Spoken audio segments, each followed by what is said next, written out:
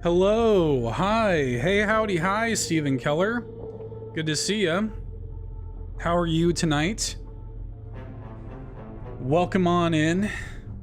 Let me make sure everything is good around here. I think it should be okay. Let me know how my audio levels are. Oh goodness, so chat, you might notice a little subtitle thing on the stream now. I found a closed captioning thing, and I don't know, I've always wanted to do that. Like, I've always wanted to offer that as like an accessibility sort of thing. Shout out to Jeff Gerstmann, who has been doing that for a long time, and I've always envied it. I've always thought like, oh man, it'd be so cool if I could have, you know, closed captioning going on my stream in real time like that. And I figured it out. So yeah, now we have a little closed captioning as an accessibility feature for people who either have to watch the stream while muted or for people with hearing disabilities. So that was cool. All right. We're playing the Mermaid Mask tonight. And I don't know how long I'm gonna go, we'll see. I do have coffee in my new UFO soup mug. Shout out. You can get this at ufosoup.com right now. Very, very cool, very good mug. I like it a lot. This is my first cup of coffee in this mug. I sound solid so far, thank you. And yeah. We're just gonna hang out for a little bit and check out this detective game. Now, I did play the Tangle Tower, I think it was, early Switch 1 game, Tangle Tower. And I played that when it was new, but I don't remember the first thing about it, if I can just be so real. Not to stress you out, but shouldn't you be packing? Oh, I have been packing. Don't you worry about that. We've been packing and kind of slowly moving stuff over.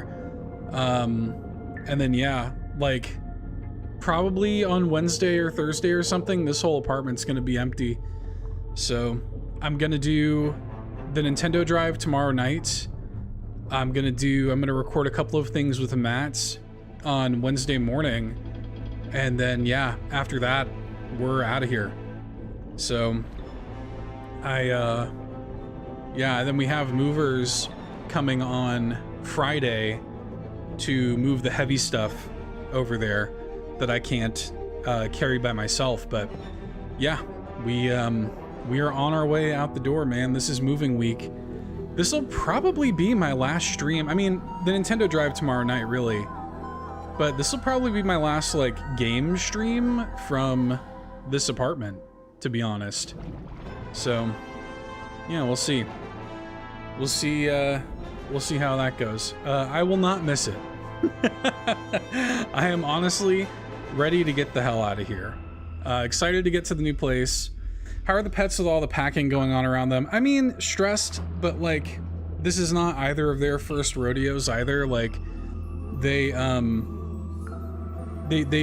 been through this song and dance before. They don't like it, you know. They like kind of like move around and they get like overwhelmed and stuff, but they're fine with it, like overall. And you know, Goblin, and he's got his little carrier that he will go and hide out in if he gets too stressed out and stuff, but overall it's okay. I have a couple of voiceover things that I'm finishing up tomorrow. And then yeah, Nintendo Drive tomorrow night, recording just a couple of little things Wednesday morning, and then yeah, this is all getting packed up, and I'm out of here. So, and then yeah, the setup at the new office is gonna look quite different from this. So by the time y'all see me again next week, it's gonna be very different. Just the setup, the look, it's gonna be quite different. So please be excited. Okay, we're gonna get into things here. The beginning.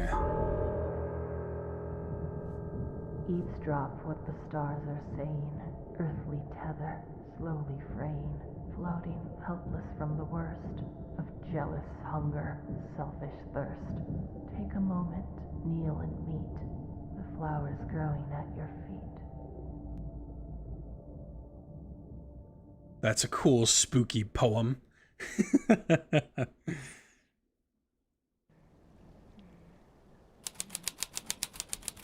The Stone Top Inn. It's Sally. She's fast asleep. Seems like the game audio might be a little loud. I can't tell. To be fair, it is 4 in the morning. Well, maybe it's not that bad. I don't know. Y'all let me know. I agreed to stay awake and see if anyone shows up. So far, nothing. It's some book Sally's been reading. She insisted that we bring it with us, although I'm not sure why. J.D. Werman, Hex of the Helmsman. Something terrible awaits you in the depths. Will you face it? From Kristen Kale Publishing.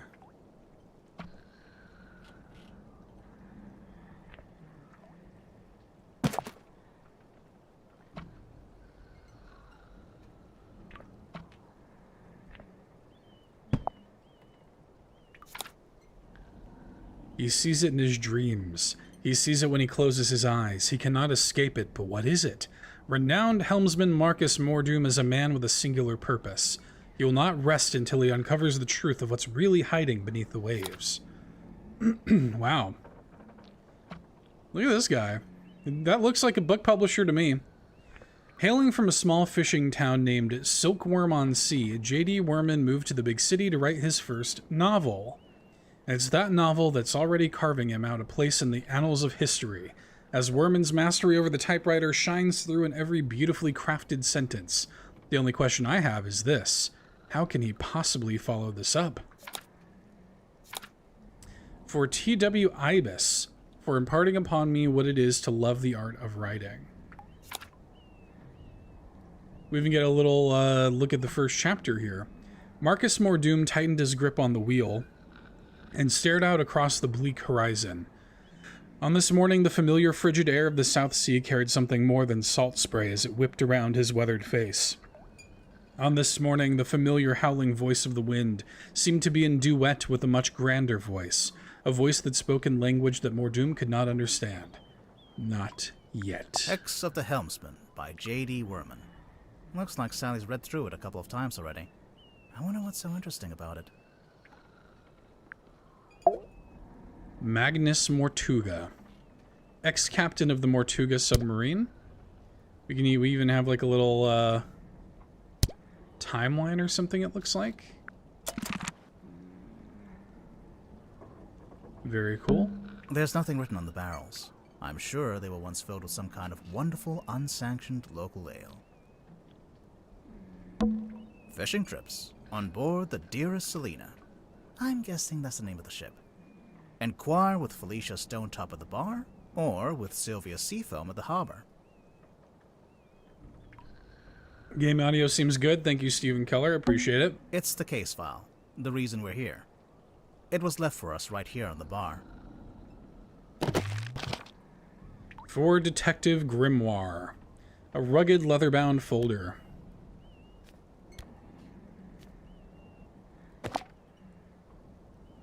From Captain Seafoam here, we got a couple of pictures. It looks like a... Is the captain the victim? Is that the idea? Whoops. Yeah, murder victim Captain Magnus Mortuga. Is he only 39? Mortuga locked himself... That's part of getting older that people don't tell you about, is when you, like, play games, watch movies, or whatever, and you start encountering people that are, like, roughly your age, and, like, they're meant to be... I don't know, like I look at myself and I don't view myself in that light, but I'm not that much younger than this guy. Mortuga locked himself in the room. It was later forced open and the body was discovered.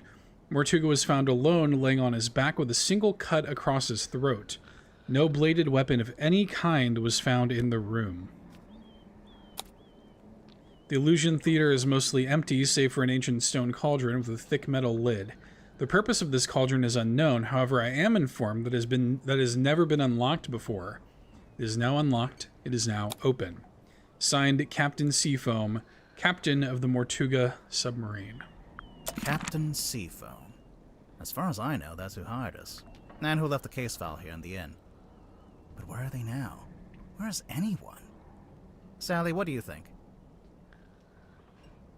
I love the fact that Tom Cruise is older than Walter Brimley was in Cocoon. Oh my god, that's nuts. Great contribution. Thank you, Sally. Something outside. Hello?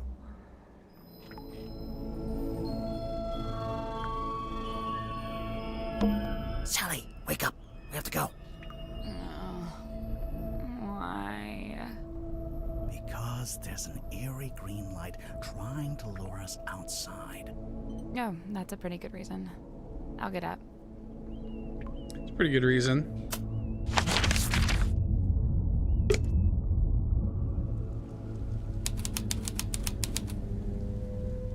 Town Square. Are you awake?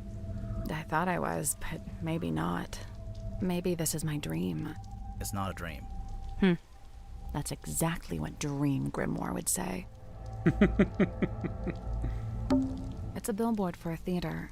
Baroness Fortuna presents Fortuna Hall. Performing tonight, Waylon Wolf. Ooh, tonight? Yeah, we didn't come all this way to go to the theater. A lot of alliteration in the names, which I can appreciate. Also, the sign is several years old.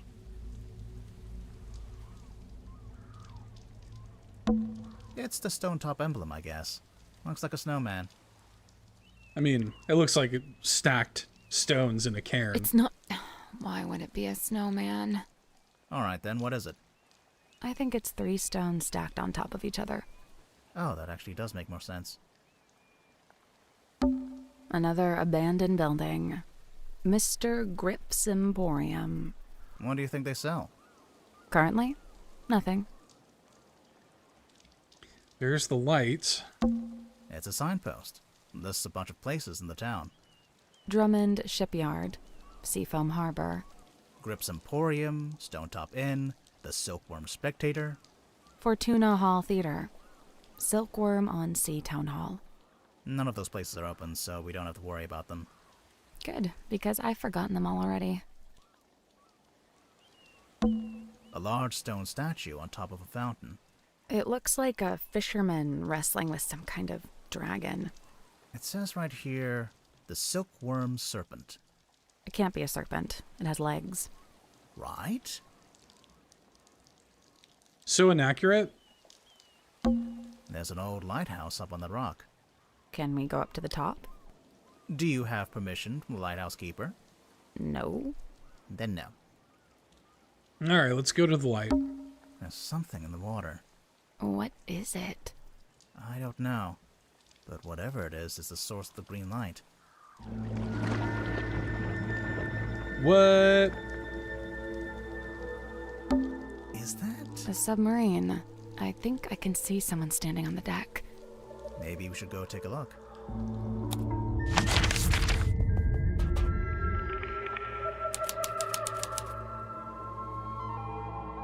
The hell is that? An old wooden boy. With a face. An old wooden... he said it like boy. An old wooden boy. It's chained to the deck of the Mortuga submarine. There's a faint green glow in its eyes. This is where the green light was coming from. I noticed it started to fade as soon as we stepped onto the deck.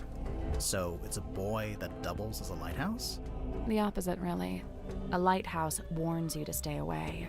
But this thing lured us in. It looks like a fishing lure. Crossed out Seafoam and wrote Mortuga. Looks like it initially said Seafoam, but that got crossed out and now it says Mortuga. I'm getting mutiny vibes from this. I don't know about you. It's the wrong way around. What? Take another look at the case file.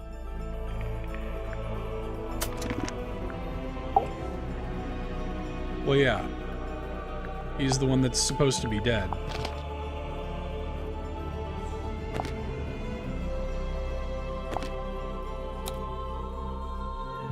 Artug had locked himself in the room. It was later forced open. The body was discovered. Alone. Yeah. So obviously, like, he was the one.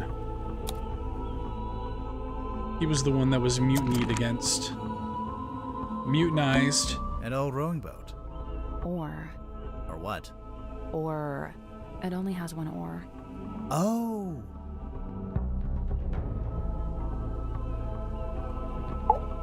There's nobody here.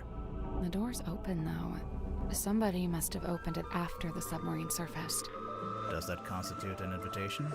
Ready, Sally? Yeah. Of course we're going inside. The music's really good, by the way. What did you say? Huh? I didn't understand what you said. I didn't say anything. Oh. Weird. Are you okay? Yeah.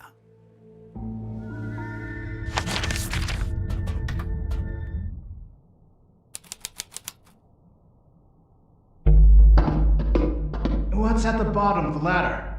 I can't see. It's pitch black. Should we go back up? Wait, I think there's a lever. Whoa, it's fancy in here. Her? Whoa. What is that? A large painting of some unknown being.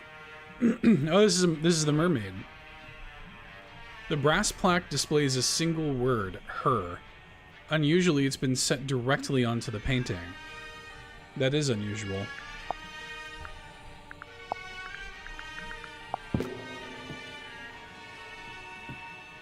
And it's got the standing stone symbol from the inn and two, like, lure-looking things.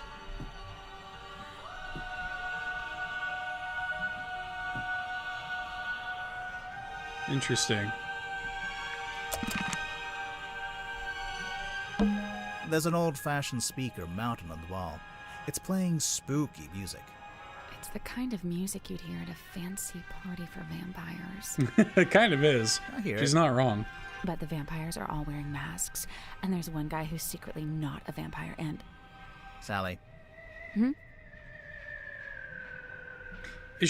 Was that like a little reference to, I mean, I guess they're not vampires, but that seemed like maybe it was a little bit of a reference to Eyes Wide Shut. Speaking of Tom Cruise. I cleaned the couch. What? If we end up having to stay the night. Sally, we are not staying overnight on the murder submarine. But I brought my toothbrush. I think this door leads into the control room. I want to go into the control room. Well, you can't. It's locked. It's taped up on the other side of the door. You don't need to come in here. The crime scene is one floor down at the very back of the submarine. Captain Seafoam. Thanks for the directions, I guess. Do you get the sense that the captain is hiding from us? Yeah, I do. Why would they do that? It's a window into the Is control there room. anyone in there? I can't see.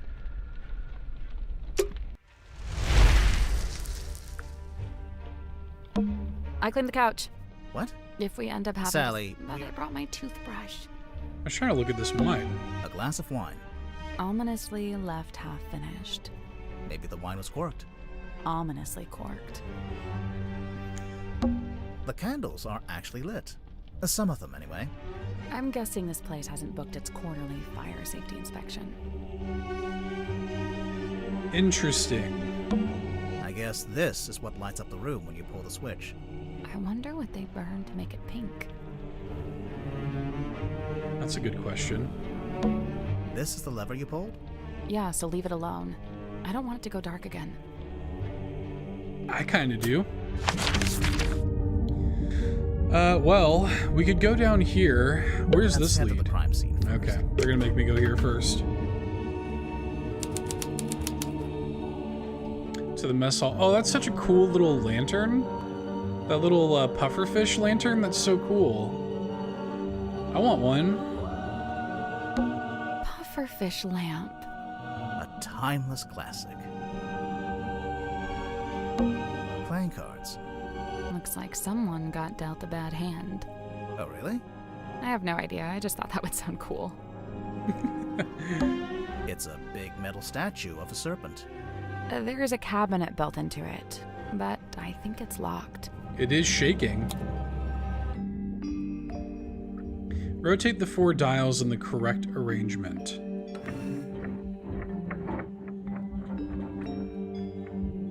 Oh, weird.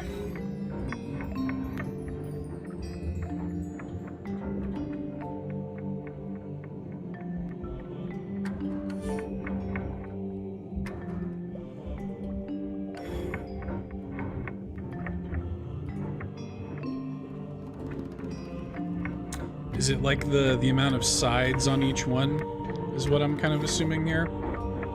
So I need to get like the triangle into that, into the 3.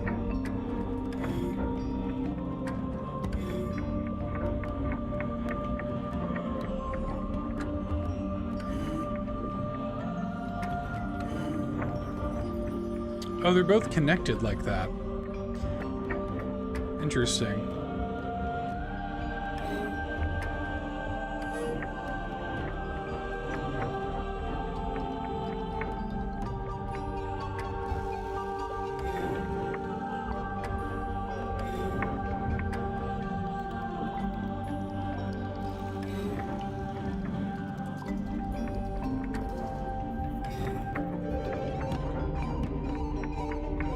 I thought this would make it go. I guess it won't make it go all the way over there. Okay, so yeah, I mean the 4 needs to be over here.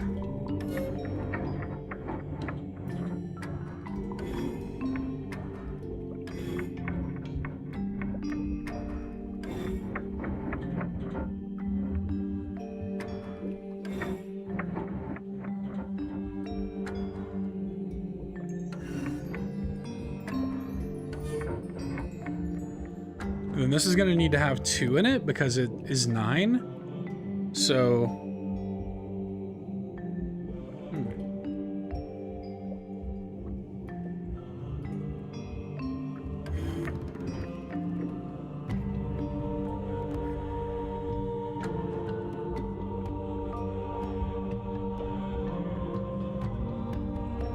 This is going to need to have at least 2 in it. So 4 and 3 could go in here. 3, 4, but you need to rotate these in such a way that you can make them all fit, and then a 5 and a 4 can go in here to make the 9.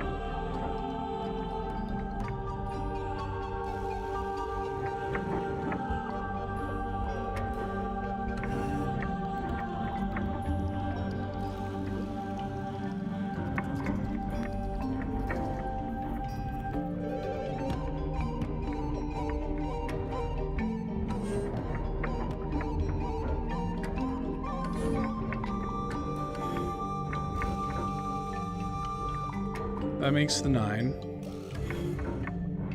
3, 7.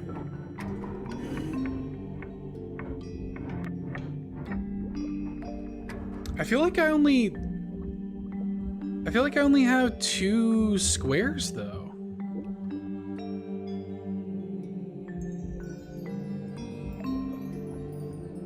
I mean, I guess I could. Do I have 3 triangles?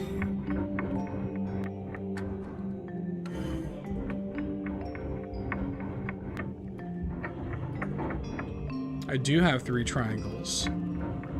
Okay. I was gonna say, that's the only other way that makes sense. Okay. So, with that being said, that could be that. And then I need to get another square into this.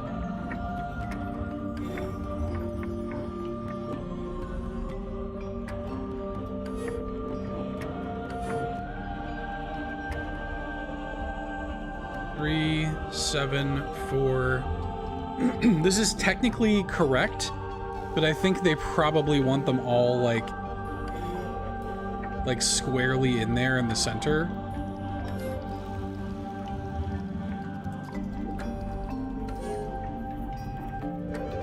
So it's probably just not like perfect.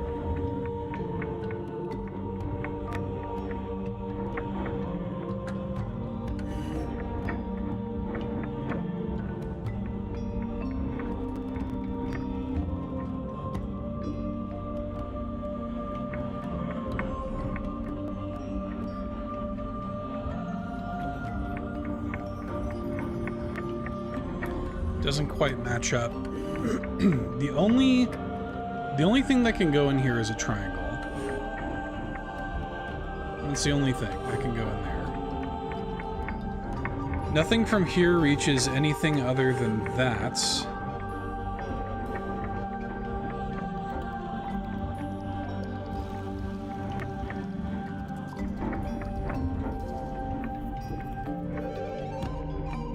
I need a square and a pentagon in this.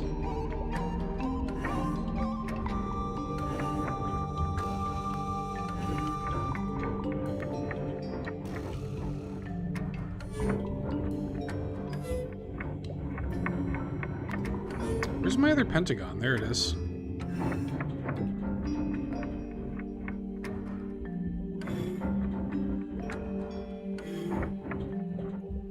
The problem is the square and the pentagon are both real, like, attached.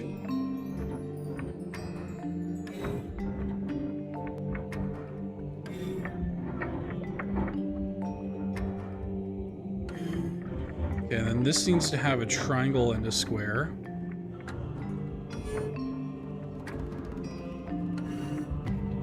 And then this just needs to have a square, but how do I get that?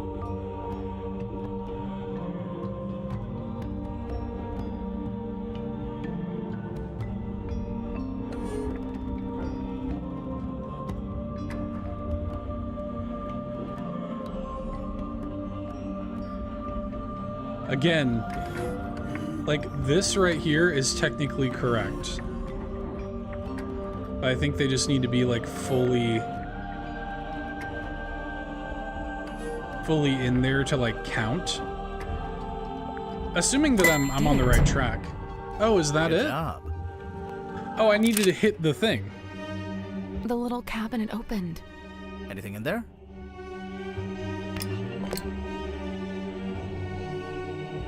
Has a little sun icon on it.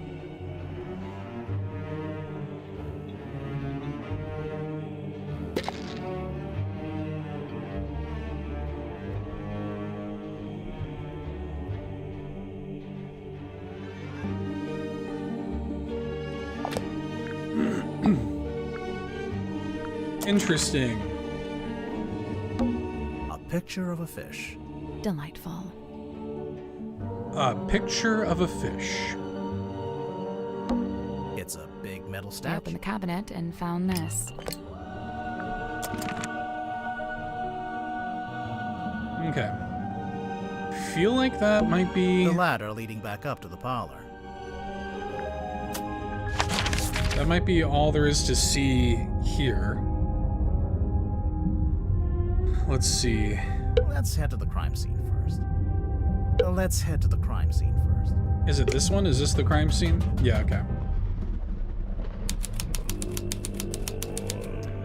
The illusion... So the pills had a sun. This has a moon. There's a little broken bottle on the floor. I'm guessing Mortuga dropped this when he died. A small glass bottle found smashed on the floor in the Illusion Theater. The spilled purple liquid has a subtle botanical scent. The small paper label is marked with a simple picture of a moon. So we have sun tablets and moon vial. Someone's taped a drawing to the wall, although it's upside down for some reason. I think it's supposed to be a poster.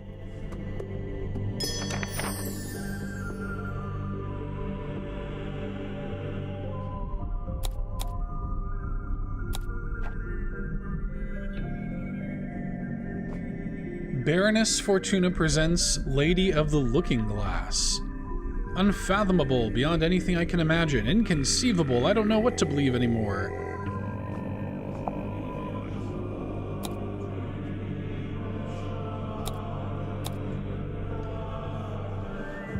So she's like looking into... She's in like a cauldron or something in like the Grim Reaper. She's like looking into the thing with the Grim Reaper. Interesting. There's a cloth hanging up on the wall. That has some sort of like impression on it. Here we go. What does that say? The stargazing girl.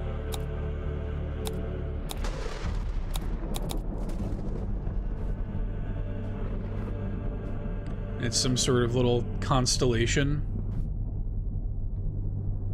Is it a flag? Yeah, it's sailcloth. Interesting. So this is what she was sitting in. This is where the Grim Reaper was. We have a little hole here. There's a wooden panel on the wall here. Can you see anything through that little hole? No, it's too dark. A trail of blood. Looks like it came from the wound in Mortuga's neck. It runs straight down the room towards the back of the submarine. No, it doesn't. Not immediately. It pulls out first, then changes its mind. Interesting. So the implication then is that he was cut like on the throat by like whatever, the Grim Reaper's scythe or something. And is that then meant to be on the cloth blood splatter? So this is the Illusion Theater. It's very small for a theater. It's basically just the end of a corridor, separated from the rest of the corridor by a door. The stool's been knocked over. Doesn't it look familiar to you? Sally, it's a standard wooden stool. I don't know where it's from.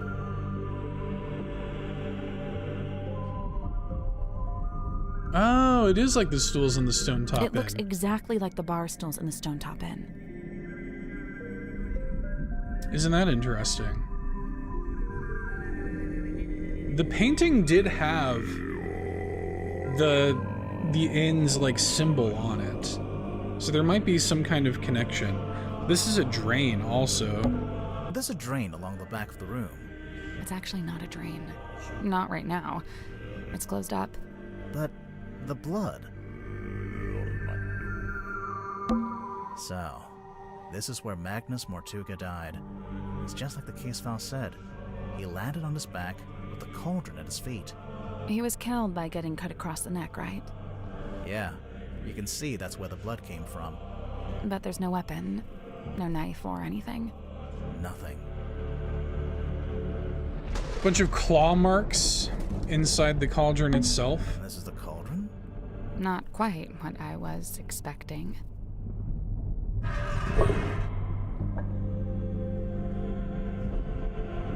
Look at all that.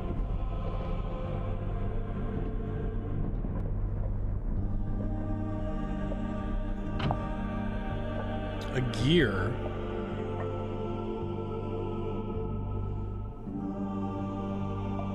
That's interesting. The case file said it had never been unlocked before. This place gives me the creeps. That cauldron especially. I keep staring into it like I'm going to see something, but it really does seem to be empty. To quote from the case file, Mortuga had locked himself in the room.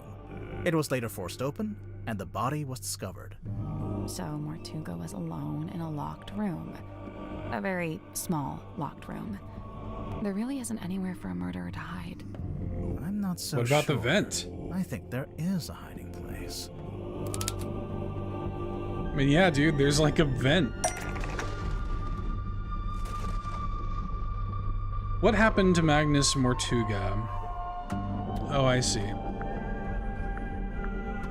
We're trying to formulate That's not a we still need to deduction here. choose two stray thoughts and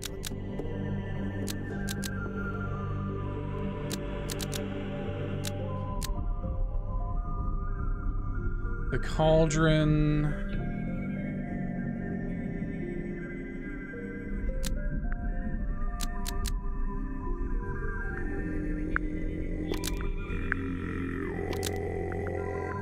Magnus Mortuga unlocked the cauldron in order to frame somebody else.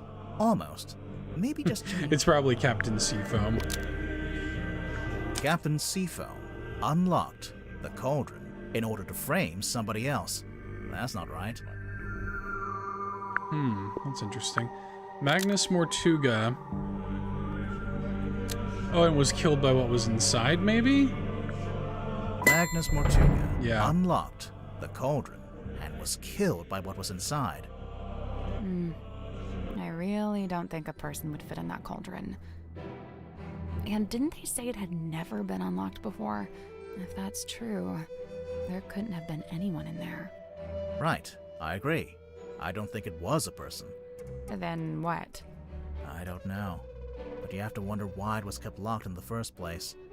I'm guessing there was something pretty bad in there. Look, Mortuga died from a cut across his neck, not from some vague paranormal entity. Unless you're suggesting it was a vague paranormal entity with a knife? Did you get a good look at the inside of the cauldron? I mean, There was something I noticed. I think maybe it had a scythe. Maybe it was the Grim Reaper himself. I noticed the cauldron inside the cauldron. Scratch marks.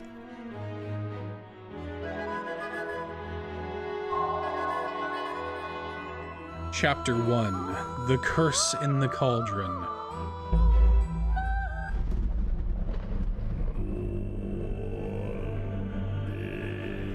What's this? There's a wooden panel on the wall here. Can you see anything through that little hole? No, it's too dark. It's a little window. It looks out into the endless, dark void of the ocean. Why did you phrase it like that? I don't know. I'm still very curious about this There's a drain event. along the It's back. actually not a dream.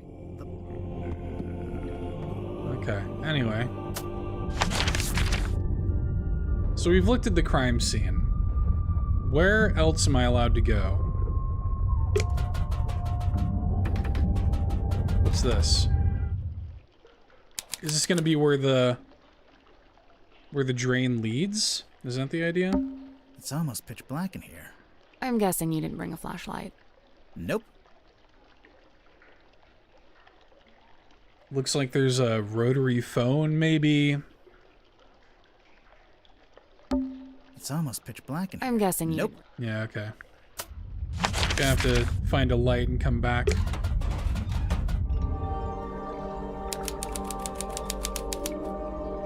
Whoa. Look at how cool this is. It's a diving helmet. One of You those. think it's a safe? Nah, looks pretty dangerous. A safe. Oh, Oh, yeah.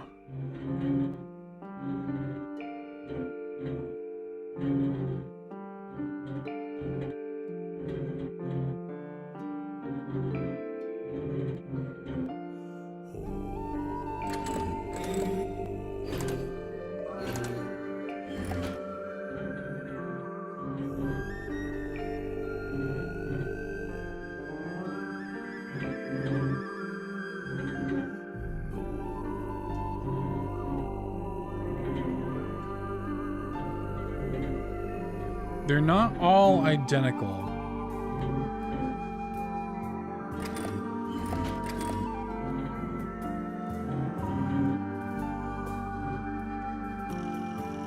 Maybe I need to make it feed into the one thing about it that's like not like the others.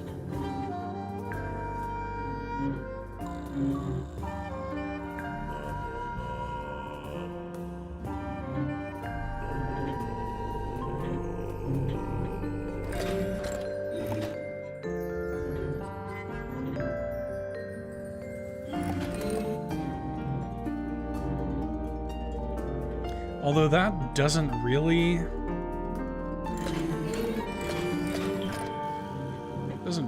help.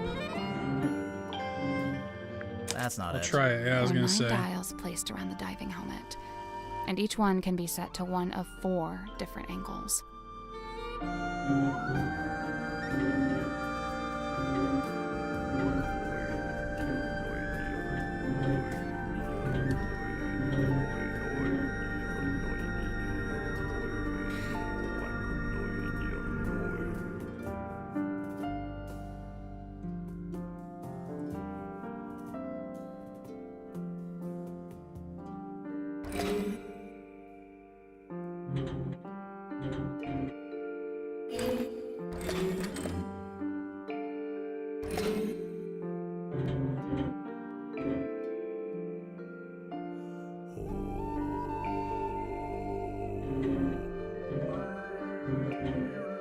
I really dig this kind of like this like throat singing stuff.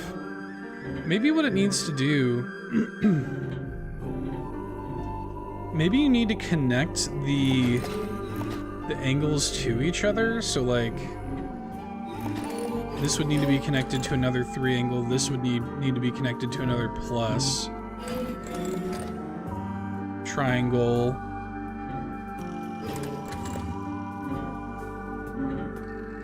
This doesn't connect to a plus, though, unfortunately.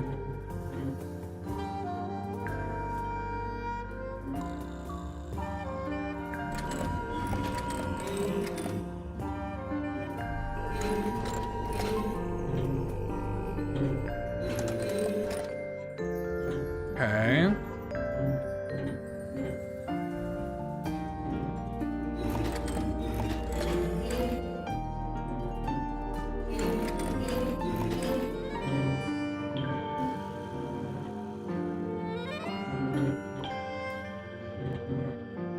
And this... Would it work maybe with this? I guess that's wrong. The dials are connected by little pipes along the surface of the diving helmet. Hey, Yon32, good to see you, buddy. Specifically, the pipes attach to one of the 4 quadrants of each dial, each of which is bearing a symbol. Yeah, I know. I mean, it could be that just the starting one is totally wrong, but I guess it doesn't really matter because...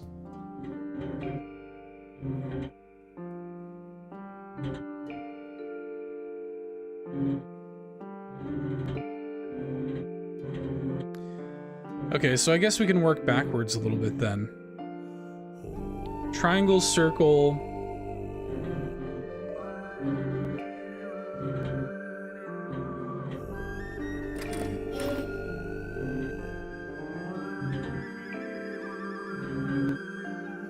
The dark triangle, I think, is the only, and the plus are the only things these 2 have in common.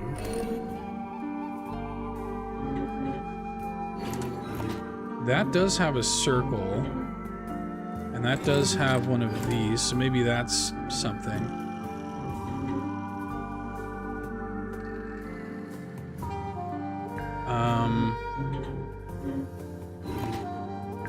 Okay, so that all works.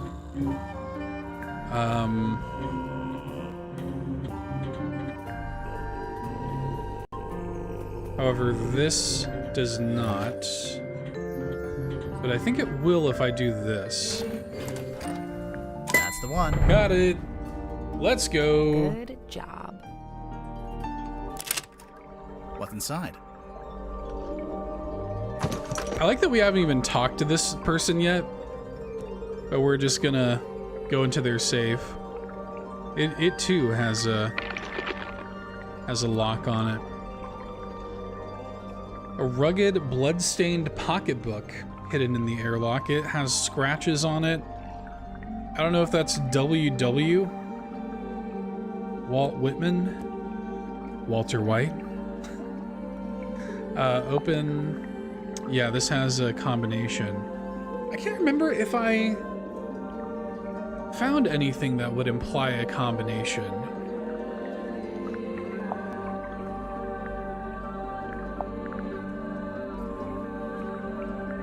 I don't think so.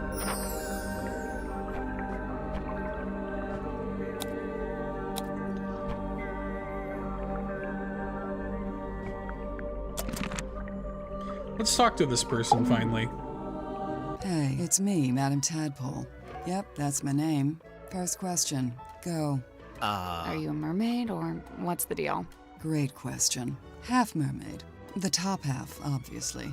From the waist up, all mermaid. And as you can see, I have the legs of an ordinary human woman. An ordinary human woman? Who happens to be an Olympic-level swimmer. Second question. Go. Okay, let's do a little bit of first encounter. Hey, it's me, Madam Oh, Tadpole. okay, I see. First question. Are you a mermaid, or... So, Madam Tadpole, you're a professional swimmer? Or a professional mermaid? I'm not a professional anything, not anymore. I'm done with all that. Do you have gills? Nope, it's a tattoo. Sorry to disappoint. It's cool. Why'd you get it? I've always been real good at holding my breath underwater, like scary good. The other kids used to call me Fish Girl. Kids can be mean. I'd say they had it right. How come you're here on the submarine? Okay, so I like to go diving. In the sea, deep. Oh, like with an oxygen tank and a mask? No. I don't use any of that stuff. Anyway, so one time I went too deep. I wasn't going to come back up. I was pretty much done for. Somehow Magnus found me, pulled me into his submarine, and brought me back. I owe him my life. Wait, so are you from Silkworm? Were you living in the town? Real quick, I'm suspicious of her right away because she's talking about how long she can hold her breath underwater.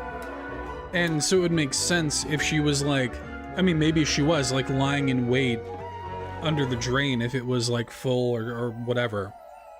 That could be something. Nope, I'm from far away. Then how come you were diving into this bit of ocean? Oh, well, yeah, I was visiting the town. For work. What kind of work? Performance art. Kinda. She just Like said that she doesn't I'm do done with anything. all that. So, Mortuga saved you from drowning, and you just decided to stay? It's where I belong. The ocean. I had my fill of living on land. I've got no interest in going back. The animation and the voiceover is so good in this. And the music too, like it's good stuff. Looks like you've made yourself pretty comfortable down here. Magnus offered me one of the bunk rooms, but I turned him down. And yeah, over time, I turned the airlock into a nice little home for myself. Where did you get all this stuff? The mirrors, the bottles. Shipwrecks, shipping containers, you name it. If it falls into the ocean, I consider it fair game. You go swimming out in the actual ocean. Of course. Isn't it cold? And what about the water pressure? What about him? That's for other people to worry about. So, how do you get out into the sea? Or do you just go from up on deck? See that hole in the middle of the room? Leads down into a big old water tank with a door that leads outside. I go out into the ocean every single day. Jeez, I'm impressed. Like I said, this is where I belong. How long have you been living here? I stopped worrying about times and dates. It doesn't mean much down here. But I know I arrived after Sim and before Dirk. Do you get on with the other suspects? Oh, sure. It's a nice group. I was closest with Magnus, though. He was one of a kind. Sim and Dirk. I remember the sub did a weird kind of tilt. Don't know what it was, but anyway, it woke me up. So yeah, I'm trying to go back to sleep, but I can't because now there's all these footsteps outside. I love these little low I get up poly and check outside. Nothing. models. So I check the bilge. Was anyone in there? No, but something's dripping into the water. I get a closer look and it's blood. Yeah. Coming through the drain that connects to the room above. So I head up there to check. The door's locked. I open it up. You unlocked it? How? By turning the wheel. So okay, I guess it's not really locked. More like shut. Could anyone turn that wheel? Probably not. It takes some upper body strength. I go inside, and that's when I find him. Dead. Killed, looks like. I get angry. I'm out for revenge. I gotta find the guy who did it. So I run to the mess hall. Nobody. Climb up to the parlor. Nobody. Then I notice the hatch up to the foredeck was left open. Someone's making an escape, I think. Cowardly. I go up on deck. Nobody. I look across to the aft deck. Let me guess. Nobody. Nah, there was a demon. Yep. Glowing eyes, single horn coming out of the head, like an antler, kind of. Was it a person? I don't know, maybe. It was dark. I could only really make out the eyes, and it wasn't looking at me. It was looking out to the side, at the ocean, I guess. Then it starts talking. What did it say? No idea. Alien language. What?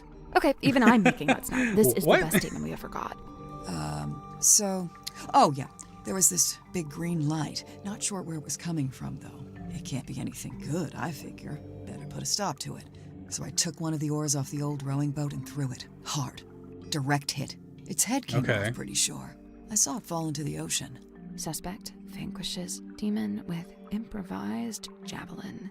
After that, the green glow went away, so now it's too dark to see anything. I want to be sure, so I jump off the side and swim over to the aft deck. But nope, nothing. Then I dive down past the back of the sub to take a look around. Did you see anyone? No. No. How should I put this? I'm pretty sure I was being watched. Like I could feel something was out there with me. I don't know. Sorry. Did you ever find the head of the demon or whatever it was? You said it fell into the ocean. Oh, yeah.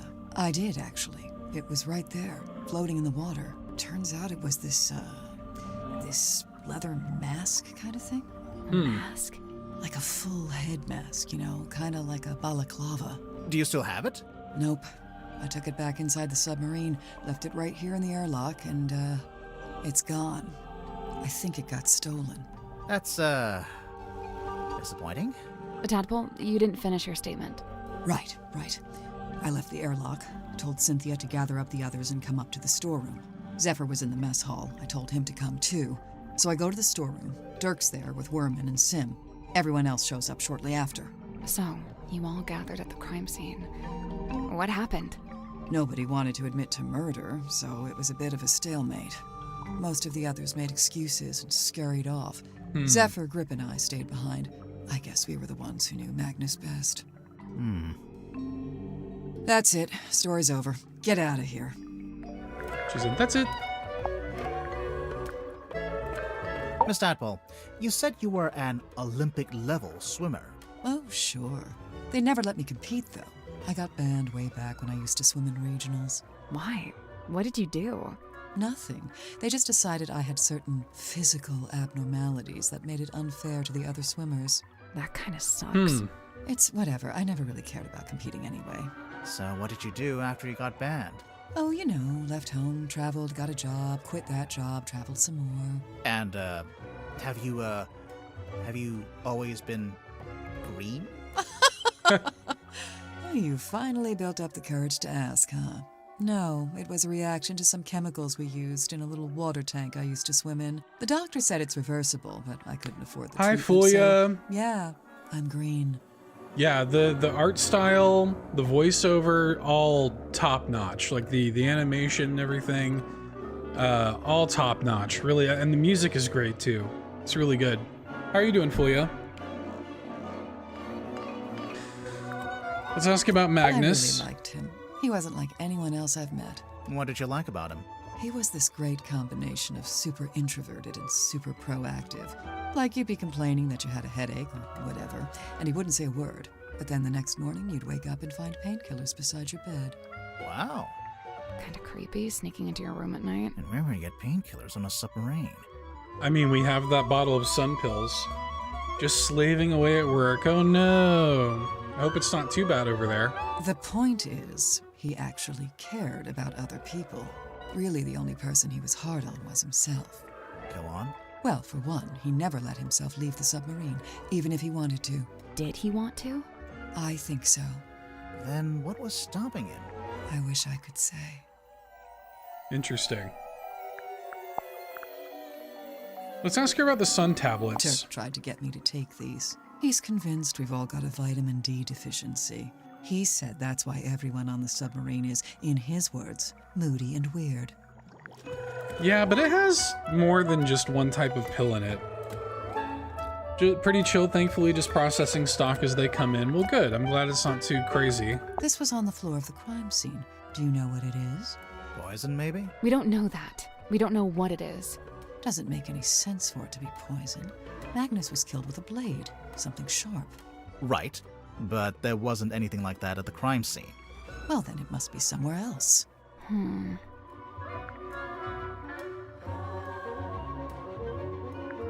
Let's ask her about this painting. What? I feel like I know what this is. Oh, we struck a nerve with this one. The thing in the painting. You've seen it? Not seen it. More like felt it. I'm pretty sure it's out there. Maybe even right now. Should we be worried about this? That's up to you.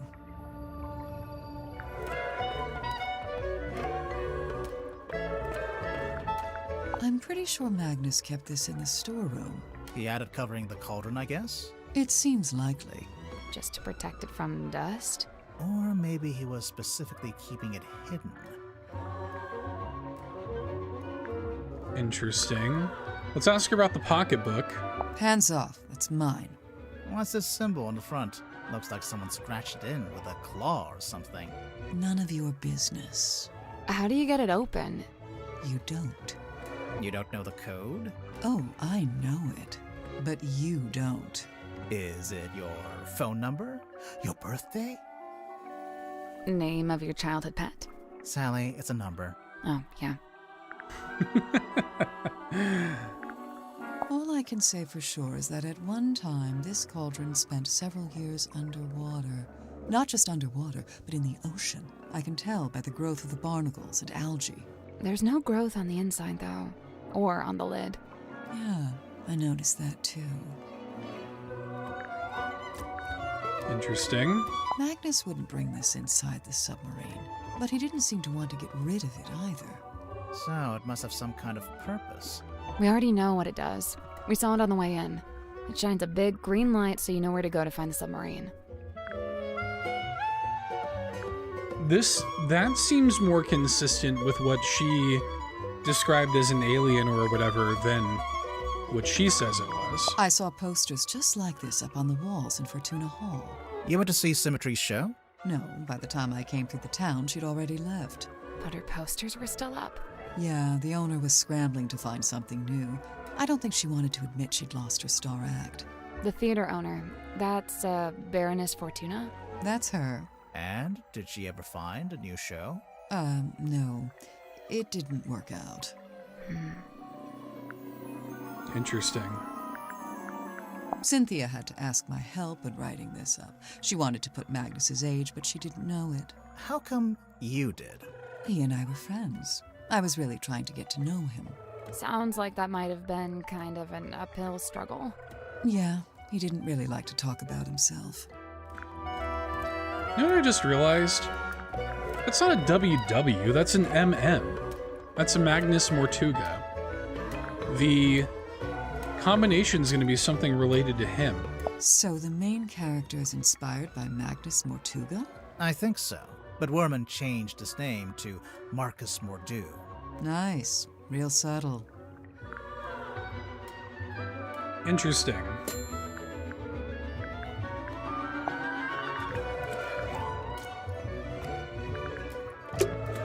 Tadpole didn't give us the code for the pocketbook. I noticed. So what now? Maybe someone else will know it. Yeah, I doubt it. How about this? If we ask everyone and nobody knows it, we can break it open. Ooh. I knew that would cheer you up. Ooh. I wanna actually look first at my Magnus-related information here.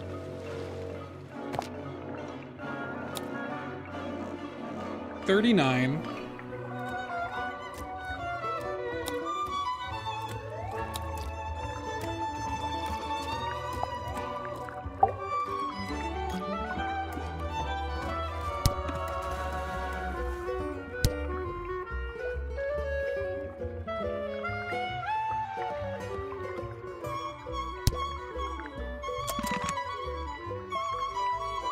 How many digits is the code?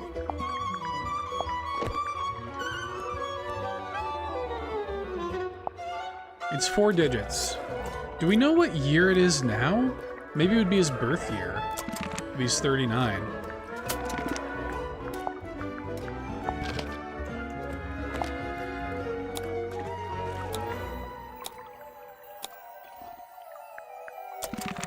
Oh, wait. The poster, I think, had a date on it, didn't it?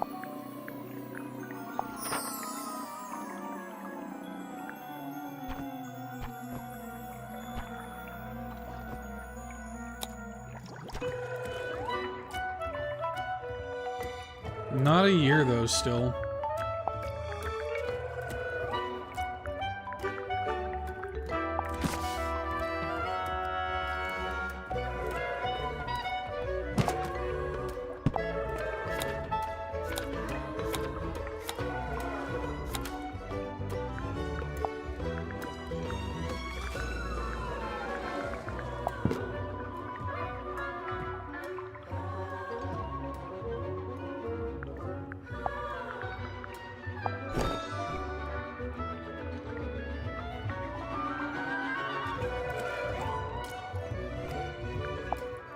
The stargazing girl. I don't think I have enough information, sadly. Oh, that reminds me. I need to buy new towels for my bathroom. Sally, we're solving a murder here. Focus. Sally, how do you feel about swimming? Nope, not happening. There's a chest there. It's a treasure chest. You can't reach it while it's underwater. What a tease. It's the airlock hole. I wonder if she knows about the chest.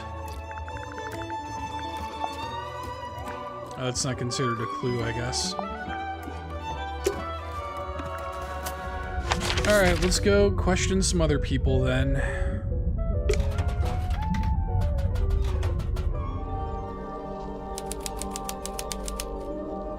Child's room. Some more playing cards, which we saw before. There's a... Look at this standing on its A walking own. stick, standing up by itself. I think it's part of an illusion. What illusion? Invisible man, maybe? I don't see it. The lamp fell over. Wow, you really are a detective. It's a wooden chest. What's all this stuff on the top?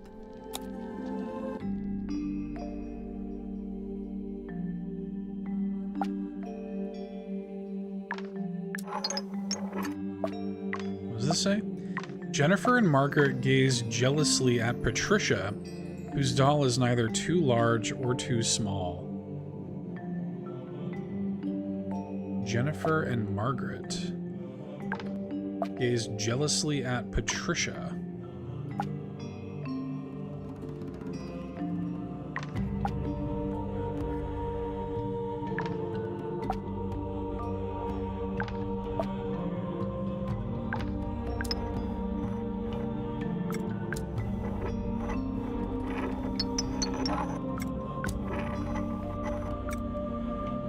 Is that all it is? Nope.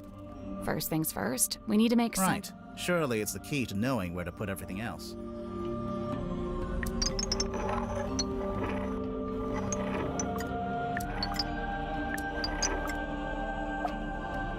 Maybe they just need to be like side by side and not overlapping in any way.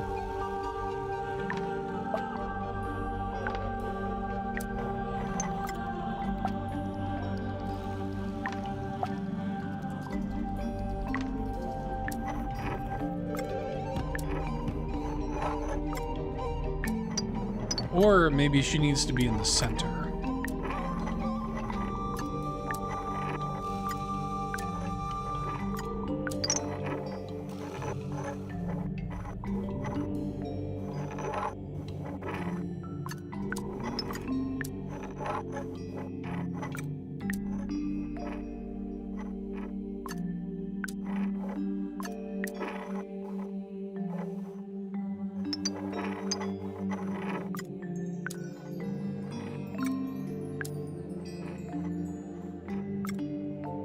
That's not it. So, the 6 card. And then the glass lenses change and warp. Yeah, I know. I'm just trying to find the right order. Nothing. 2 of the lenses use magnification, and the other 2 use a kind of fisheye effect.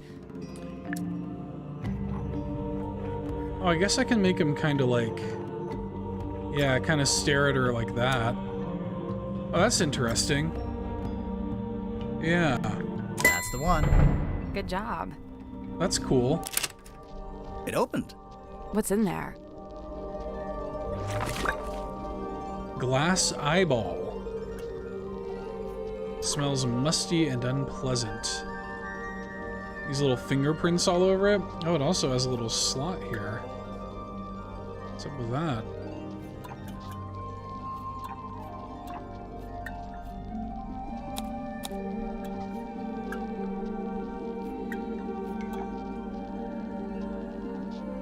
Yeah, there's like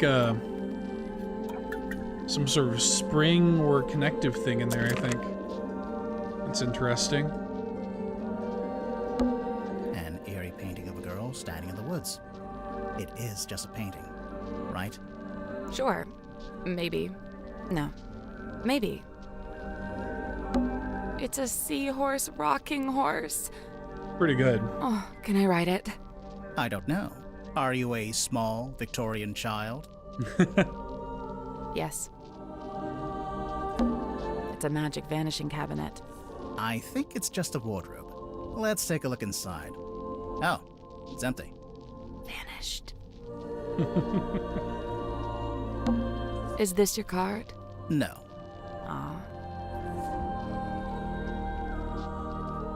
The painting blink? Am I tripping?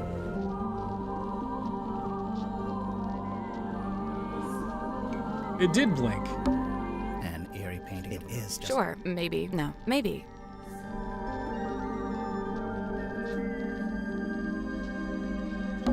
Hey, look, Sally. It's a giant dice. Die. What did I do? Yeah, she totally is there. An eerie painting of a girl. It is Sure, maybe. No, maybe. It's a model submarine. I think it's a doll's house. A page ripped out of a newspaper. Lady of the Looking Glass enchants audience. Godric grips nautical and aeronautical precision measurement and navigation instruments.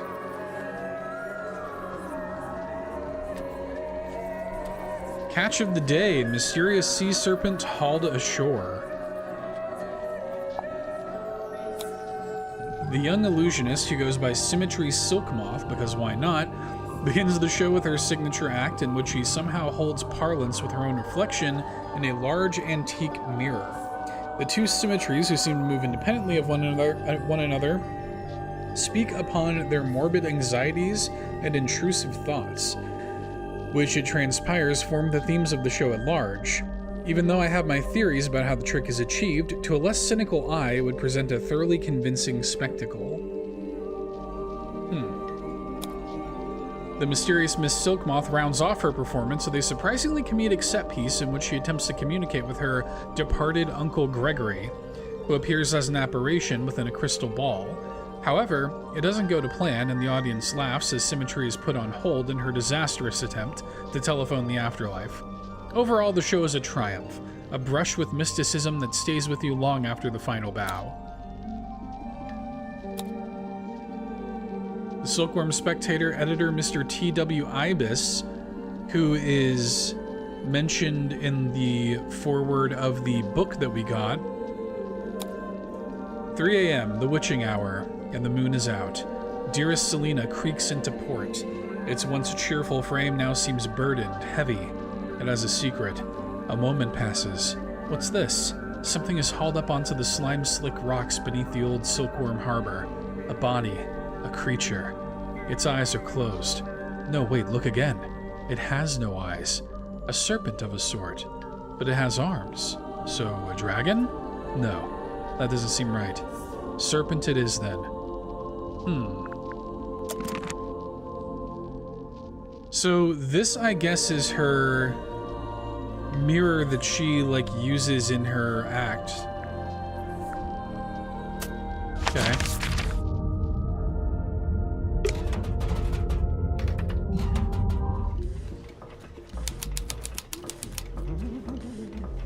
Engine room. There's a whole bunch of weird little stuff in here. Hello? Is anyone there? I think there's someone in that basket. Hell yeah. What on earth? Aha! Customers! Come in, and welcome to Mr. Grip's Emporium. Wait, what? I guess he's Mr. Grip. What's that? You'd like a succinct yet exhaustive rundown of our operational philosophy? I don't think I said that. Here at Mr. Grip's, we plot the unplottable, chart the unchartable, and measure the unmeasurable. No sea too vast, no night too dark, no fog too thick. With the right contraption in your pocket, even the great unknown may be quantified and calculated. So fret not, noble navigator, as we stock all the essentials. God, the animation is so good. Oh, interesting. We can buy stuff. Well, look at it. I love his little dance.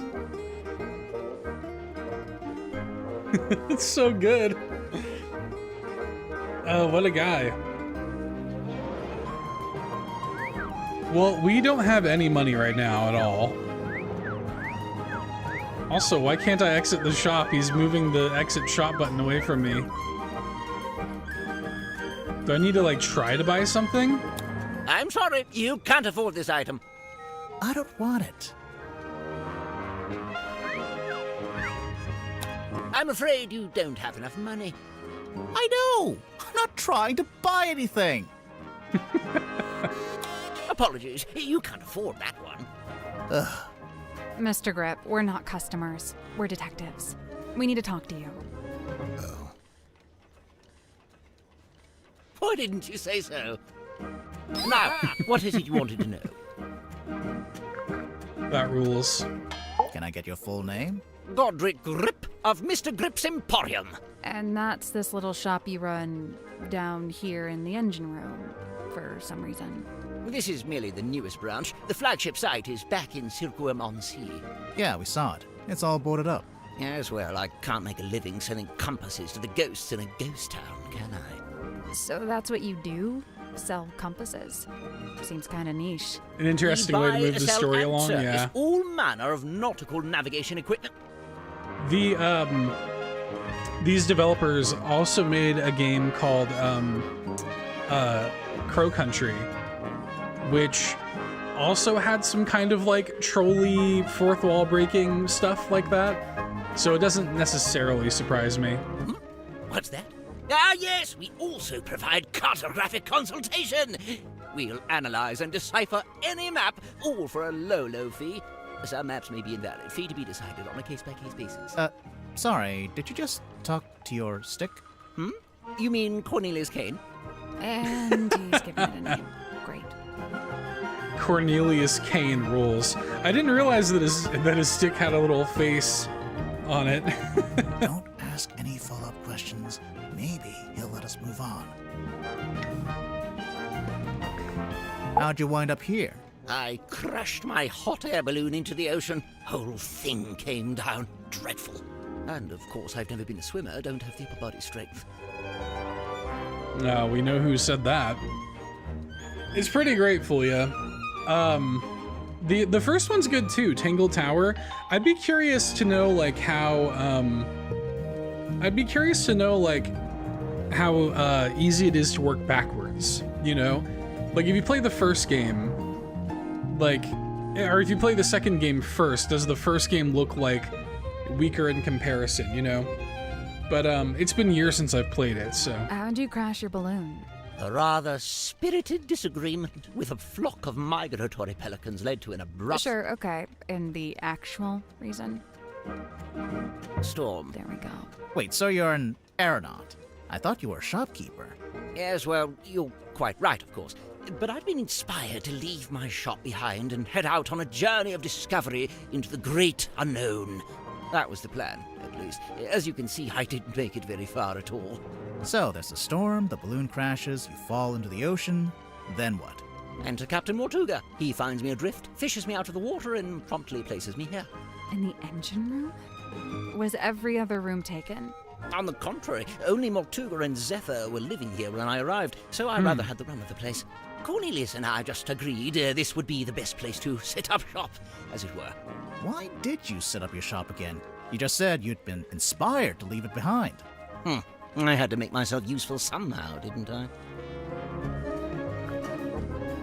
So, Zephyr. Because he says when he arrived, only Mortuga and Zephyr lived on. Is that Captain Seafoam's first name? Do we know? No, just somebody named Zephyr. But it's not Madame Tadpole, who also said that she's been living here for a while. I don't know, that seems sus. Let's see.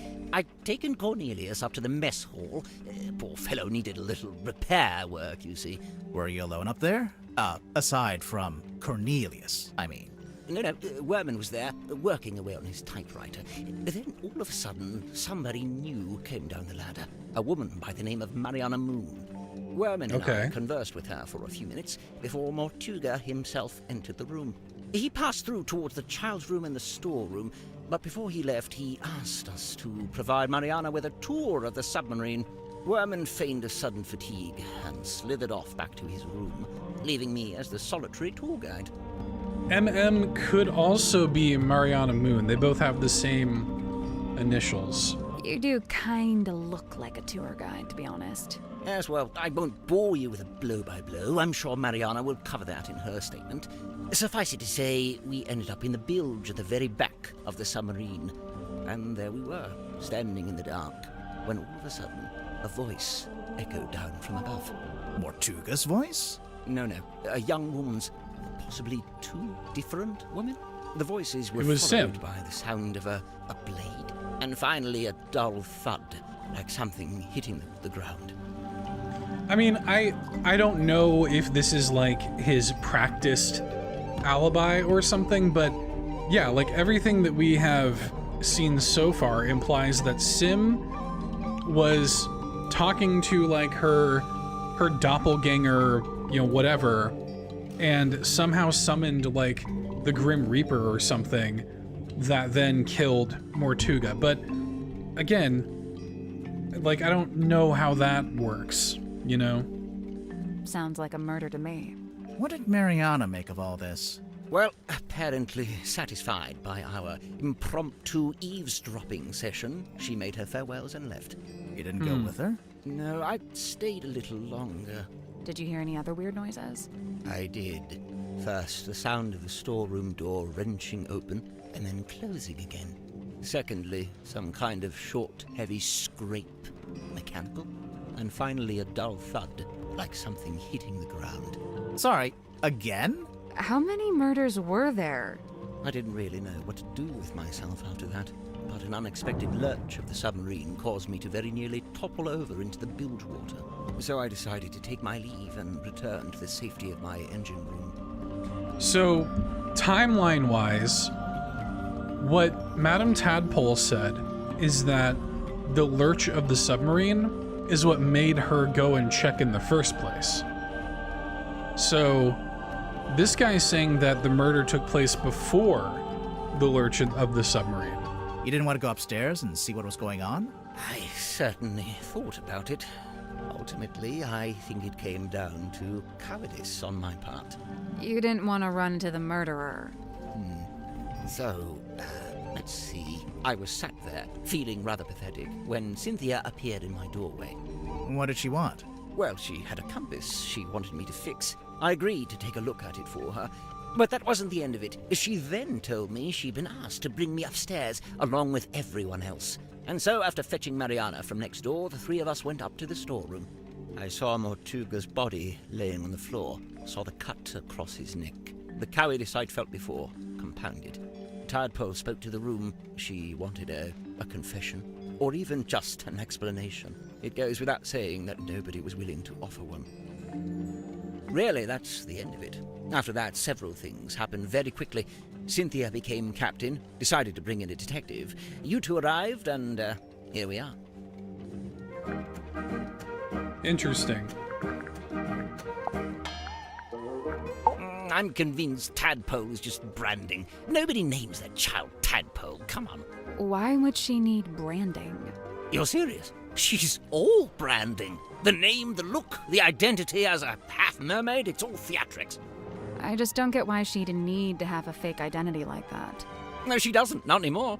It's vestigial, I think. Left over from some previous endeavor. Weird, isn't it? Bringing your old branding with you onto the submarine. What would be the point? She like implied that she didn't have a job or anything like that. So what does he know about her past? He lived and worked in the inn opposite my emporium. I'd see him when I offered my custom at the inn, and in return, he'd come by my shop. As a sailor, Mortuga shared in my interest of nautical navigation. He even hired me for a job once. Did he tell you he was planning to go live on a submarine? I don't think he told anybody. After his disappearance, all I had was several largely unsatisfactory rumors. They said he disappeared into the sea, whatever that was supposed to mean. The first time I laid eyes on his eponymous submarine was when it rescued me from my fallen balloon. I can't tell you how surprised I was to see Magnus Mortuga step out into the foredeck, although he wasn't quite the same man I'd known before. How do you mean? The light in his eyes was dulled, like he wasn't really there. And what had happened to him? Well, I'd never found out, but you know, perhaps the rumors were true after all. Perhaps he had disappeared into the sea. Interesting.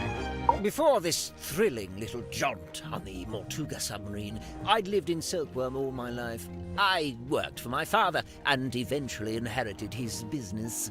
Godman Grip's nautical and aeronautical precision measurement and navigation instruments. Snappy title. I eventually trimmed the name down to just Mr. Grip's Emporium. That was around the same time I hired young Cornelius here as a much-needed second pair of hands. Also, if Captain Seafoam took over for Mortuga, then why is the Seafoam name why is that crossed off on the top deck and replaced with Mortuga's name? Like, I almost wonder if there's some kind of like, if she like orchestrated his murder to like get back at him or something. Like maybe he commandeered her family's submarine or something like that. It's very strange. He's a stick. He does not have hands. Yes, running that business was my whole life for many years.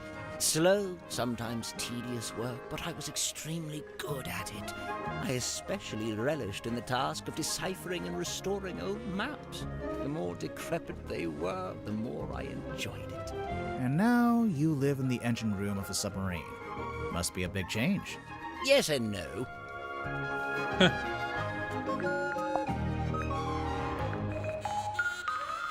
So he deciphers maps.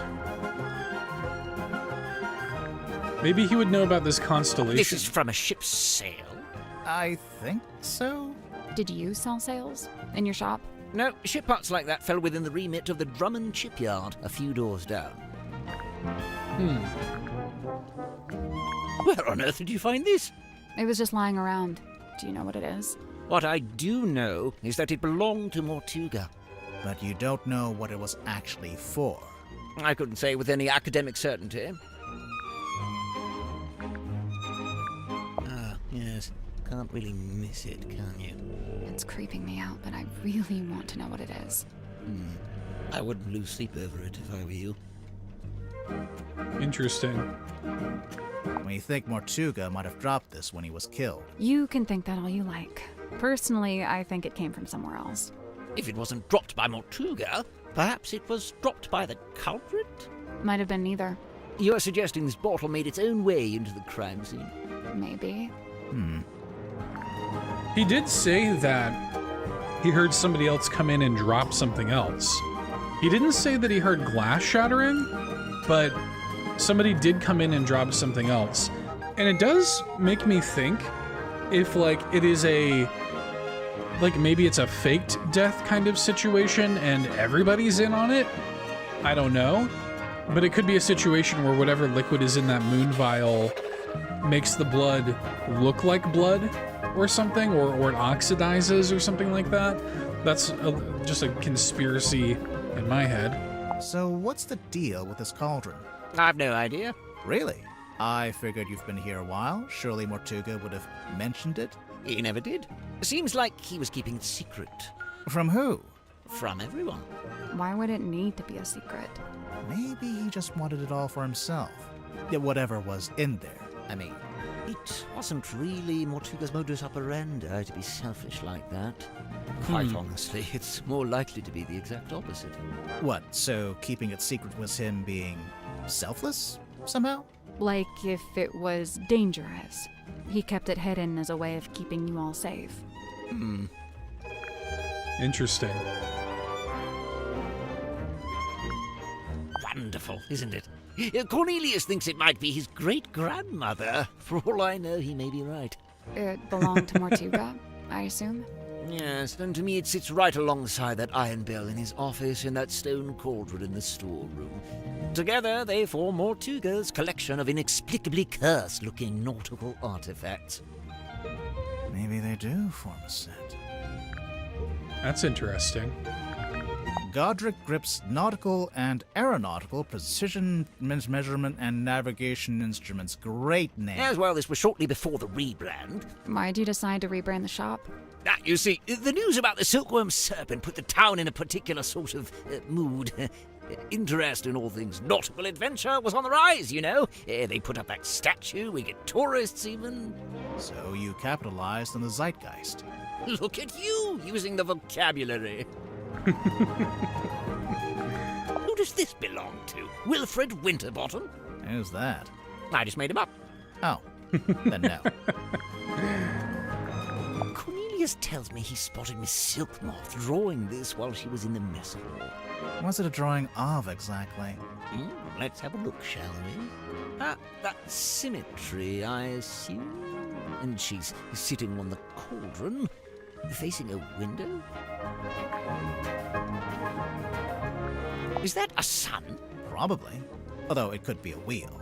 Oh, yes, wheel tablets. Interesting. I hadn't considered that. Maybe it is. I'm gonna head off to avoid further spoilers now that I want to play it myself. Have fun. Thanks for popping in, Fulia. Good to see you. Hope you have a good day at work. Let's see here. Nope.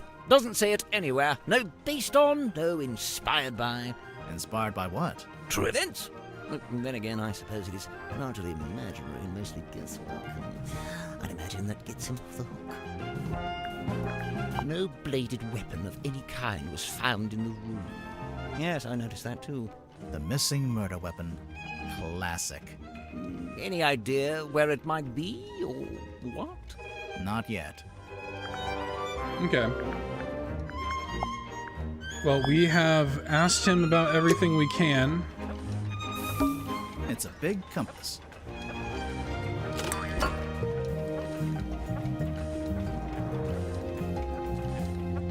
So this is the one that she asked him to fix, I presume.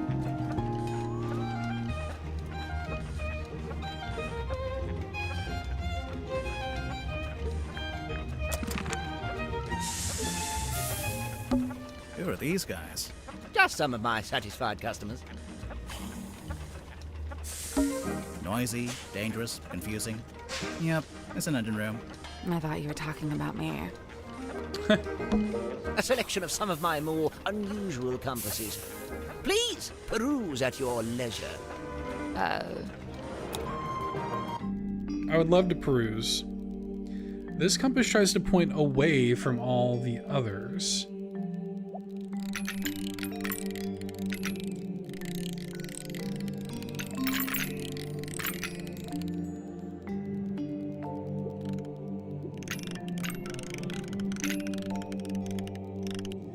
This compass is actually a clock in disguise.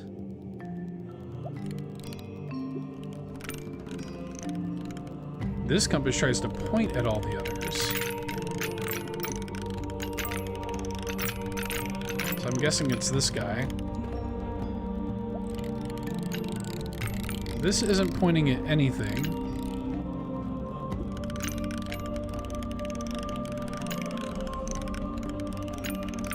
This is specifically pointing at this pink one.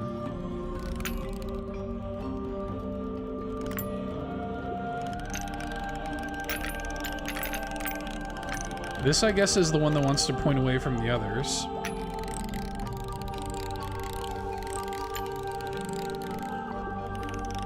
This is pointing at the green one.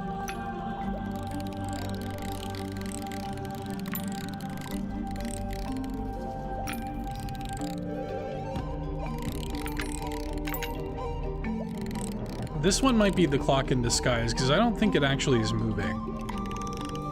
This compass doesn't want to solve this puzzle right now. Could it be this? Hey, I did it. Nice. I'm impressed. Did something unlock? Nope. Yeah, it did. I heard it. Sounded like a box opening. Pure conjecture. Well, well, well.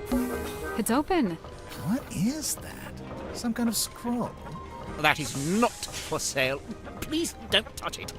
Too late. Sorry. Sorry. Open her up. Oh, we have some sort of map here. JMDPX.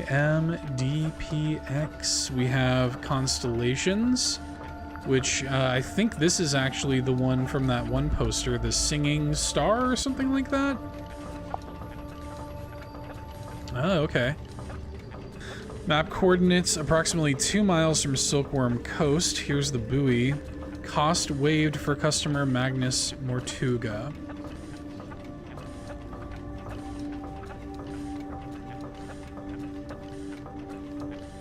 Probably to find that treasure that we're sitting right on top of.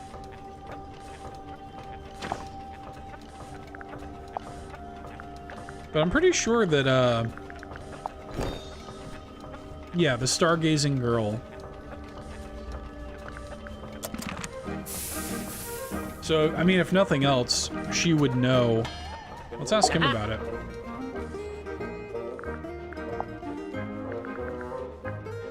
How much for this one? It's not for sale. Oh, too rare? Too valuable? It's from my personal collection. I really hadn't intended for you to see it. Well, we did see it. What's it a map to, anyway? What's it the red X? Now that's the question, isn't it? You don't know? Unfortunately, not. What's with all the needles and cogs and stuff? It looks like Grip's halfway through fixing it. That's what I figured, anyway. Ah, thank heavens! That's what I was hoping for. Sorry, what? Perhaps I should explain. You see, Miss Seafoam came to me with a compass she needed fixing. I went to put the needle back on, but Cynthia stopped me. No, she said. The whole thing is broken. You'll have to take a look at the insides. You'll have to replace the needle. For some reason, she seemed to need it to be true. She needed the compass to be broken. I told her I had various spare needles I could try out as replacements, and here we are. And you left it out so Cynthia would see it? So she'd think you were actually fixing it? That's the idea, yes. So if you kindly put it back where you found it. Interesting.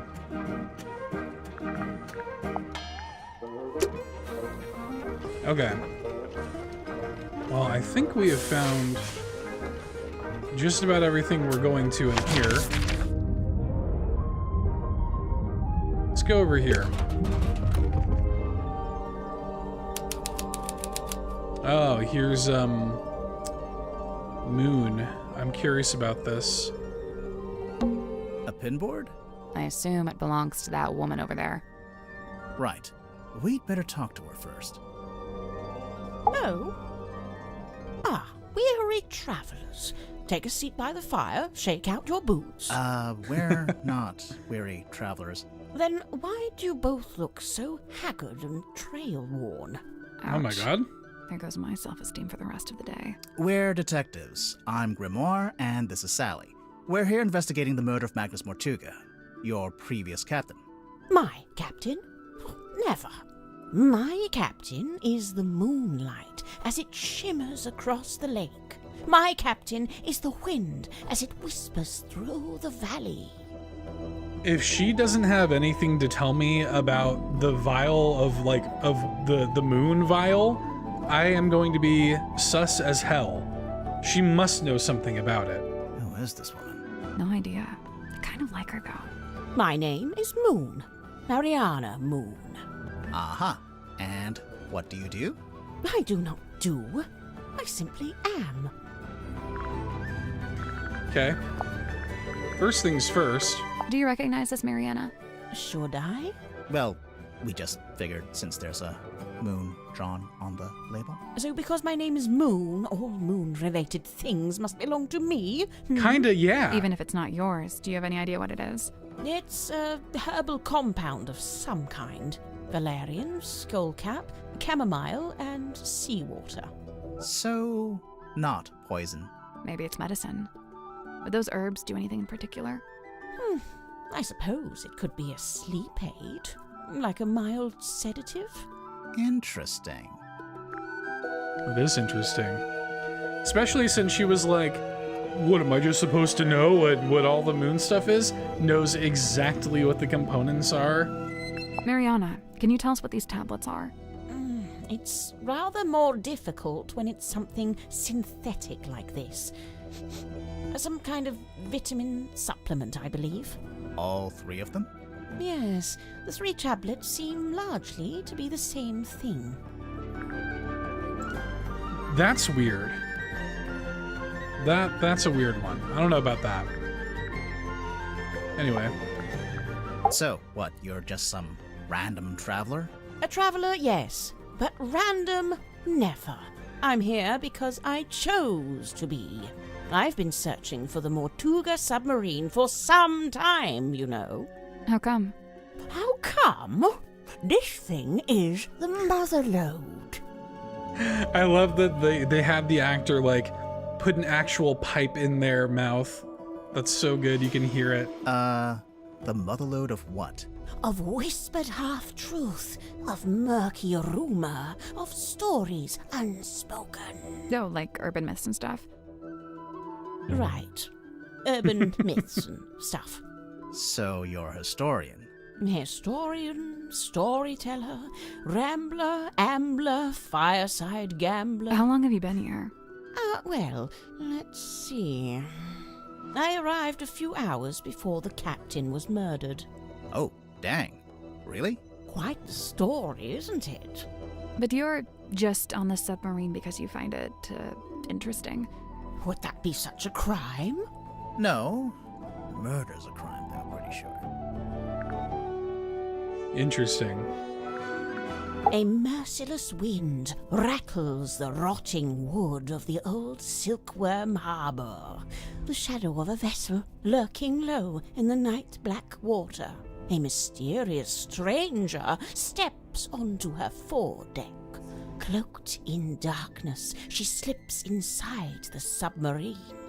Who is she? What is her dark purpose? It's you. We get it. A mysterious stranger, I said.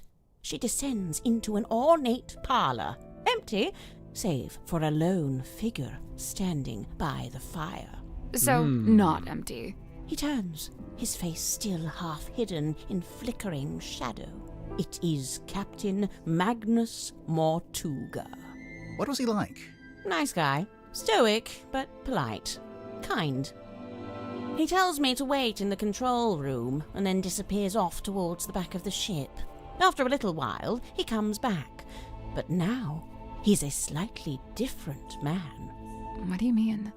Okay, I was curious about this because the other guy also said that he seemed different when he met him on the submarine, that he was not the same kind, like he was under some sort of hypnosis or something maybe, which could be as a result of, I don't know if maybe that sedative, that moon sedative would do something like that.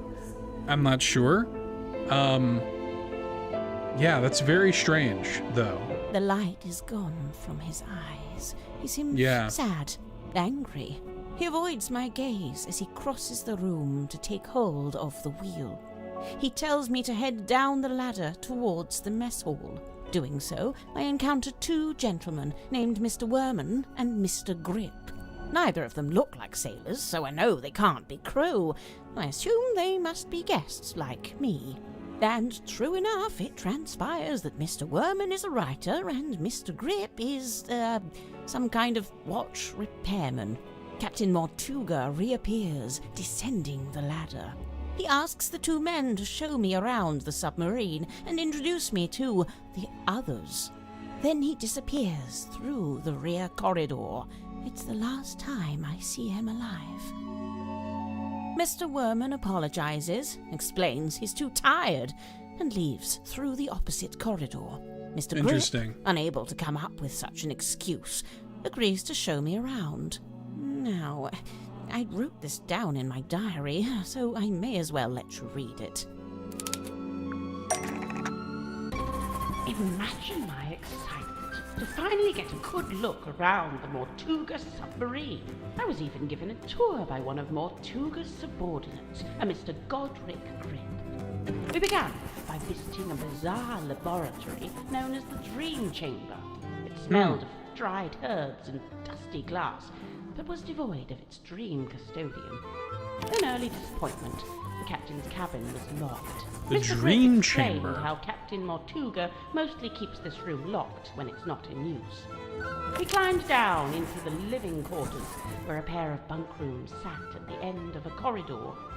The first smelled of crane dust and unwatered flowers. A young woman was laying in her bed, poring over an old document. She hastily hid the document away and introduced herself as Miss Cynthia Seafoam, a name to remember, dear reader, as she will shortly become quite important. I do love that she Mariana Moon, like, carries herself as a writer. Like she's writing this in her diary, and yet she's addressing the reader of the diary. The second bunk room smelled of aftershave and desperation. The two men within, Mr. James Worman and Mr. Dirk Dansom, both appeared to be asleep, so we decided not to intrude. Next on the tour, a room inhabited, by the looks of things, by a young child who is also a stage magician.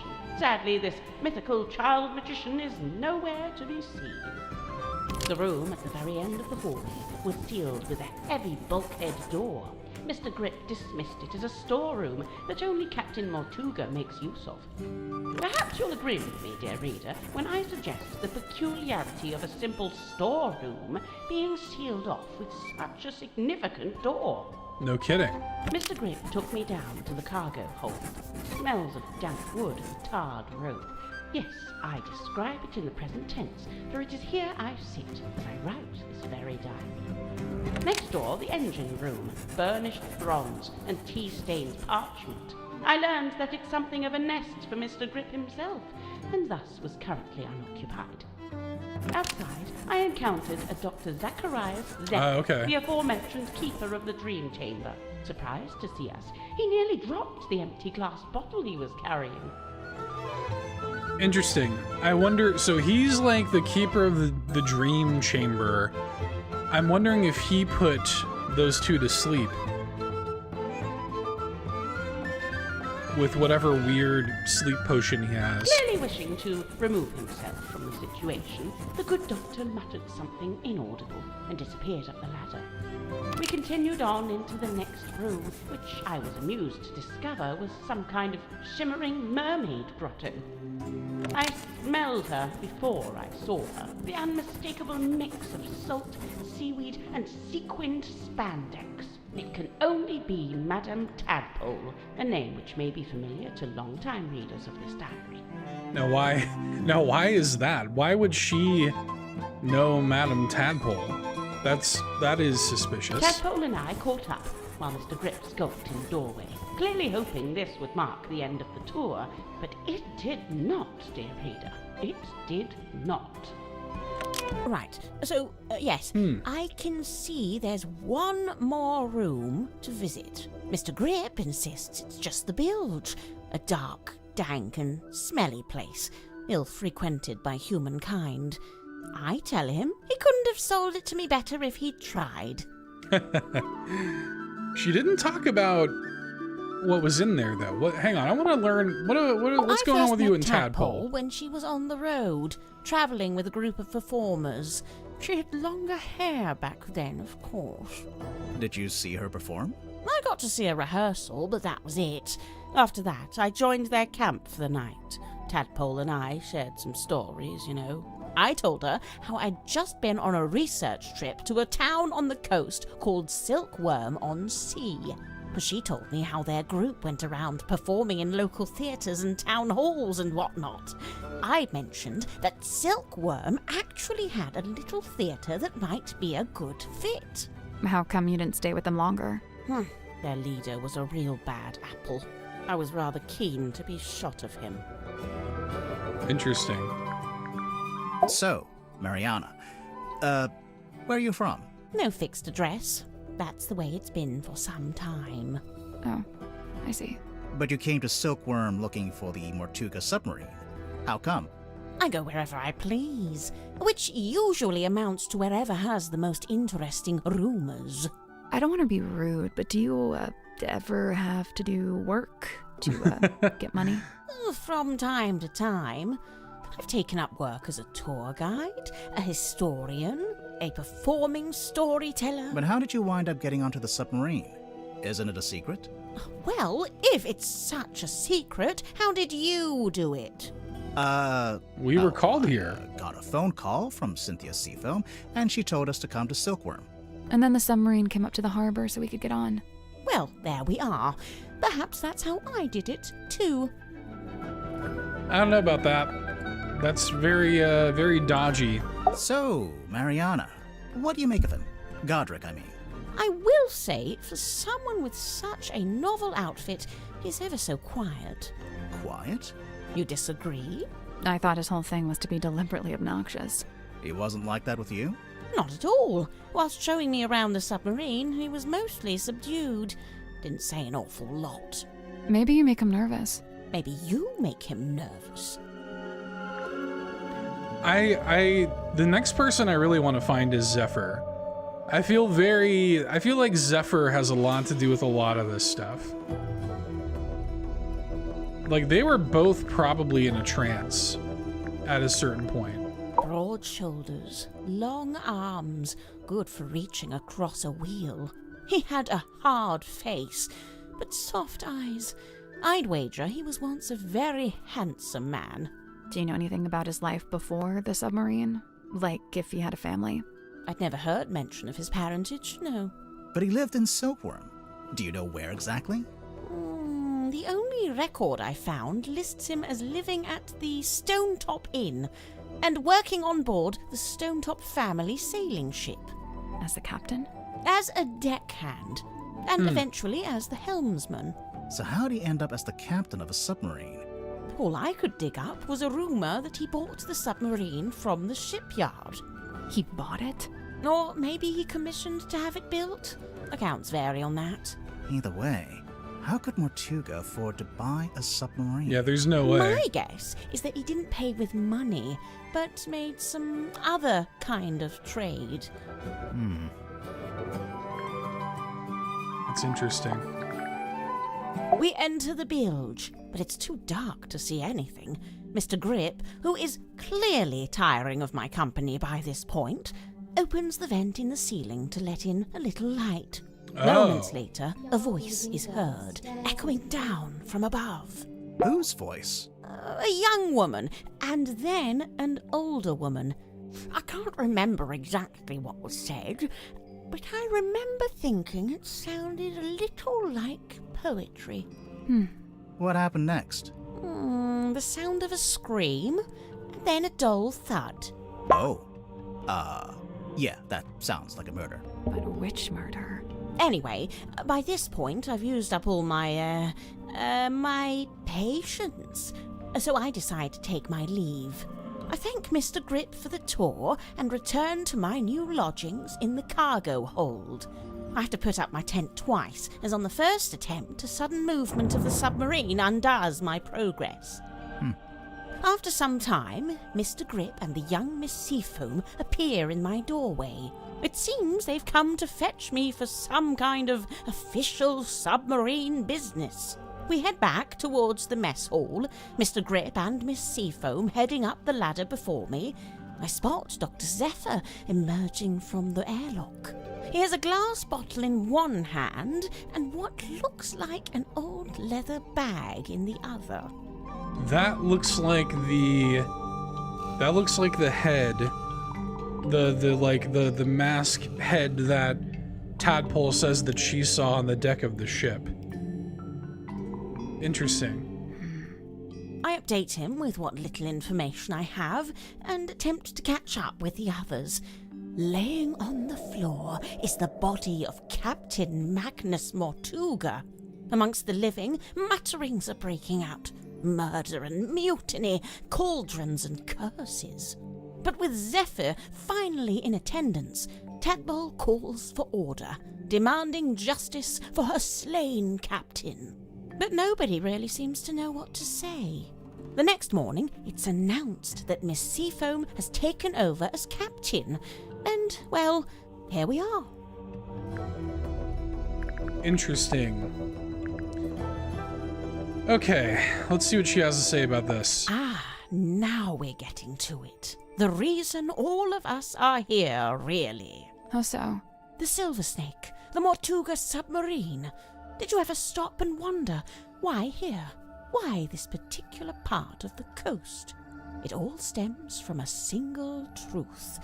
There's something hiding in the water. Something big. Now, it wasn't my intent to cause you any lasting unease. Look, we're merely tourists here, passers-by. Take my advice. Keep your distance from all this, so you can still walk away at the end. Weirdly, I trust her. Like, she seems like the most, I don't know, self-assured, or she seems like the person that actually does seem pretty straightforward and on the up and up about the story that she's telling me. I'm not that suspicious of her, I guess, in terms of her involvement with the murder itself. But who knows? I do feel like the signs are kind of pointing towards Dr. Zephyr, but that could also be a bit of a red herring. It carries something of the cadaver about it. Might be the smell, rust and stagnant seawater. Perhaps it came from the ocean. Have you asked Madame Tadpole about it? Okay. Well, that's quite some book. Did you take it from a werewolf, perhaps? That explains it. No, it doesn't. Sniffing it and saying that explains it does not, in fact, explain it. It's a piece of an old sail, roughly cut into a square. Mariana, you visited Silkworm before, didn't you? Was Sim's magic show in the theater back then? No, when I passed through, the theatre wasn't showing anything. This very poster was up on the walls, but they'd covered it with a banner that said cancelled.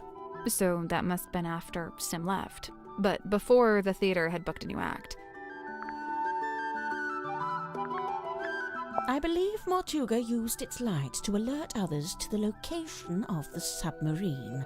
On the rare occasions when he wished to do such a thing, of course. That's how it happened with us. Although I guess it was Cynthia, not Mortuga. You know, for some time now, I've heard stories of sailors seeing a green light in the ocean at night. Well, I guess you have your explanation. But the problem is, several of the stories predate the Mortuga submarine. I mean, it wasn't always the Mortuga submarine, though. As much as I love an old map, I wouldn't know where to start with his. I prefer maps that show some sort of land. Or, you know, some sort of anything. I never needed a compass. I prefer old-fashioned methods of navigation. I'm pretty sure compass is the old-fashioned. I was gonna say, like Not as what? old as the sun and stars, and unlike this compass, they never break and need repairing. I'm not sure it is broken, actually. This marks a pivotal moment in Silkworm's history, the day the silver snake was discovered. It also shows the two women who found it, Felicia Stonetop, that's her on the left, and Sylvia Seafoam on the right.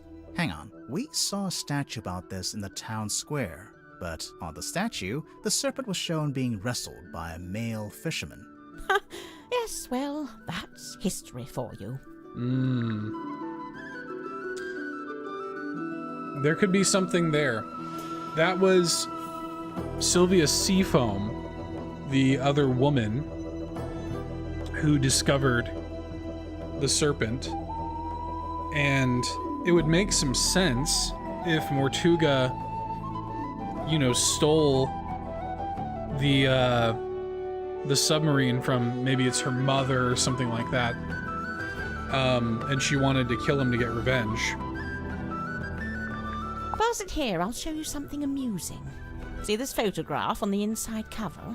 It's a picture of Worman, isn't it? If it is, it's a very flattering one. It's not Worman at all. It's his rather more handsome father, Mayor Damien Dusk. Get out. Really? No word of a lie. Interesting. There's only one thing more mysterious than a locked box, and that's an unlocked box that's been emptied of its contents. Did you ever come across the cauldron in your research? No, it really does seem to be something Mortuga's been keeping to himself. What do you make of those scratch marks? I'm not sure. They don't really look like anything made by an animal. That's a relief. Wait, is it? That's what I was just thinking. Then what is it? I see Cynthia's proudly wielding the Seafoam S in her signature there. Why Yeah. shouldn't she? Of course, she's well within her rights to do so, but I do think perhaps it sends a certain message. What message would that be? I claim this submarine in the name of the Seafoam family. Something like that, don't you think? Yeah, that's kind of the vibe that I've had about all this stuff. Okay, I think we have exhausted all the dialogue options with her. It's a big traveler's backpack. It smells like soil and grass. When you're done smelling it, there's something in the pouch I think we should take a look at. Okay. Silkworm map.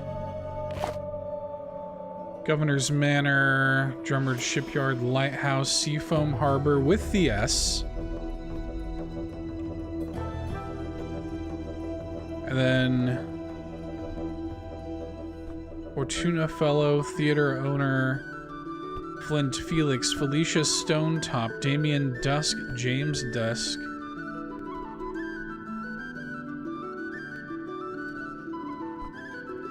Interesting. So does that mean that the other guy is the son of Damien Dusk and Felicia Stonetop? Solomon Stonetop, Selena Stonetop.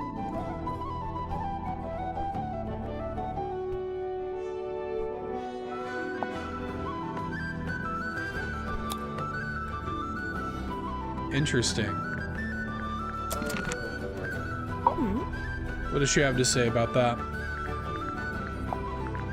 I see you've been enjoying my map. It's barely a map. It's closer to a list. What about the family tree on the back? Most of my research into silkworm has been focused on these two family lines, the Fellows and the Stone Tops. Seems like you haven't worked out how Mortuga fits into it. His name is just floating out there by itself. I'm not sure if he does fit into it, to be honest. Mariana, you've got a question mark there. Someone you don't know the name of. Ah, yes. Quite the mystery, you see. I'd heard about... We know her name. It's Freya. You're welcome.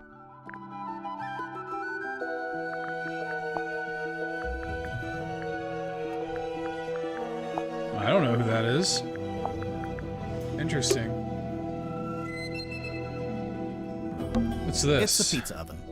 No, it's a furnace. For heating the submarine. Right. But you could put a pizza in there. You could. I assumed it was tea, but actually it smells like coffee. It's unfiltered too, and there's no milk. Hardcore. I respect it. Okay. This is actually a pretty good place to hang laundry. Assuming you want your clothes to smell like the cargo hold of a submarine. Alright, let's head out of here then. This, I guess, is Zephyr's place, so let's go see him. Also, there's something new in here, I guess. Very intrigued by this guy. Definitely want to see what's up with him. And I want to see if I can find that damn mask. That guy is staring at He us. sure is. I think we'd better talk to him before we touch any of his stuff. Fine. Hello, sir? Two strangers, emissaries from the world above. Yeah, hi. I'm Detective Grimoire, and this is Sally. State your business, and speak only the truth. Well, we're here on the request of the captain. Impossible. The captain is dead. Unless you received a missive from beyond the veil. I should have foreseen this, but now that I'm faced with it, it seems inevitable. No, sorry, she meant the new captain. Captain Seafoam. Cynthia. She's asked us to investigate the murder of Magnus Mortuga. We have to talk to all the suspects. Speaking of, can I ask your name? Zacharias Zephyr, the Dream Doctor. A dream doctor? I don't think I've met one of those before. That is correct. You have not. I alone hold the title. Because you made it up? That is correct. Okay. Gotta ask him about this. Dr. Zephyr, is this yours? I don't immediately recognize it. You sure? It really looks like something that'd belong to you. Of course, I do concede that I have many similar bottles here in my dream chamber, so it's wholly possible that it originated in my collection. Nice answer. Totally non-committal. No kidding. Bottled sunlight. It appears somebody's looking to protect themselves from vampires. There's no vampire on board, is there? Of course not. What about Mortuga? I'll admit, it was a rumor for a time. That belonged to Magnus Mortuga, but I suppose it should pass along to Cynthia. Cynthia doesn't get all of Mortuga's stuff just because she took over as captain, surely? Of course not. However, I imagine at some point Cynthia may wish to unlock the captain's cabin. She'd need a glass eyeball to do that? Naturally. While it holds the pretense of being an eyeball, in truth, it is a key. Well, well, well. Isn't that interesting? It's the cloth that Magnus used to cover the cauldron. Why would he need to keep it covered? Either to keep it away from prying eyes, or perhaps he concealed it for his own benefit. Before we left port on the submarine's maiden voyage, Magnus asked a favor of me. He wished for me to venture into the Stonetop Inn, collect this cauldron, and bring it on board. Why couldn't he do it himself? He'd have been strong enough, surely. I'm not sure exactly. I was already preparing to bring a large amount of heavy equipment on board. I suppose Magnus considered it logical to fold the cauldron into that set. Was it shut and locked? Shut, locked, and covered with the sailcloth. Magnus never told me what he kept inside it, if that's what you're asking. It seems I'm not the only curiosity collector on board. This book, if it is indeed a book, has clearly got a story to tell. I believe this to be a depiction of a being known as the Mermaid. However, Okay. I've nothing to compare it with, as it's the only depiction I know of. It doesn't look much like a mermaid. It doesn't look much like anything, really. I Except think for it the fact kind of it's looks got like a face. mermaid. At least I think that's a face. Stories alluding to such a being were the reason I traveled to Silkworm in the first place. However, I was disappointed to discover that nobody in town seemed to know what I was talking about. It seems to be a secret held by only a very select few.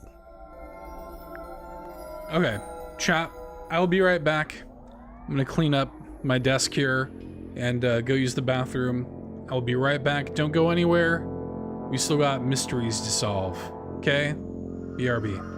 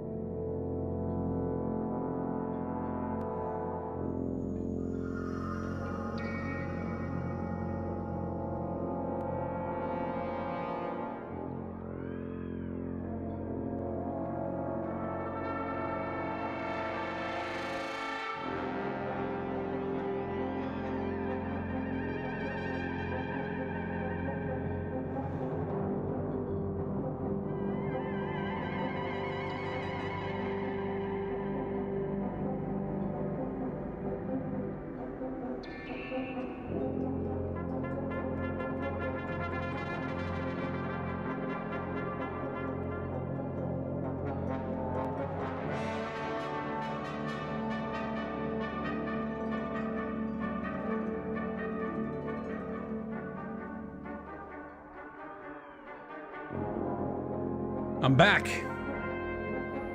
You better not have gone anywhere. Better still be right where you were. Okay. Let's see. What else were we asking this dude about? I mean... As good as they were, it was not Miss Silkmoth's politricks that interested me. Rather, I was interested in the base mindset they were a symptom of. In particular, her ruminations upon I'm glad you're the still great here. unknowns of life and death. There are clues to it, right here. Look at the choice of words. Unfathomable, inconceivable. And on the reverse, you need only look at the chosen subject matter for her newest work. It's a Grim Reaper. It's interesting.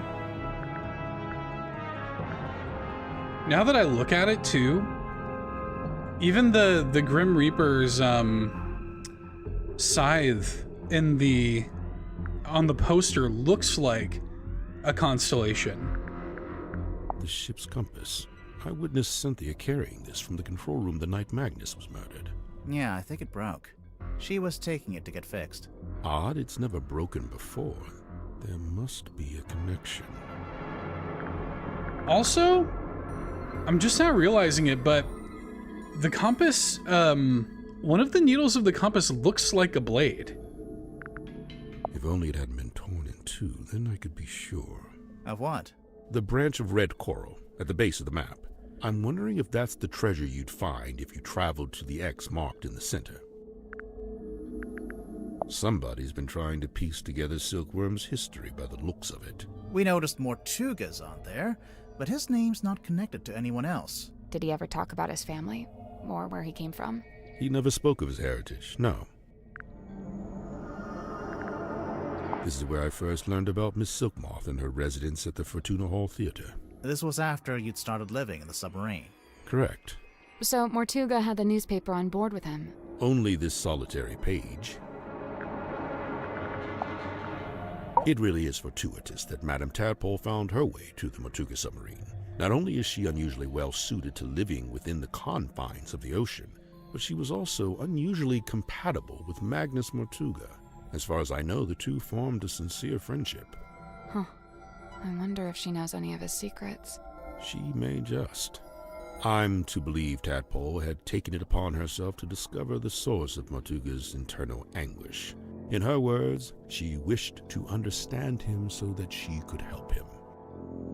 It was in the course of this endeavor that she began scouring the ship for information. On one occasion, I entered the captain's cabin to speak with Magnus, but instead I discovered Tadpole quite alone, trawling through his bookshelf. I asked her what she was looking for. She said she didn't know. It was that journal. It is hypothesized that Miss Moon was embroiled in some form of deal with Magnus Mortuga. What kind of deal? What would she give him? Money? His heart beat not for money and things. What did it beat for? People. Kinship. So, Mariana gave him a person. Maybe information about a person, or how to find a person. How did you meet Mortuga? It was on my first visit to Silkworm many years ago.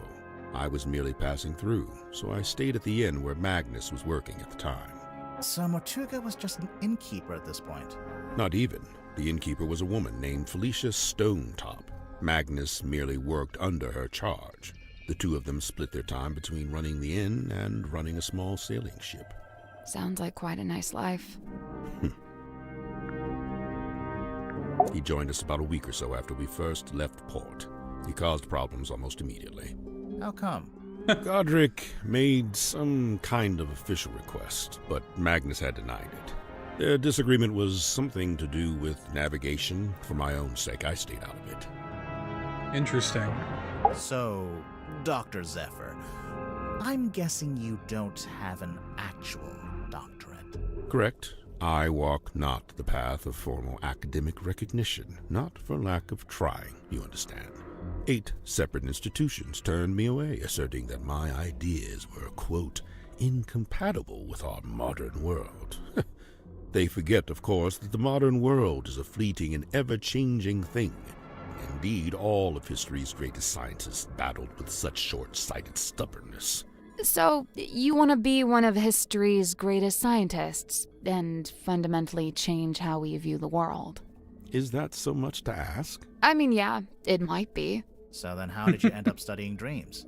It was the result of acquiring a particular specimen. It opened up new ways to study the subconscious mind. A specimen? Like what? An animal? Yeah, I'm picturing like a lizard floating in a jar of formaldehyde. Something like that. So, what are you working on now? Here in your dream chamber? I'm studying subconscious spirit transmissions, analyzing their meaning, their intention. Do you need to be in a submarine to do that? Of course not. However, positioning myself here affords me other opportunities. Like what? The possibility of studying the most important specimen of all. If her transmission could be analyzed and tagged, it would be an unparalleled discovery. Her? She is all that stirs in the minds of men that they shall never know. A being known only as the Mermaid. A person? I've told you all I know. Then apparently you don't know much at all. Correct. Interesting. So, Dr. Zephyr, what does a dream doctor do exactly? He studies the parapsychological qualities of dreams. Parapsychological? Yeah, that's like psychics and telepathy and stuff, isn't it? How does that relate to dreams? Dreams are transmissions comprised of spirit energy from another dimension. Oh, sure. I mean, that's common knowledge. What kind of other dimension? Spirit I mean, energy yeah, originates in the spirit realm, of course. Like the afterlife? That is but one of many names. So, have you made any kind of discoveries or breakthroughs? Nothing I can meaningfully explain to you in your current state. What about all Interesting. the stuff in here? What does it all do? Specialist instruments, most of them too complex or too subtle for you to comprehend. I don't know. It mostly looks like a bunch of old junk. It is an unrivaled collection of rare artifacts. All right. What's the rarest thing you've got? My rarest items are not for the viewing public. Okay, now I have to see what they are. The pull of the unknown. I realized I should have lied and showed you something of middling rarity to throw you off the scent.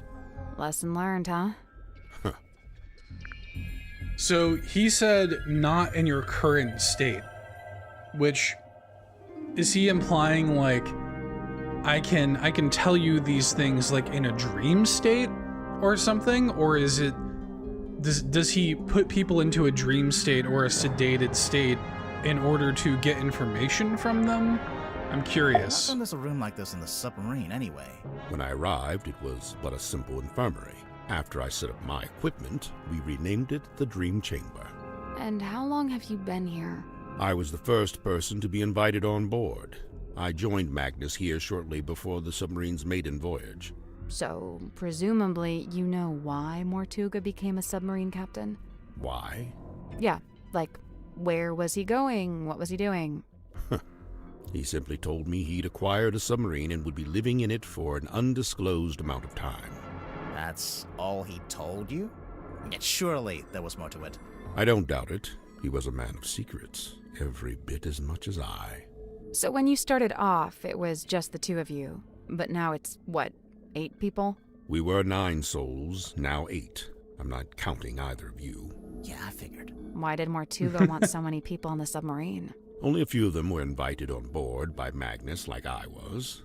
The others crossed paths with him merely by the winds of fortune. The last dream before waking. A single phase. Non-lucid. Focus is soft but heavy. All is dark. The endless void. A low voice speaking a forbidden language. Emerging from the beshroudal of the night black sea. A face. Larger than I had known a face could be. I wake. The room is bathed in green light. A green light? Like from the wooden boy? Not dissimilar, but 1,000 times more potent. I leave my chambers, heading for the airlock in which I have some business. I meet Cynthia in the parlor as she emerges from the control room. I notice she is clutching the ship's compass. She also appears visibly upset. Like me, Cynthia's on her way to the lowest deck. She departs and I follow behind. I wait as Cynthia converses with Madame Tadpole at the base of the second ladder. Madame Tadpole ascends the ladder. She is moving with haste and purpose. She requests that I go immediately to the storeroom at the end of the corridor. Did you go? As soon as I'd concluded my business. Which was? Nothing of great import, merely something I needed to collect from the airlock. That's so you went sus. to the airlock, and then you went to the storeroom? I did, right after I stopped off at my chambers. You understand I first needed to return certain items to their designated storage locations, after which I truly did do as Madame Tadpole had requested. I did ultimately regret my dallying.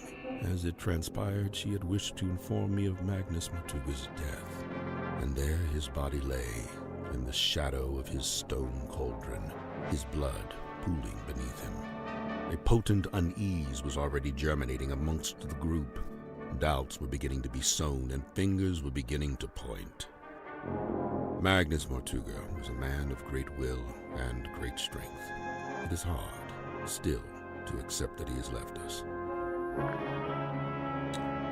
Interesting. Now, I'll just take a look in this cabinet. Watch out for spiders. Yeah, I don't think there are any spiders. We're on a submarine, remember?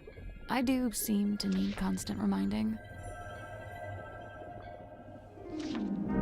all good, Stephen Keller. Thanks for hanging out. I appreciate it. It's a weird glass bottle. We'll see. I don't know how much longer I'll be going, but we'll see. I might be going for a little while longer. I don't want to stay up too late tonight. I do have stuff to do in the morning. I don't want to be up all night, but we'll be going for a little while longer. It is the Hex bottle. The Hex bottle. Yeah, I knew that.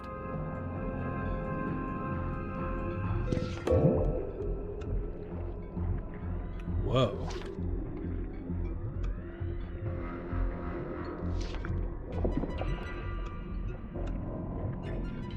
A subtle floral smell is gently emanating from within the bottle.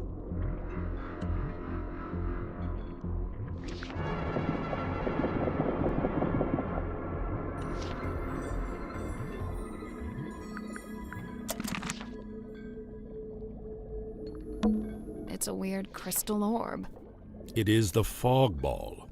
if you say so. Let me at that fog ball.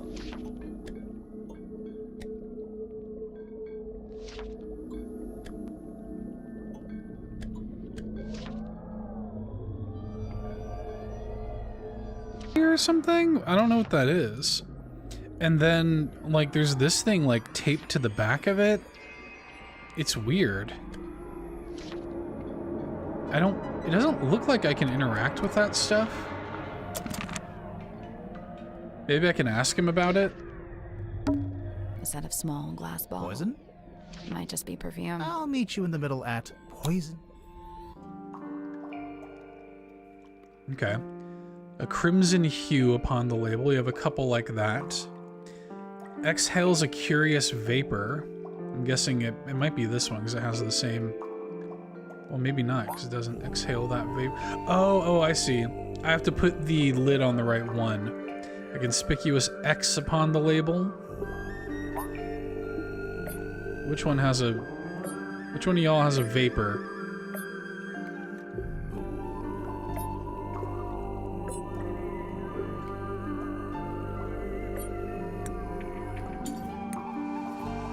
That one's got a vapor.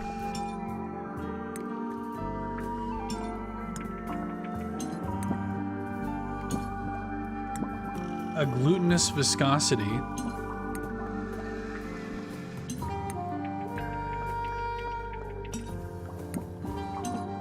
Okay. That would make sense, right? Because this one is purple as well. Aerated with effervescence, meaning that it's like carbonated. So it could be one of these three. Crimson hue upon the label, meaning that it actually is probably this one, because this is the, well, I guess it could be this. This has crimson on it technically too. Conspicuous X upon the label.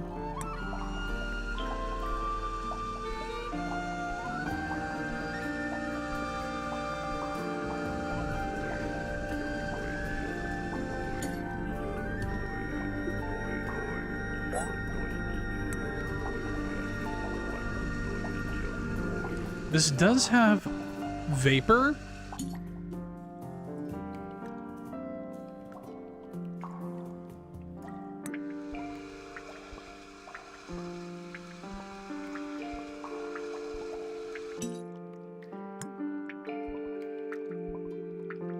Which one has the hurried cadence? This one. That might make some sense.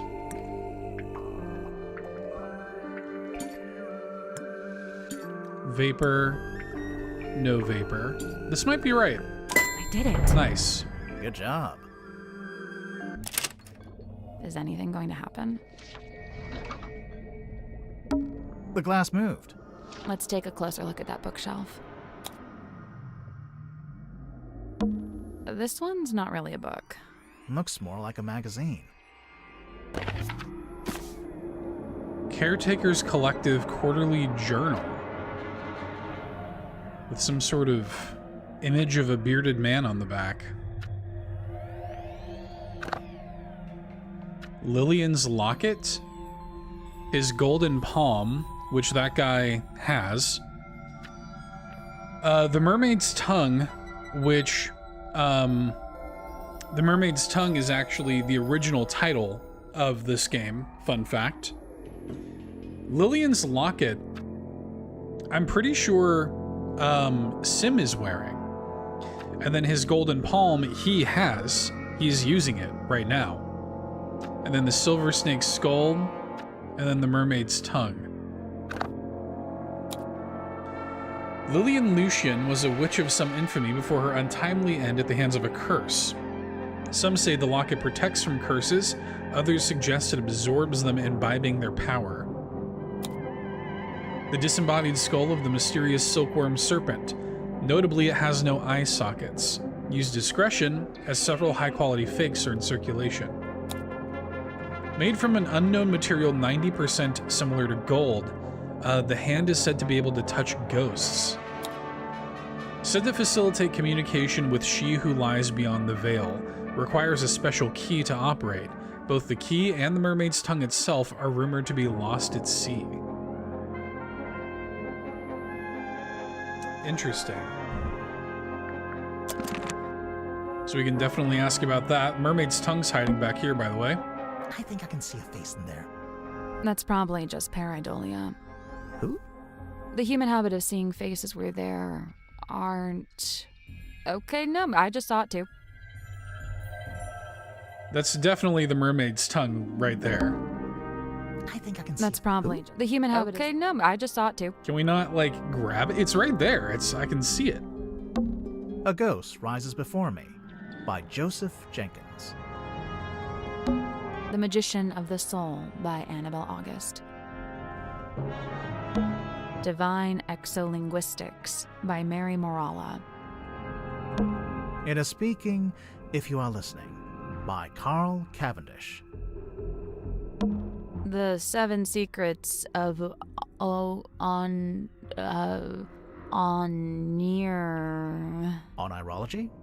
The Seven Secrets of Onirology by Edward Edmonton. Prophecy from Parapsychology by Halcyon Hardwick. That's a hell of a name. Halcyon Hardwick? Okay. And it's a weird metal helmet. It is the Dream Helmet. Of course it is.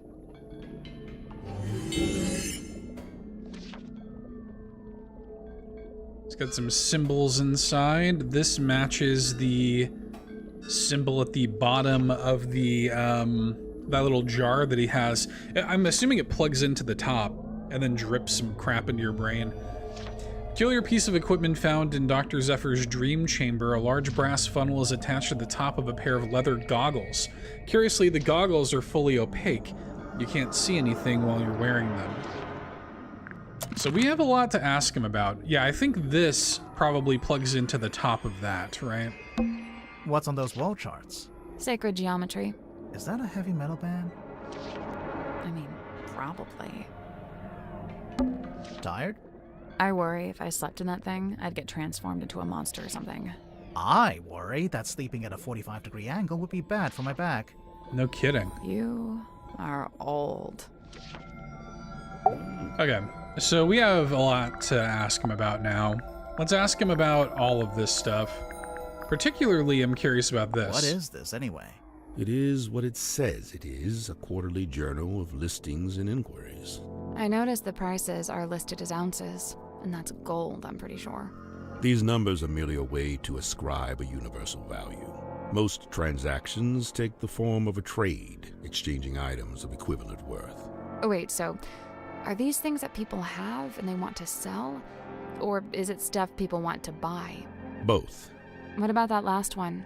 The mermaid's tongue. Likely the most contentious item ever to be listed in the journal. Desperately coveted by those who believe, and disdained by those who don't. Those who believe what? That such a thing could even exist. It's here in this room, dude. I saw it. Okay, I'll bite. What's a hex bottle? It is a glass container with a hex inside. Okay, I'll bite. That's like one of my favorite little dumb things people say. A hex like a magic spell? I've been forthcoming thus far. Unusually so for a man of my nature. However, certain things I shall be keeping to myself, especially if it has no bearing on your investigation. What if we can prove it's got something to do with the murder, or the crime scene? Ah, well then you'd have forced my hand, wouldn't you?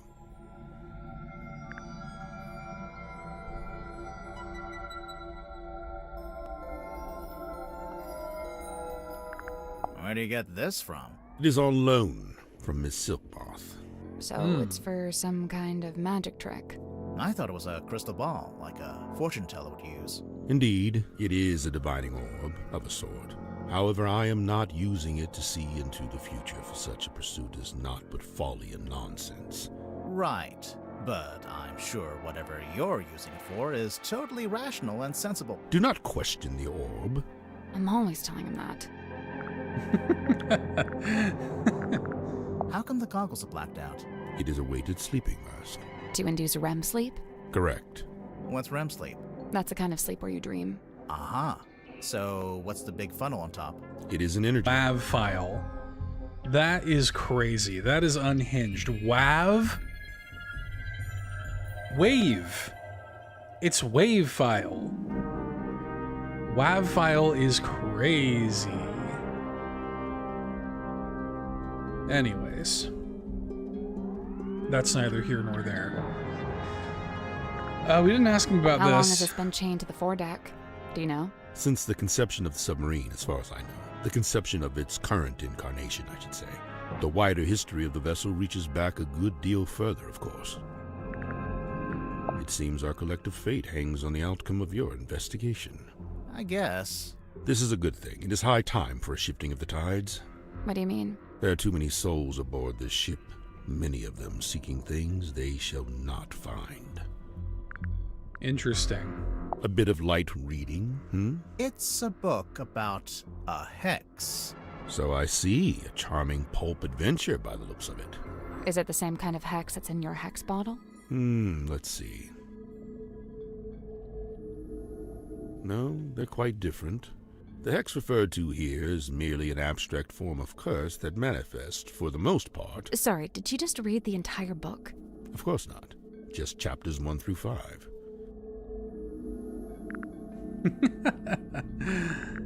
Okay, so we've asked him we have found some juicy stuff in here, but it's probably time to move on.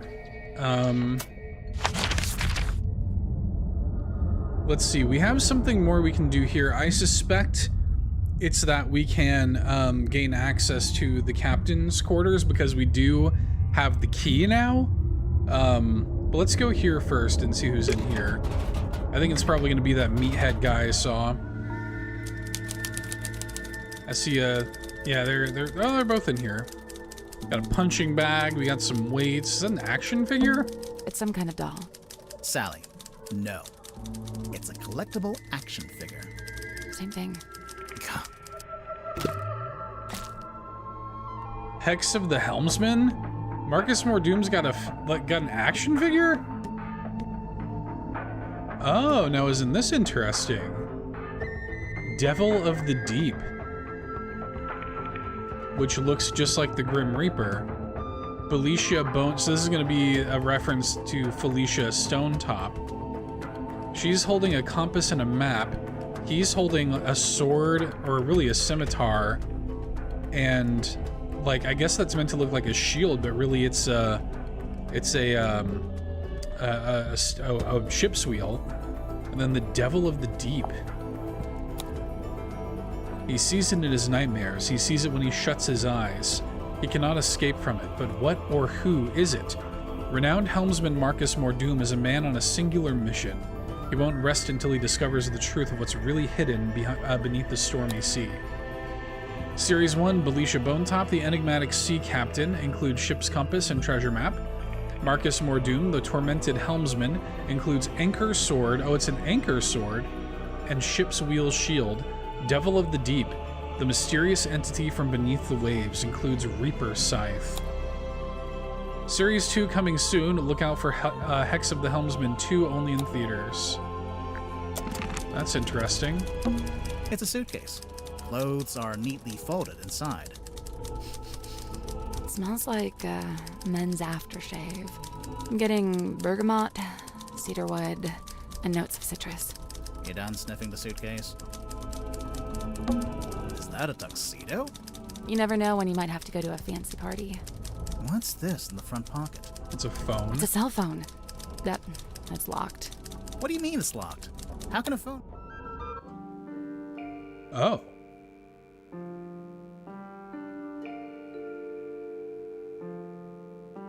This looks like, some of them look like faces on a clock or something. Are we making things that form these symbols? Is that the idea?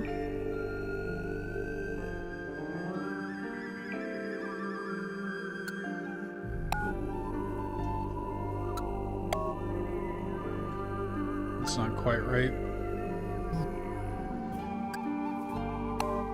Here we go.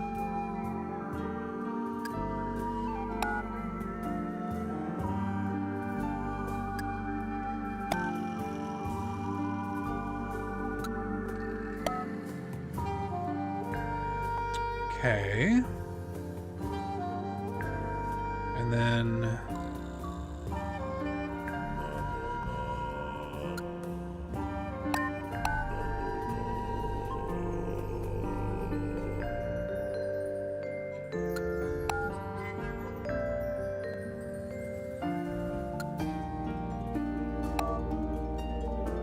So I actually need that, so I can't use this for this one.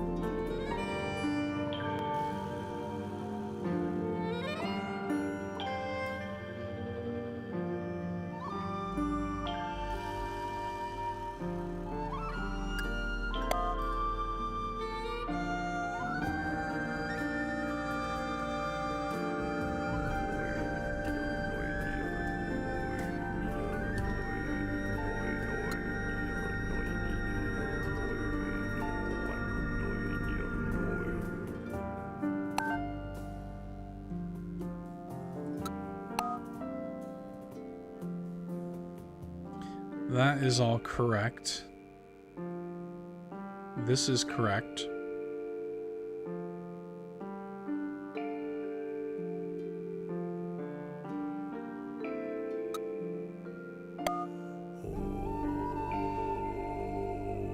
Oh, but I guess we also are trying to make this stuff line up.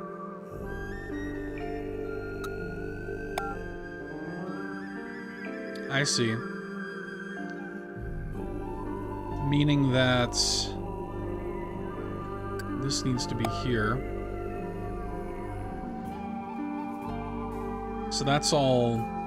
This, I think, is all good.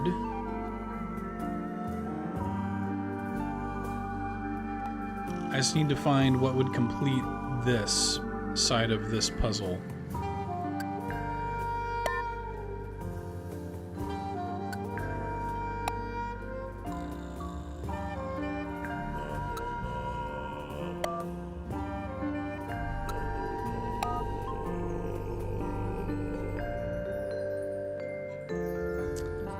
It's close.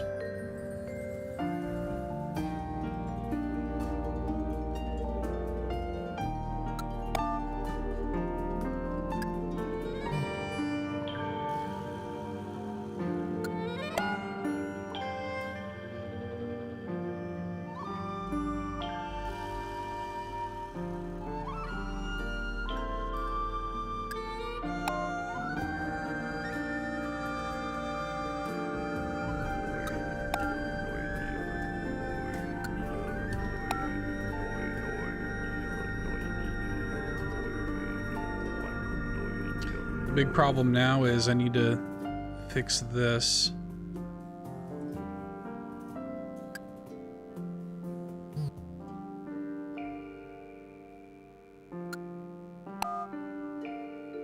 Okay, this might be right, actually. Hey, I did it. Nice. I'm impressed. It's unlocked. So now we can look at it?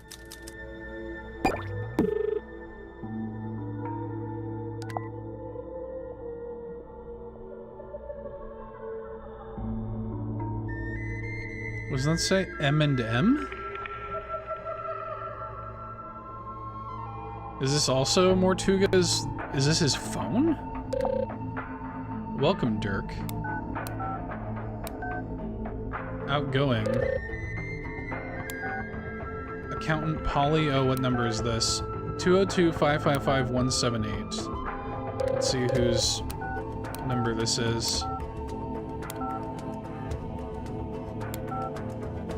555-178. Nobody.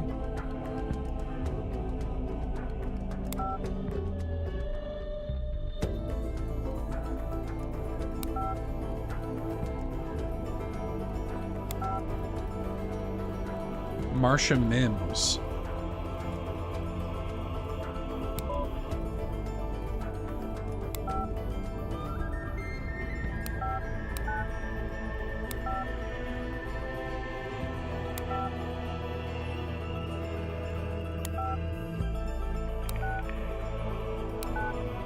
So his agent is Marsha Mims.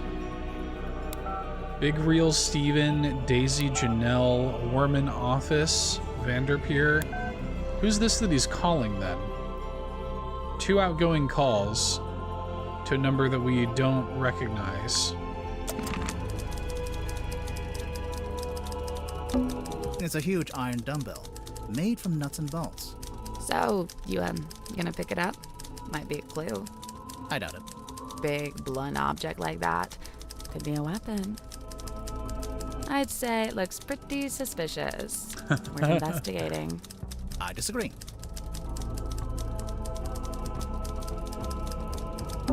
It's a punching bag. Looks like it's been recently punched. Recently punched is great. What? Yeah, of course it has. Is it a mirror? There's a sink here with its own little mirror. Looks like someone's been using it to shave.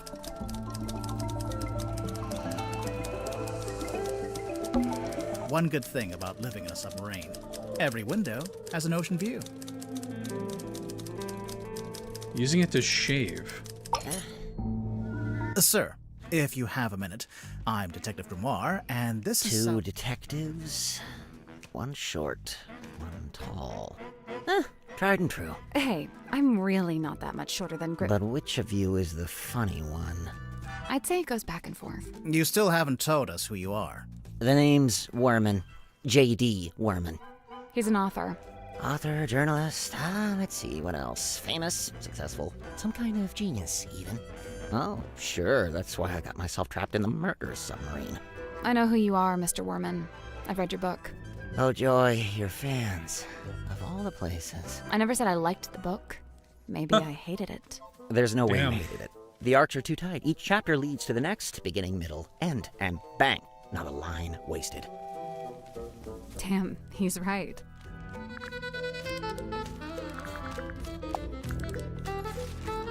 Listen to that. I like his theme a lot. Damn. So, you've read it, Sally, but Grimoire hasn't? Nope. What's it about? I'd really rather not reduce it to a single sentence. It's about a guy named Marcus Mordoom looking for something called the Devil of the Deep. And does he find it? I just think it'd be better if you took the time. Yeah, kind of. It gets a little abstract towards the end. So what, it's just Marcus Mordoom on a ship, and that's it? We're talking about several themes carefully laid on top of each other. It's also a love story. Marcus is in love with a woman named Bluesky. She's his captain. I don't see her on the cover. Really, all the nuance is lost if we just... No, she's there. Kinda. Like I said, it gets abstract.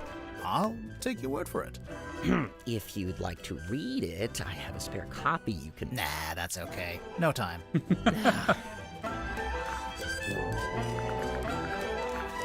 Okay, so I mean, realistically, I'm probably gonna ask him about all this.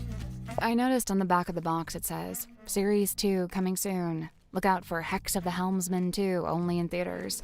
Kinda presumptuous, isn't it? Considering you haven't even written the book yet. Thank you. That's what I said. I raised a fuss about it at the time. My objections fell on deaf ears, as usual. Why are they so keen to make a second movie, anyway? What else?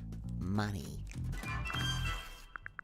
Oh, I can't stand these things. A procrastinator's worst nightmare. It's why I use the old typewriter. No distractions. Does Dirk spend a lot of time on his cell phone? Not in here. He goes up on deck to do it. Why? Who knows? It's not my business. Probably because he can't get a signal in here. Dr. Zephyr's got quite the imagination, doesn't he? Yes? Something you wanted to ask? Zephyr called this a hex bottle. We thought you might know what it is, since, you know. I wrote a book called Hex of the Helmsman. Well, yeah. Wow. Yeah, no, I've got nothing. Done. Next. What's this dime store trinket? It's called a fog ball. Is it now? It was in Zephyr's lab. It could be a priceless curiosity. Oh, yeah? A priceless curiosity that takes AA batteries. I noticed it too. Fascinating piece of ephemera, this. Do you recognize any of the objects? Yeah, the golden hand. I've seen it, and so have you. What? Where? It's attached to Dr. Zephyr's left wrist. Zephyr's prosthetic hand is solid gold? Not quite. It says here it's made of an unknown material 90% similar to gold. Now, it also says it's able to touch ghosts, so best take it with a grain of salt. Okay, let's see. The symbol on the top left, next to Governor's Manor, that's the fellow emblem. I see. Oh, you knew that already? Kinda, but keep going. Oh, that's my father's emblem on the top right, the one next to Town Hall. D for Dusk. Mayor Dusk. Your dad was the mayor and you grew up in the town hall? Must have been nice. Yeah, sure. Hang on. Your dad is listed on the back here, on the family tree, and there's a line between him and Felicia Stonetop, see? It's a stretch to call this a family tree. More like a tree of speculative conjecture. Interesting. A treasure map? I was looking for something like this. Why? So I was really banking on Mortuga having some kind of exciting secret mission. Something that justified the whole submarine thing, you know? So you could write Like a book he about it? No. In fact, he was weirdly aimless. Like he didn't even want to be here.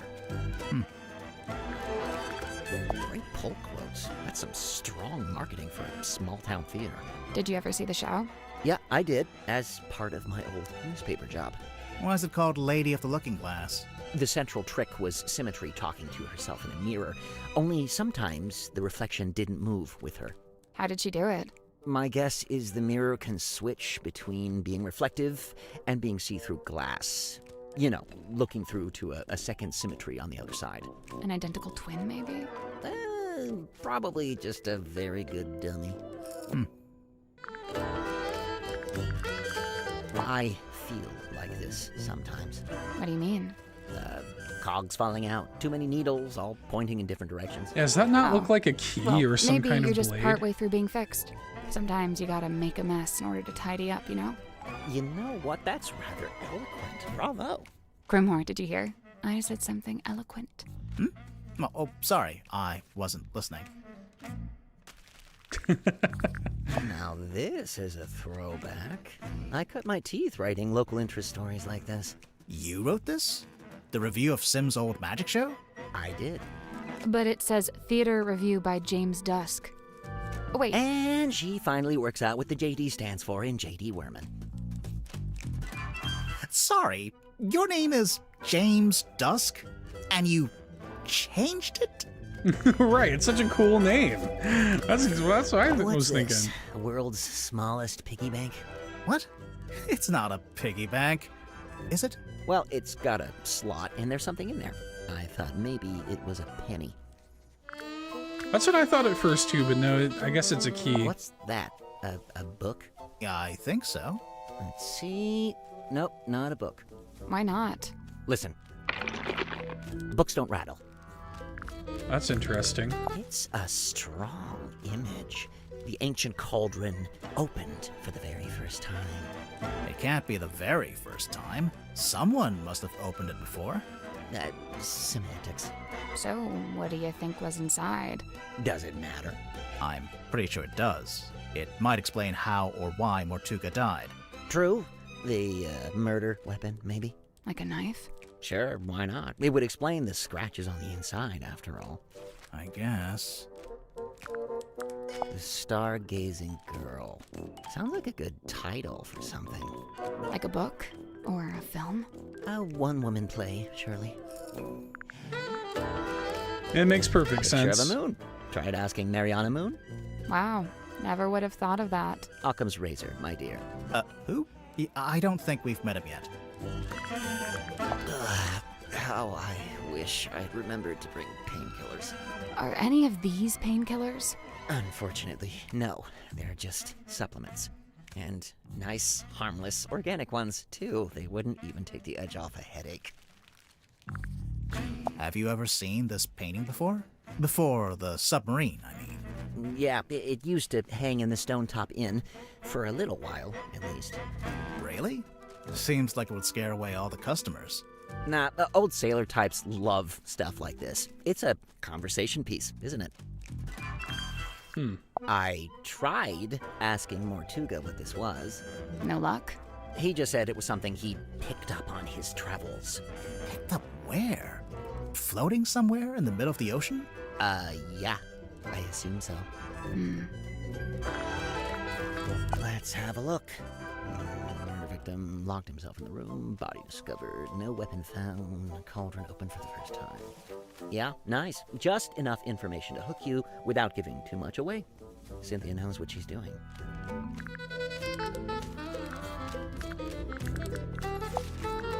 Madam Tadpole. Simultaneously the most laid-back and most terrifying individual I've ever met. Terrifying? You don't feel it? To me, she gives off this indisputable, I will destroy you if I see fit to do so kind of energy. Maybe if you get on her bad side. Oh, I wouldn't dare. She'd crush me like a twig. She does look pretty tough.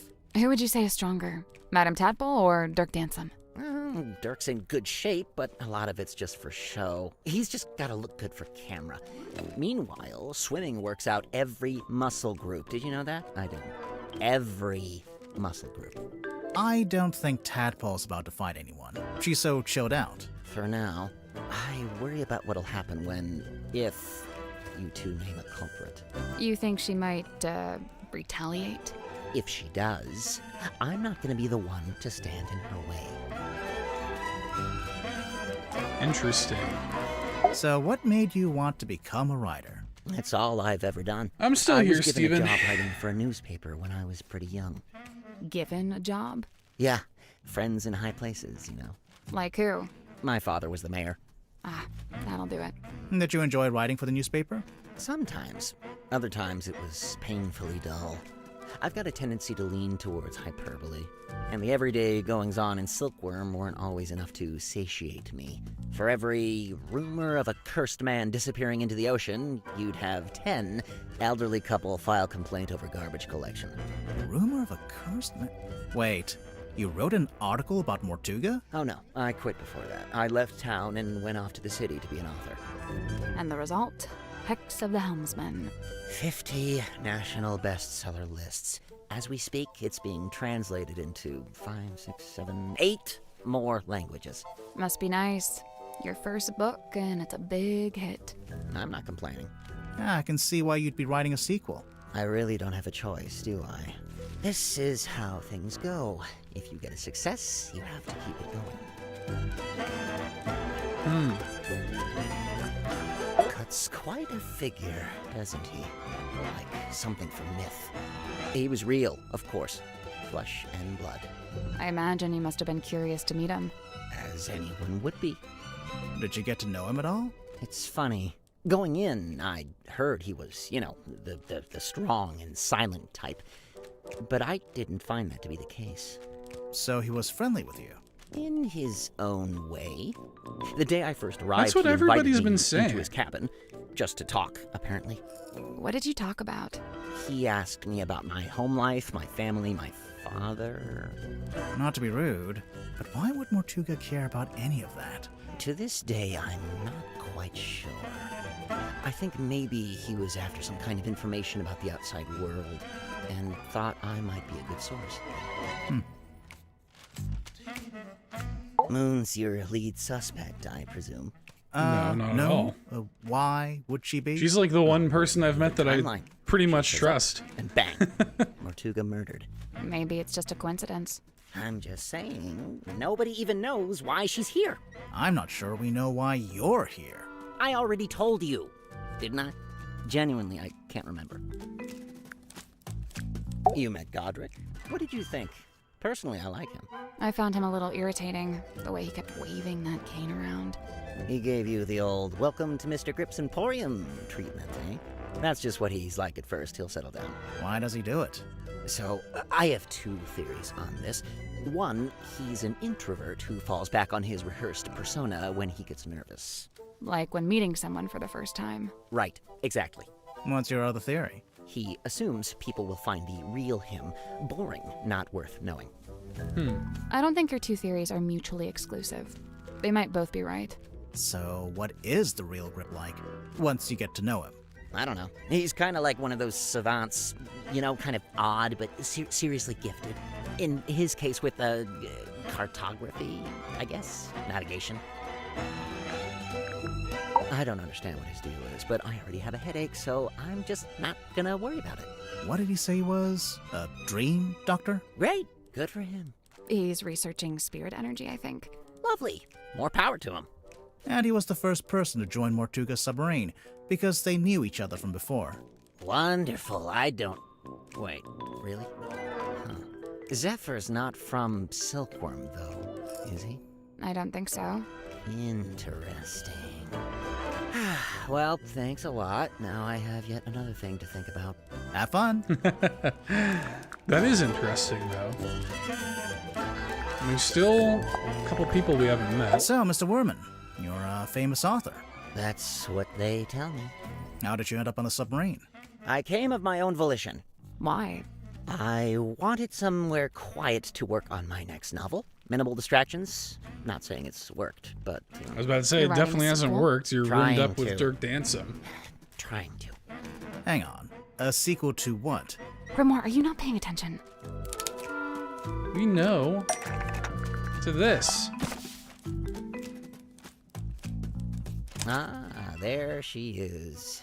Benefactor and burden both. Sally, how did you know to bring the book with you? Because Mr. Worman's local to the area. It says so right here. Hailing from a small fishing town named Silkworm-on-Sea, J.D. Worman moved to the big city to write his first novel. My publisher wrote that. It's quite true, but she made it sound so saccharine. So you're from the town. Saccharin's a Okay, great word. and then you One of my came back. favorites. Now, see, you've gone too far in the other direction. That's too utilitarian. I get going back to your hometown for peace and quiet, but then to end up on the submarine? How did you even find out about it? Did you already know Mortuga? Oh, I knew of him. He's a figure of some infamy, submarine included. In fact, it was good to finally put a face to the name after all these years. So, how'd you like living on the Mortuga submarine? I will say, as a writer, it's a boon to be aboard this thing. And the whole place is dripping with human narrative stories practically leaking out of the walls. It's also a lot noisier than I thought it'd be.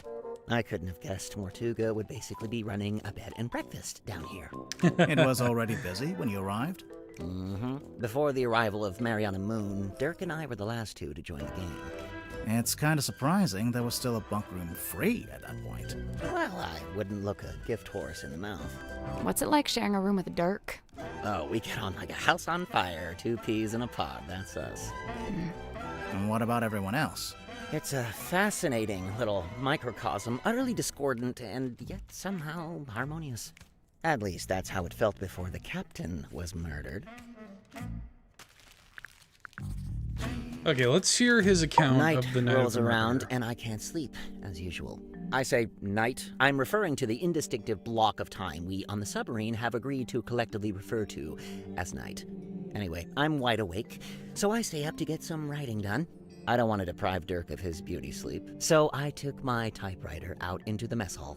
Was anyone else in there? Godric came up a few minutes later, brought some kind of busy work with him. So there we were, whiling away until I look up and see this woman, Mariana Moon, apparently. Good name. Probably fake, but good. She got straight to work trying to extract my entire life story, but then Mortuga shows up and we all go quiet. The guy looked miserable, and he passed straight through the room like a ghost. But before he leaves, he asks us to show Mariana around the submarine. I really didn't have the energy, so I made an excuse and left. I slept for This all tracks so barely an far. hour before a big jerk wakes me up. I'm not talking about Dirk. I mean, the submarine, it moved, tilted. Anyway, I tried to get back to sleep, but no. Now there's a scream.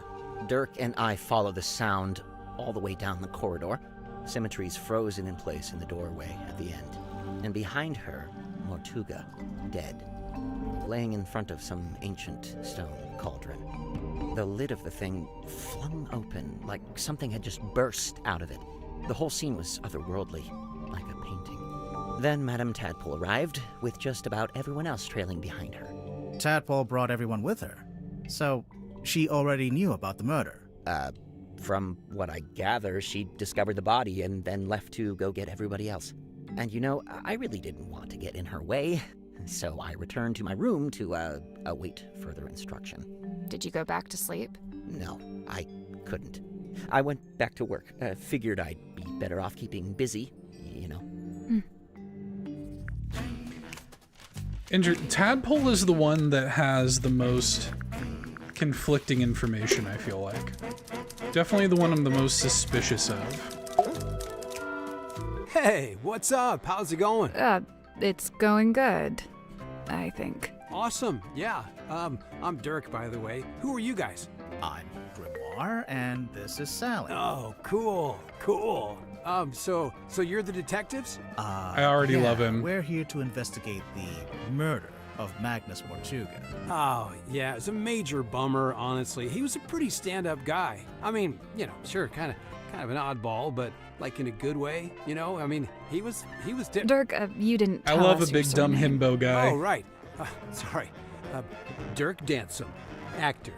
So, yeah, anyway, hi, and what can I do for you folks? He's adorable. Can we keep him? No, I agree. You'd forget to feed him. I would, yeah. I am officially living the dream. How many people can say they're an action figure? I'll admit it. I'm jealous. You carry this thing around everywhere you go, Dirk. Of course, but I'm super duper careful to keep it in mint condition. Mint condition? I really wouldn't say. Yeah, Doesn't they look told like me it. if I leave it in the box, it'll be worth way more in the future. Yeah, do you have the whole set? Looks like there are 2 other figures in the series. Oh no, they only gave me this one. My co-star Julie has the other 2. Let's ask him about his phone. This is yours, Dirk? We literally found it in the pocket of your tuxedo. How'd you know for sure it's my tuxedo? Dirk, show me one other living soul on this submarine that could even conceivably own a tuxedo. So he's just not gonna talk about his phone? Whoa, this is a first dish. Yeah, whose is this? It's mine. You gonna get Wormo to sign it? No, I hadn't planned on it. He'd do it if you asked. I bet he'd even do a little doodle on the inside cover. Okay, maybe I do want that. I assume you've read it, Dirk? Of course, dude. First thing I did when I landed the part in the movie. What did you think? Loved it. I never thought about the sea so much in my whole life. It's almost like the ocean in the book. It represents something bigger, you know? So, Cynthia hired you to solve the murder, huh? Pretty much. How much do you charge? Is it like a day rate or what? Oh, it depends. Just ballpark it. How much did you make from the last case you solved? Good question. Grimoire, how much did we make from the Tangle Tower case? Well, extenuating circumstances, being what they were. You never secured the payment, huh? Dirk Dansom's got a little bit of like, whoever is doing his voiceover has I don't know, like almost a Casey Kasem kind of quality to his voice. I've seen this chained up on the foredeck. It's kind of intimidating, huh? It's a boy. For real? Huh. It has long hair, so I always figured it was a girl. Her. Deliberately vague title. Love it. Oh, you found my tablets. What are they? Vitamin D, all 3 types. That's the one you get from sunlight. Yeah, I gotta take it while I'm down here, since I'm not getting natural light, How come you left them in the mess hall? I figured the others might benefit from them. Not sure I had any takers, though. Someone dropped their perfume? Bummer, that stuff can get expensive. Huh. Who's that little Grim Reaper guy in the drawing? I'm not sure. You recognize it? It does seem kind of familiar for some reason. Yeah, it's on the back of your action figure box. What's the deal with those holes along the sides? They're from when it was a sail. Why would a submarine need a sail? That's an interesting point. I hadn't thought about that. It actually is probably more in line with a constellation. Oh, sweet. Treasure map. Yeah, it doesn't specifically say it's a treasure map. Dude, there's a big red X. You gotta assume that's a treasure. A big chest of gold doubloons, you think? Oh man, that would be awesome. Although thinking about it, do you think anywhere still takes doubloons? Man, Mortuga really was an odd duck, wasn't he? I mean, who owns something like this? What's it even for? It used to be locked, so I think he kept something inside it. Oh, what? And it got stolen? The thing? Whatever it was? Maybe, yeah. Whoa, I wonder where it is now. Hard to say, since we don't know what we're looking for. But somewhere on the submarine, I guess. Not necessarily. Someone could have thrown it into the ocean. Oh, great. Interesting. It belongs to Madame Tadpole, but it's locked. Oh, a combination lock. Let me try. Yep, got it. How did you know the code? Easy. It was her What? birthday. Huh. What? Excuse me?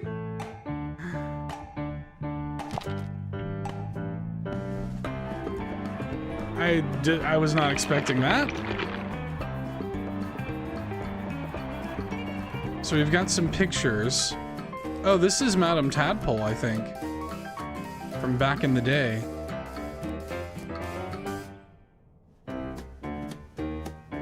Oh yeah. Tanya. We have Fortuna. Professional swimmer, currently traveling, looking for work. We'll have to think of an angle, but I think it'll work. She's tough, doesn't complain, could be a keeper. Caught her snooping, taking photos, said she's on the trail of a werewolf. She's a pain in the neck, but she's a natural storyteller. Might be able to put her to use. This is the number that was in Dirk's phone. He was calling Moon. Her theater's seen better days, but still the best spot in town is set up. I tried to cut a deal, but she's being tight-fisted. Might be a problem. Hopefully not for her sake. 311-555-930.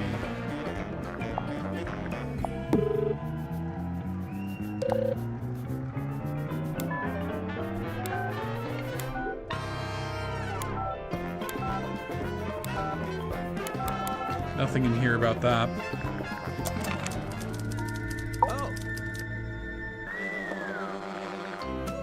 That's crazy that he just was able to open that. Someone lose an eye? It's not real. Oh. Oh, it's got a weird smell. So? So maybe try asking Mariana about it. She's got a wicked sense of smell, like a dog. I'm serious. Hey, the guy who wrote this review has the same name as As who? I'm not sure if I'm allowed to say. We know. Rip must have really steady hands working with all those small parts, huh? I could never. It looks like some scissors or A something. map of silkworm? I don't know much about the town. You'd be better off asking someone else. Hey, so remind me what a hex is again? Didn't you just make a movie called Hex of the Helmsman? Right, but look, I'm bad with learning what the made-up words mean. It's not a made-up word. A hex is a magic spell, kinda like a curse. Or it can mean 6, as in hexagon. Oh, gotcha. Okay, thank you. I was hoping that would clear up what a hex bottle was, but no dice. Is that a crystal ball? Yeah, I think it's made of glass. Right, but a crystal ball in the sense that it's a magic ball you look into and you see your future or whatever? Oh, yeah, I guess. Why don't you look into it? You'll see yourself solving the murder, and then you'll know who did it. It's genius. You know what? Great idea. Yeah. Where does Zephyr find this stuff? I'm pretty sure they don't sell this magazine at my local newsstand. Maybe on mail order. I think it's more of a black market thing. Huh. Some of the listings in here, the prices are in ounces, and there's a symbol. It's the alchemical symbol for gold. For real? Man, is Zephyr like secretly super rich? Dr. Z told me this is a dream helmet. Have you tried it out? Nope, I don't dream. What? Yes, you do. No time, bro. Gotta optimize that sleep cycle, you know? If you're dreaming, you're not resting. You're insane. A little bit. Love it. Interesting. So he says that he has not had him use that. That's interesting. Tadpole? Oh, she's awesome. Got all kinds of stories. It takes some work to get them out of her, but it's totally worth it. Like, get this. I found out she used to be a rescue diver, but they banned her for being too good. How can you be too good at that? I don't know. She'd go too deep, stay under too long, break all the guidelines, you know? Huh. I gotta say, no disrespect to Cynthia, but I'm disappointed Tadpole didn't become the new captain. What, did Tadpole say she wanted to be captain? No, I just think she'd be really good at it. I mean, she's smart, brave, plus she knows all about the ocean. I mean, come on. Worman's my good buddy. Yeah, he's like the cranky older brother I never had. How did you become friends? Oh, it was mandated by the film studio. What? I was gonna say, Well, I don't think he feels the same way, buddy. Version of Worman's book, so the studio figured we needed to be friends. And now he's writing his next book, a sequel. Yeah, dude. Hex of the Helmsman 2, The Revenge Unleashed, or whatever. I don't think he actually has a title for it yet, or a story outline, or actually anything. I kind of feel bad for him, honestly. It's a lot of pressure, you know. Dirk, your work and Worman's work, they're kind of intertwined, aren't they? How do you mean? You can't make your next movie until Worman's written his next book. Oh, sure. I mean, that's true, I guess. Interesting. He's really put all of his eggs in the helm of the Hex of the Helmsman basket, huh? Dirk Dansom, 6'2", blonde, athletic, passionate, adaptable, amenable. Okay, you're hired. Please stop. And how long have you been an actor?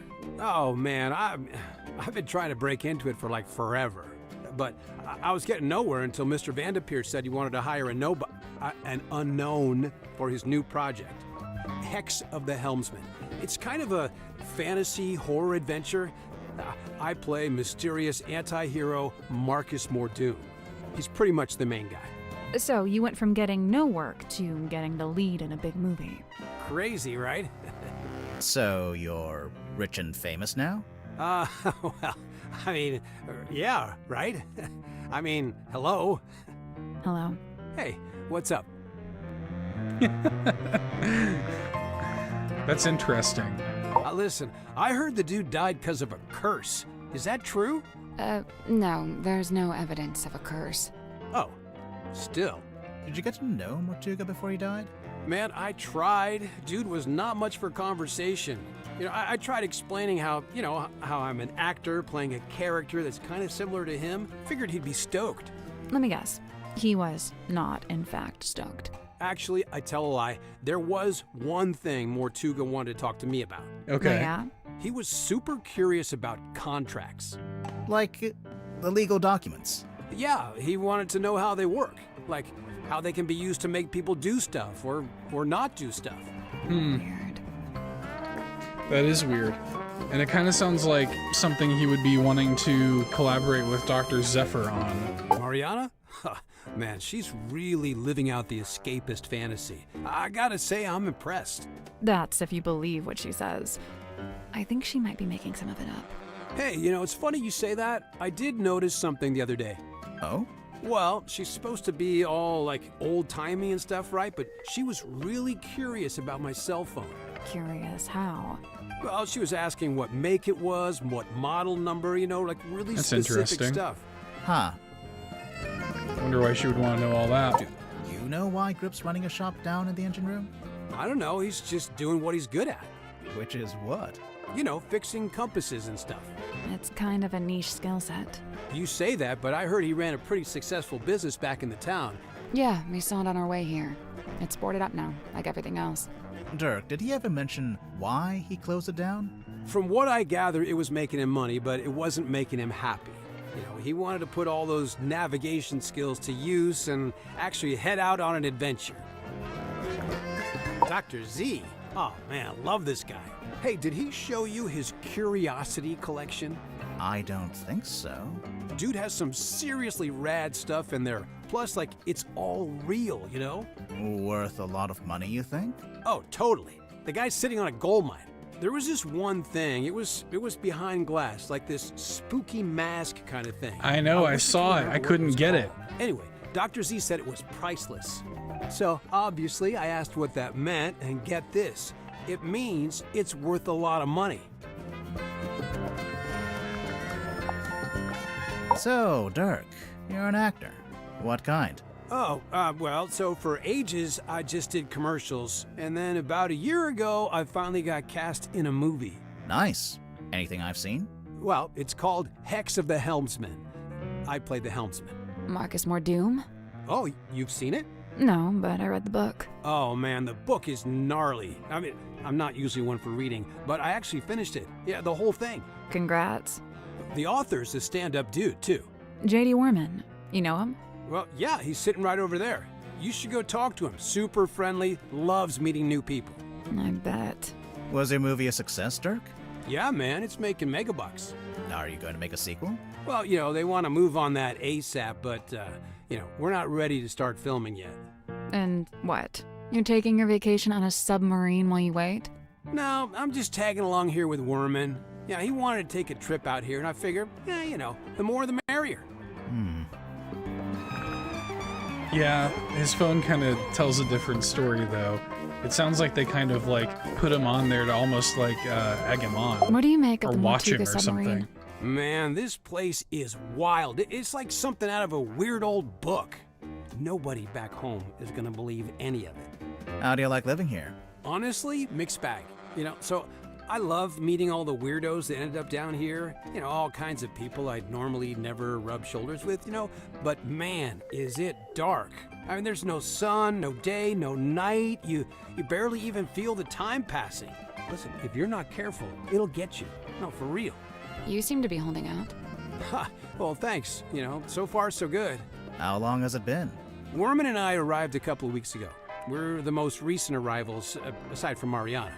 It's lucky they still had this room free. You ended up with pretty nice living quarters. Yes, I never really thought about it. Dirk, you're basically just a passenger, am I right?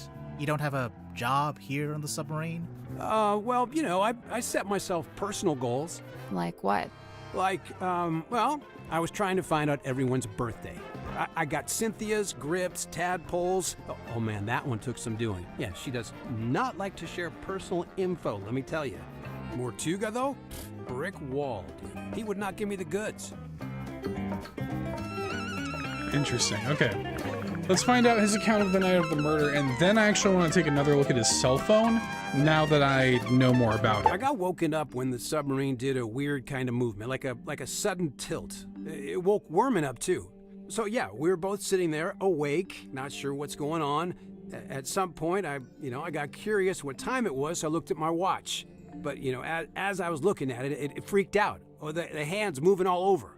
And like they were trying to point in all directions at once, if that makes any sense. Anyway, I didn't have any more time to think about it since then we heard this scream. Yeah, Worman and I left our room, went through the mess hall and towards the storeroom at the end. It was unlocked. Sim was standing in the doorway. Mortuga was on the floor, totally dead. I tried to help Sim, pull her away. Worman, though, he just stood there, staring. Like, didn't look away once. It was like he was trying to commit it to memory or something. Although, I don't think he noticed the person outside. Sorry, what? Outside the submarine. Yeah, I saw someone swim down past the window. I couldn't tell who it was, though. Okay. What did you do next? I wasn't sure what to do, to be honest. Luckily, Tadpole showed up a short while later, and she kind of took charge. Yeah, she came up from her Cynthia room. Showed up next, then Mariana, then Zephyr. Tadpole wanted to know what had happened, but nobody had any answers for Nobody's him. mentioned It if Tadpole was bad wet vibes that all time. around. Sim and Cynthia left first, then Worman, then me and Mariana. We left around the same time. So, yeah, I went back to my room. Worman was there already. He'd gone straight back to work. And, that's all I got. Can I stop talking now? You can stop talking now. Okay, I want to take another look at this, now that I kind of know. Big Real Studios, 500,000 with no multi-picture deal.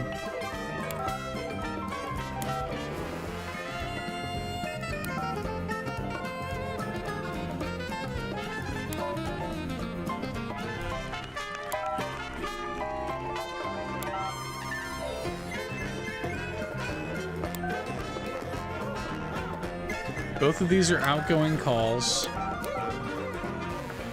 Okay. Did we look in this? It's a suitcase. Clothes are neat.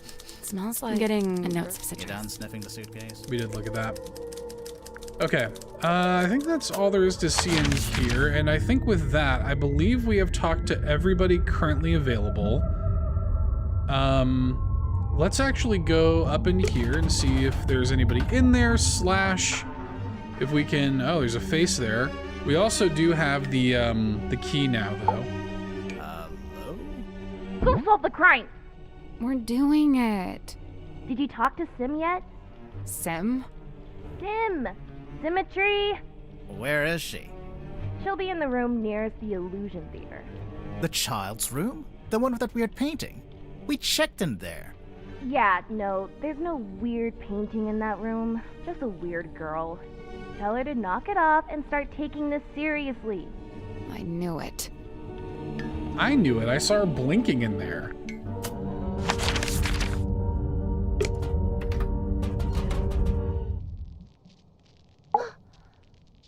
Alas, I am outwitted. My paltry facade undone. I mean, yeah, I could see you blinking. We could hear you Right. breathing a little bit too. Sorry. Bound are we by limitation of the flesh. Your symmetry, is that right? Symmetry Silk Moth, illusionist. I And love her you, already. are The you characters not in this are detectives so both, good. In service to the captain? Pretty much, yeah. And should thou find me guilty, what punishment awaits? We don't really plan that far ahead, to be honest. Will we find you guilty? My heart is burdened heavy, true, but not from murderer's guilt. Okay, glad to hear it. Technically, she just said she isn't feeling guilty. She didn't say she wasn't guilty. I mean, yeah, there's a lot to unpack there, quite frankly. Yeah, and the Captain Seafoam is the only one we haven't met yet. Let's ask her about some of this stuff. I find it hard to look away. Her flicker flame doth draw me in, and I am merest moth. What is it? Some kind of monster from the bottom of the ocean? Name No, is Silk not Moth. of the sea. She's of an even darker place. Oh, I'm reading this myself. Oh, cool. Hey, did you like the bit where... I am but midway through. Prithee, spoil it not. Right, sorry. Spoil it not, The prithee. letter in fair Cynthia's hand, a plan devised by her and her alone. The plan being... Why, to hire a sleuth to seek the truth. That's us. Couple of sleuths seeking the truth. I implore, unravel swift this tangled tale, and name the knave ere further harm befall. Further harm befall who? With former captain slain, I feared the new be target too. That's interesting. I mean, it would make sense as to why she's locked herself in the captain's cabin. The fate awaiting guilty hearts once they are condemned. What? You get turned into a weird little wooden goblin head? Nay, bound in chains upon the deck and pulled along beside the ship. Oh, jeez. She's not serious. I don't think. Why would someone bring along a bottled form of sun? Sunlight's good for you. Vitamin D, I guess. What does it do? All kinds of stuff. If you don't get enough, it makes you sad. You know how people tend to be happier in summer and sadder in winter? Silkworm sun is scantly seen, even in a summer sky. I swear, sometimes she just gets lucky with the alliteration. I definitely want to ask her about this because she is wearing one of the Lillian's locket. artifacts, yeah. Looks familiar, don't you think? I didn't know it had a name. She... Kindly close the book. I have no desire to look upon it longer. Oh, sure. Here you go. That face! You know what it is? Mine eye but chanced upon it. Nothing more. Uh-huh. There was something. You know something, lady. Oh, my fog ball. Your fog ball? As carved and crafted. You made it? What for? Well, thou mayst use it to speak with Gregory. Sorry, Gregory? We never met a Gregory. Oh, from her You show. wouldn't have. He lives inside the ball. Oh. And he's my uncle. Oh. And he's dead. Oh. And fictitious. Oh. I was about to say, like, is the face that she saw, is that Gregory's face? Is that the idea? What is it? I do not know and dare not guess.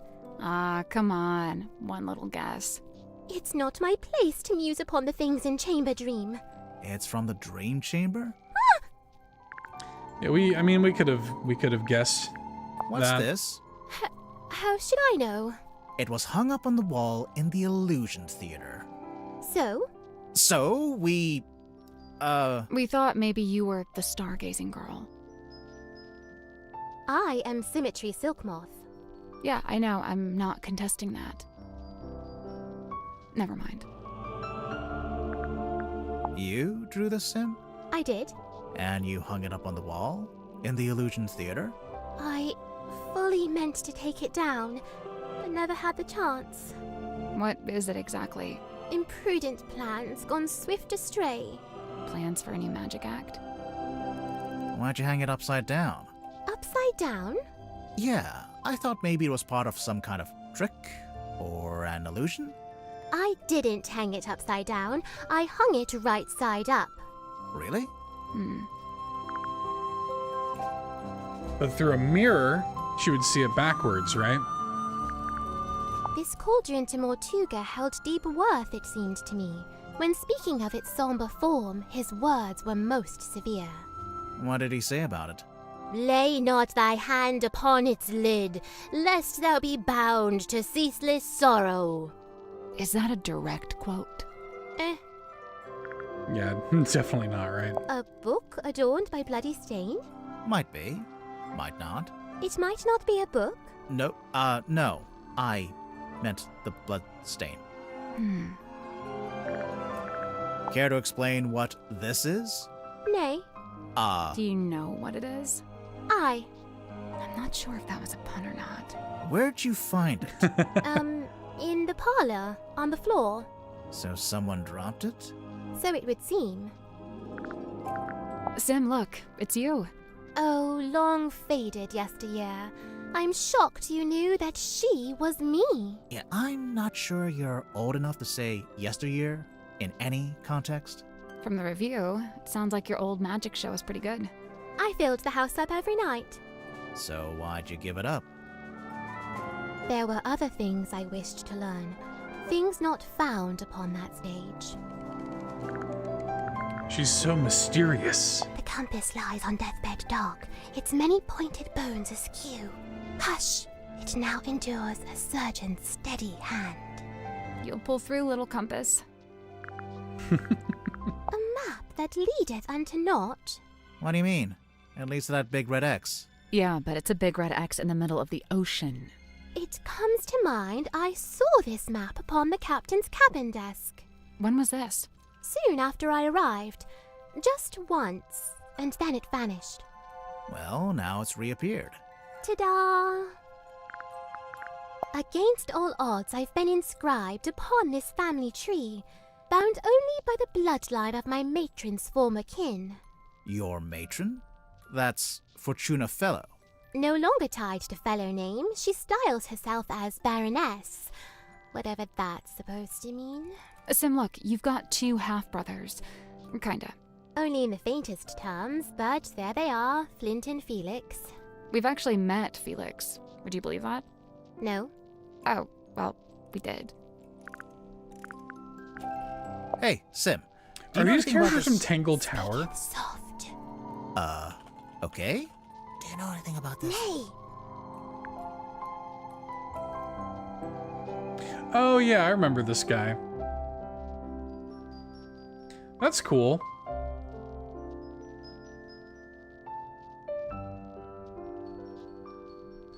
It's neat that they've kind of like tied them together like that. Yeah, I forgot all these characters' names.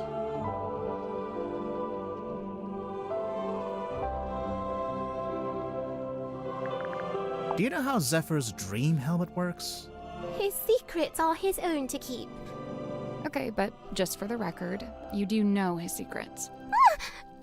I am bound to share them not.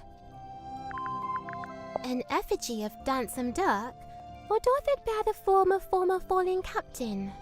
Technically, neither. Employed it be to speak with unseeable souls?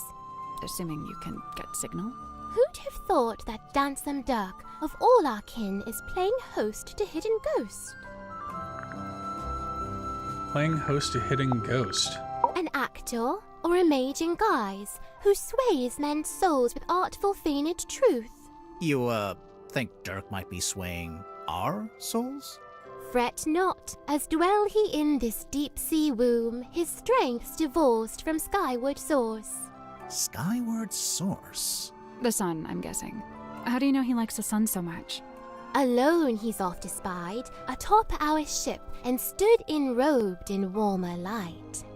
Dirk goes up on deck a lot, huh? By himself, I wonder. Dirk Dansome, number 8, the shiny penny.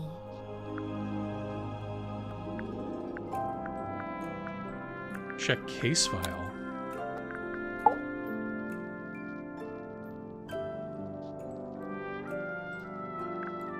Dirk Dansome, number 8, the shiny penny.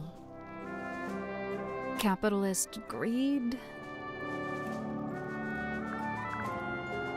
Interesting. So, we learned that Mariana Moon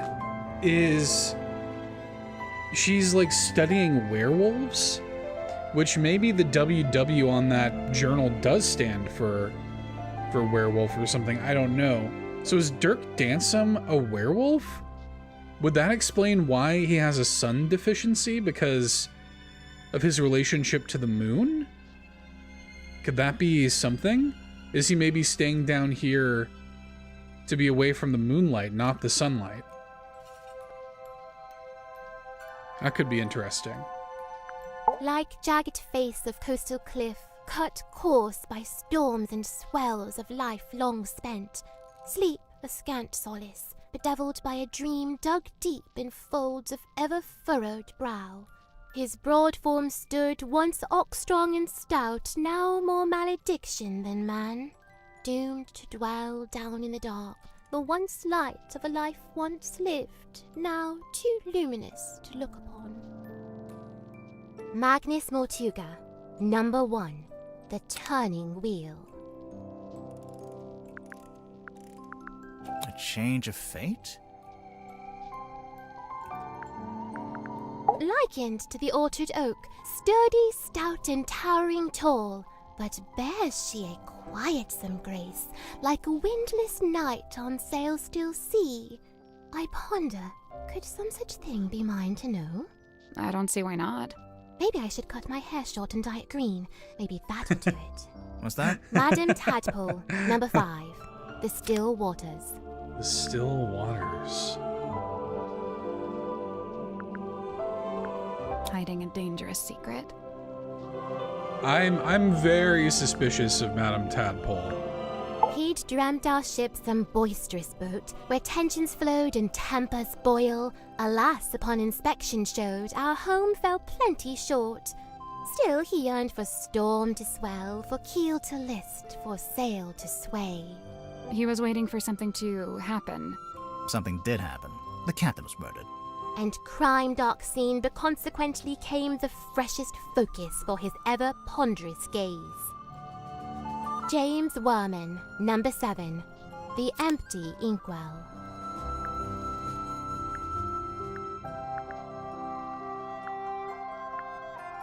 Not evidence of hard work. I would assume... I mean, it could be amorality. Amorality? Still estranged, this moon and I, but she and me befind ourselves in newfound kinship joined. What kind of kinship would that be? The kinship of wearing a big yellow locket around your neck. We may need to workshop the name. Mariana's moon necklace? That's a locket? Must be. I've seen her open it up and peer concernedly at its internals. Isn't that interesting? Mariana Moon, number 9. The Half-Hidden Moon. Reclusiveness, being incomplete. Being incomplete? She isn't responding to any of them? You look kind of pale. Are you getting enough to eat? No! Alas, by flesh and frame and bone and blood I set but little store. Yeah, that's what I thought. So what do you set store by? Oh, like, what are my interests? Yeah. Enwrapped, enthralled, of cloth-in dolls, of effigies, of twins. Okay, sure. Of glass and gleam, of mirrored eyes, of phantoms falsely cast. Fine. Mirrors, okay. Oh! Of what, if aught, doth lay beyond this fleeting form of flesh? Huh. Symmetry Silk Moth, number 4. The Unblinking Eye.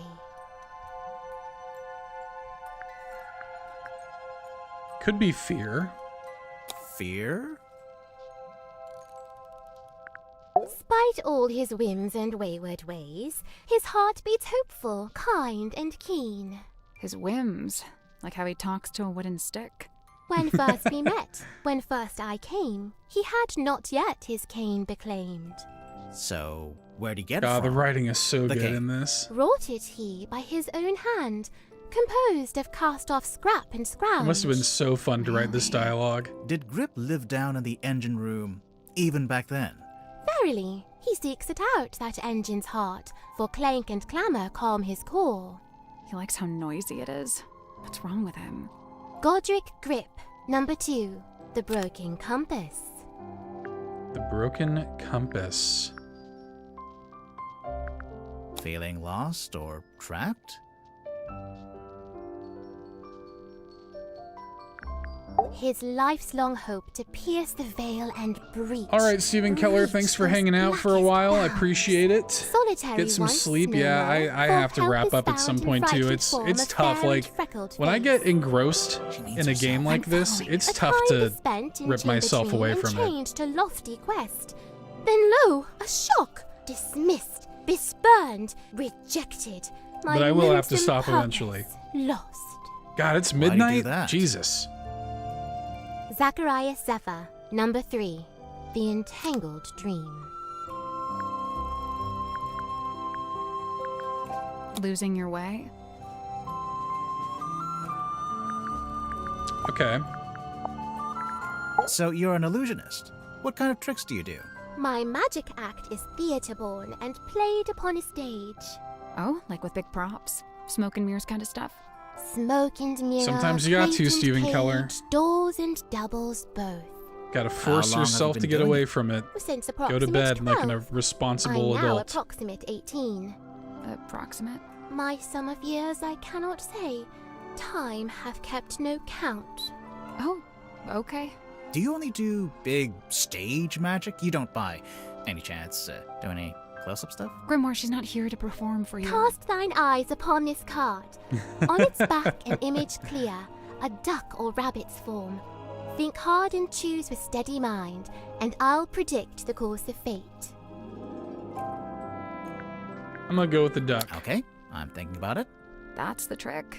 Sorry, but this is like the most basic optical Night, illusion. Stephen Keller. There'll be a drawing that looks like a duck or a rabbit, depending on how you interpret it. What does it say? That's the trick. Sorry, but this is like the most basic optical illusion. There'll Oh, be a it's- drawing. Okay, Oh my okay, I God. get it. Very good. Well done. Is this your bedroom? My chamber shared with Cynthia Fair. Take a left down the hall. Oh, so this room is, what exactly? My place of toil. What are you toiling on? Many a thing, all a manner of things. Keeping busy, huh? I must remain of some use, lest I should become useless. What would happen then? Surely I'll be tossed into the sea, where I will promptly perish. Uh, Thereupon my listless form becomes a meal for a passing sea turtle. Symmetry. But oh, the turtle finds me scant sustenance, and he too will perish, and we'll both be dead forever and ever. Symmetry! Scene opens. Submarine interior. Symmetry lies awake in bed. We're really doing it like this. She is restless. She's wrought literally with reading guilt. a script. What about what? A sudden movement of the submarine wakes Cynthia. Cynthia, noticing Symmetry. Oh, you were already awake. What is wrong? The two young women briefly talk to one another. Not gonna give us that bit? Cynthia, getting up. Oh, I must go and inspect the control room. Exit Cynthia. Symmetry lays in bed a little longer. Symmetry, getting up. Oh, I must return to the Illusion Theatre. I cannot bear it. Return? The Illusion Theatre. The door is already open. Symmetry sees Captain Mortuga laying dead on the ground. She screams. She also sees a large face passing by the window. What? A face outside the submarine. Enter Dansome Second and person Worm. to say that. Dansome. Oh, my dude, this is crazy. Worman says nothing. Enter Madame Tadpole. In her wake, Mr. Grip, Cynthia, and Mariana.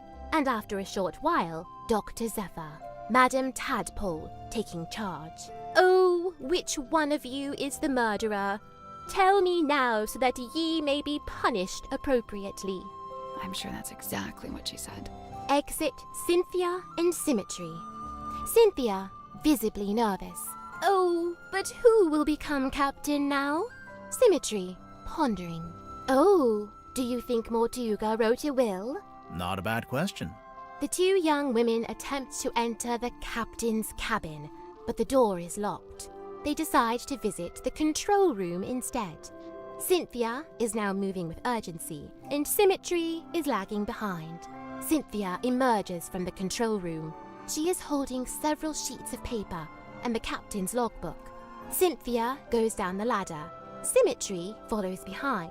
Outside Worman's bunk room, Symmetry noticing a piece of paper on the ground. Oh, surely this was dropped by Worman, as it is from his typewriter. I shall return it to whence it came. She places the paper back into the typewriter. Symmetry returns to her bedroom. Scene ends. I wonder if Grip would let us take a closer look at that cane of his. Can't hurt to ask.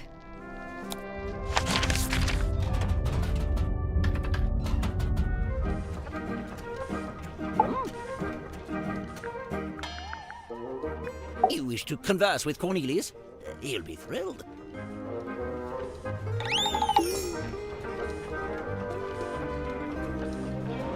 Oh, he's got two expressions. The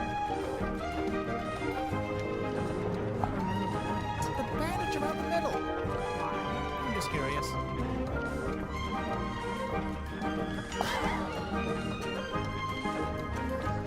Well, it's like damp with something?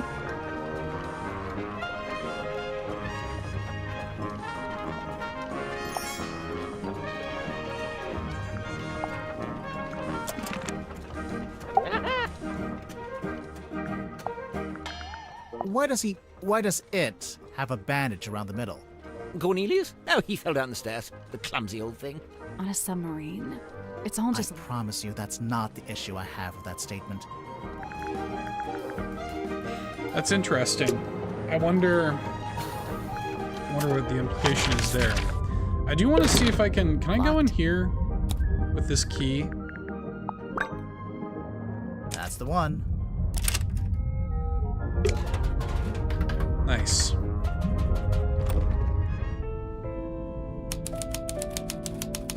Captain's cabin. Oh, something's in there.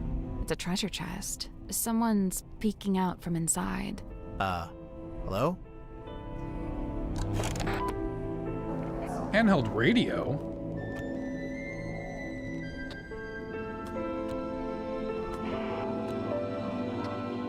It's got the seafoam thing. It actually it looks like Cynthia.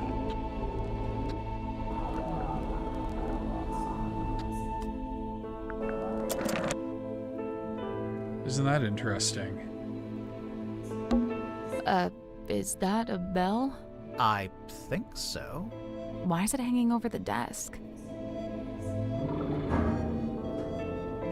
Moon gear.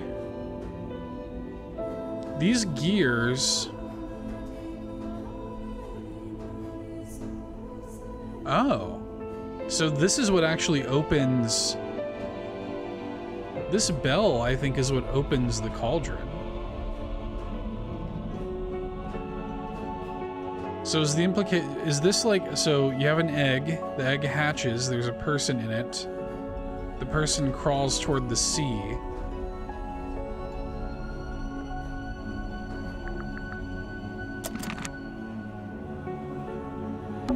Mortuga's desk. Anything in the drawers? Just dust.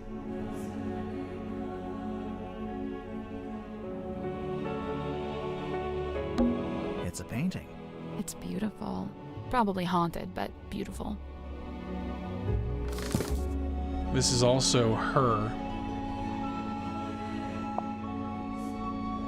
Mother finally let me have the map, most of it anyway. The important bits are still there. Problem, I spent all night last night trying to decipher the actual coordinates. I couldn't do it. Magnus couldn't do it either, but he said we could pay someone to do it for us. So I've put him in charge of that while I make preparations on the ship. I need... Oh, it's cut off. Wanted to turn around and go back to Silkworm. Empty-handed? Never. So all the way there, he was sulky and moody, even more so than usual, I mean. He can be such a baby sometimes. I didn't let it bother me because, as I had known it would, the moment we saw the green light, his curiosity got the better. Yeah. It took forever, it's super heavy, and I really didn't want any of it to get damaged. Once it's on the deck, Magnus put his arms around it to turn the things. He can just about reach, but I told him not to do it like that. Might not be safe, since we don't know exactly what will happen. So I said we could do it together, one each. That worked just fine, but... This has the same in symbol as the other one. I'm guessing this is... And is that a moon also? I'm guessing this is, what's her name? Felicia? So, who is it? Grimoire. Let's make sure to ask everyone about this. Everyone. Yeah, I'm curious to see what kind of responses we get. That's always the thing, right? To see what people say about these things. Very curious about that walkie-talkie also. Okay. So what's this locked? It's locked. Come back in here and probably talk to Cynthia again. You spoke with Sim? Yeah. And? I'm not about to declare her innocent right here, right now, if that's what you were hoping for. Aw, come on. Do it. We haven't even spoken to all the suspects yet. Oh, which ones are you missing? You. Open the door, Cynthia. Right. Looks like she unlocked the door. Finally.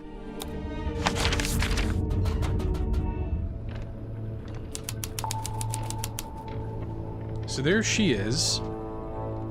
Blueprints. All sorts of things to look at in here. Submarine viewfinder. There's a whole raised dais here. What's that symbol in the middle of the floor? An 8? No, it's an S. Yeah, I think that she was out for some sort of revenge. What's this? It's a throne. It's not a throne. Oh, well, what is it? Well, it's the captain's control chair. There's a label taped to the back. That's what Maybe I it says what was kind of chair it referring is. to. That's not a label. That's a whole document. Command contract, a typed document that was taped to the back of the captain's chair in the control room. Magnus Mortuda and Cynthia Seafoam.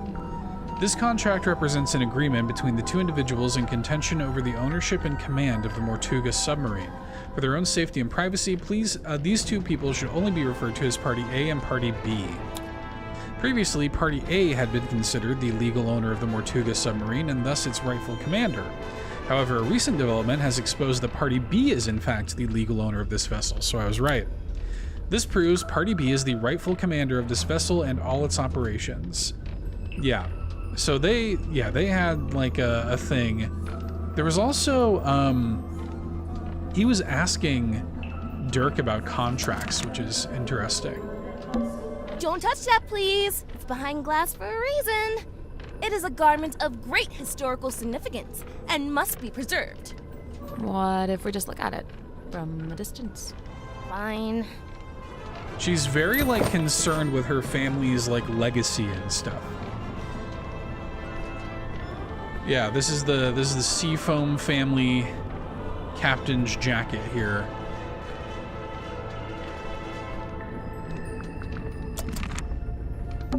Can we look at the control panel? If you promise not to press any of the buttons.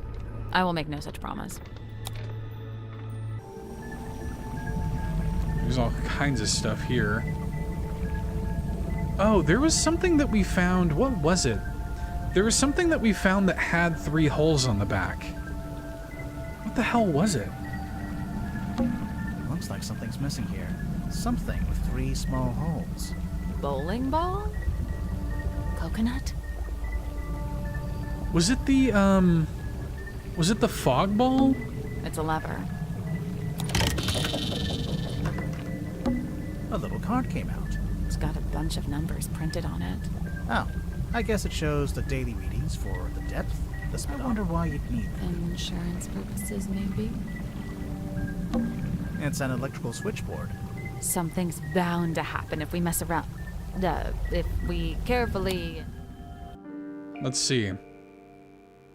Swap the 6 colored plugs into the correct sockets. And I guess we're trying to form this image here, right? Okay.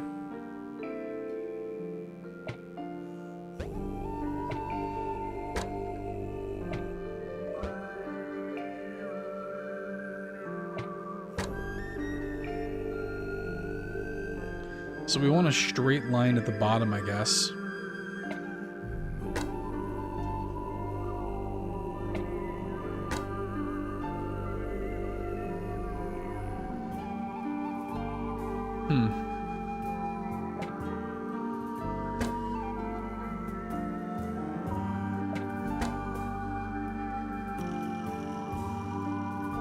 It's forming, they're forming numbers, I guess. So like,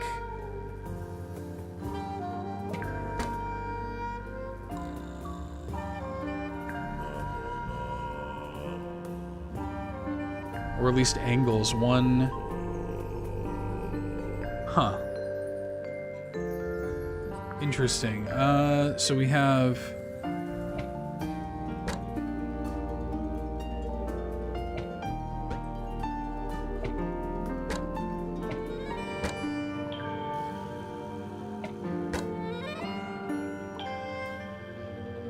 I just don't know what the significance of this is.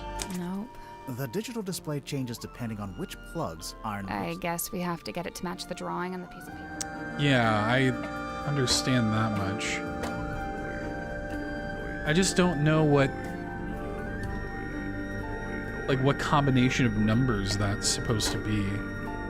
I'm trying to recognize like some sort of pattern in it. We're gonna want this to go like straight down. Okay, and then that bottom one needs to be empty.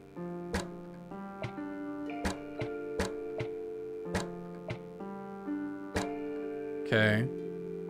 And then we need that to go straight across also.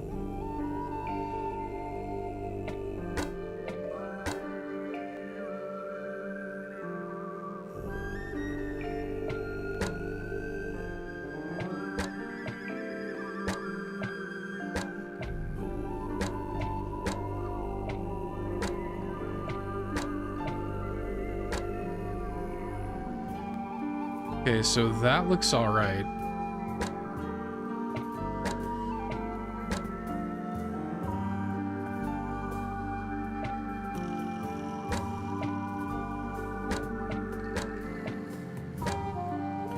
Basically looking for whatever combination with blue here that will...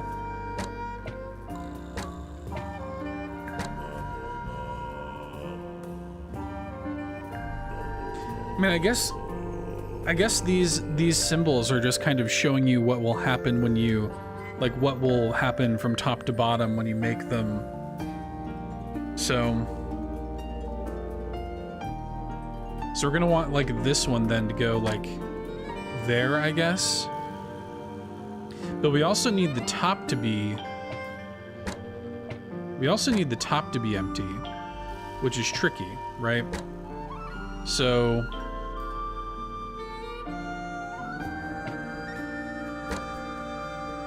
maybe something like that.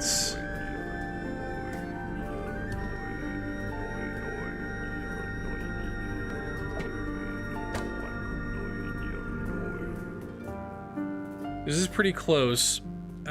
We do need red to not be on the left side there. I need yellow to not be on that side too, but I do need it to maintain the bottom, or I need it to maintain the top rather. I think this is it. Nothing. The display is made up of various, for instance, the top lefts lit up by the red triangle set, and the bottom lefts. They overlap though, meaning some Yeah, parts. I understand. I'm just trying to. Oh, I need the left side of the triangle gone.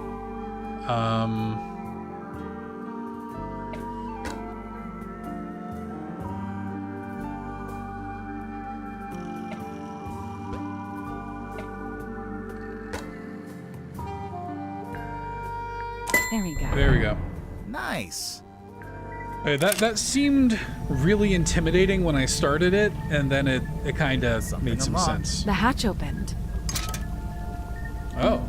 And it's a ring-bound book. Captain's log.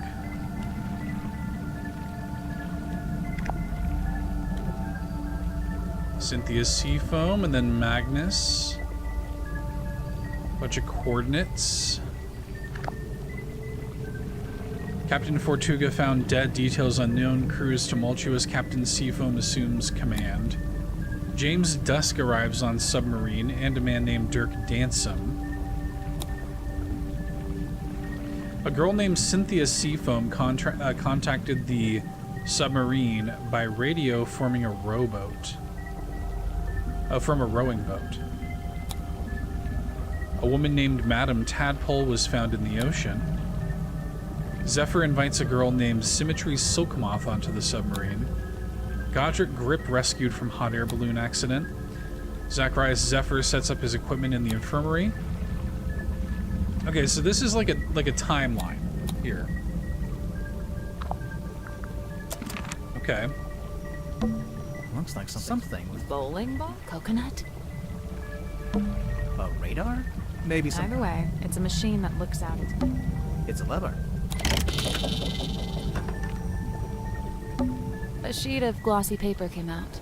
I think this is how they print out stuff they see. So, is there... No, nothing. It's a kind of waveform. I think this is for listening to the ocean. What are they expecting to hear? It's a depth meter. Grimoire, if you had a depth meter, it would say 0. Ooh, Damn. wow. Proud of that one? Okay. Well, I mean, we've looked at a lot of this. Does this say... Can I look at this? No, okay. Alright. Well, we found all that. I guess we haven't looked at this yet. Don't touch it. I won't. That was not convincing. Seafoam symbol on it.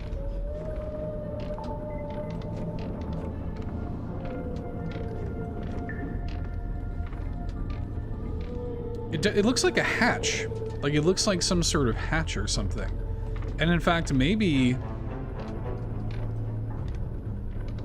this was like the hatch to the storeroom. There's even an arts and crafts table. It's a normal table. Currently being used for arts and crafts. The title reads The Mortuga Submarine.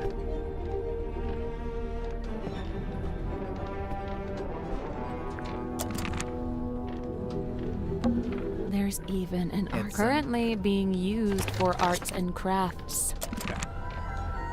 Look at this, I guess. Down periscope. Down periscope. Alright, let's talk to her. Hey, so thanks for finally letting us in. You know, I have to say, that really was pretty unhelpful. It is I, Cynthia Seafoam, fearless captain of the Mortuga submarine. Hi, I'm Sally. Aha! Then you must be Detective Grimoire. Correct? Yes? The world's greatest detective, here on my submarine. The world's... No, I'm not the world's greatest, just a detective. She was probably talking about me. Now I assume you've come to make your official report. Let's hear it. I'm a busy woman, you know. Slow down there, Miss Seafoam. We just came in here to question you since you're one of the suspects. But I hired you! Yeah, no, that doesn't get you off the hook, I'm afraid. What? Nope. Really? Ugh, this is so totally unfair. If anything, it makes me immediately interested in talking to you. Okay, let's ask her. We have so many clues.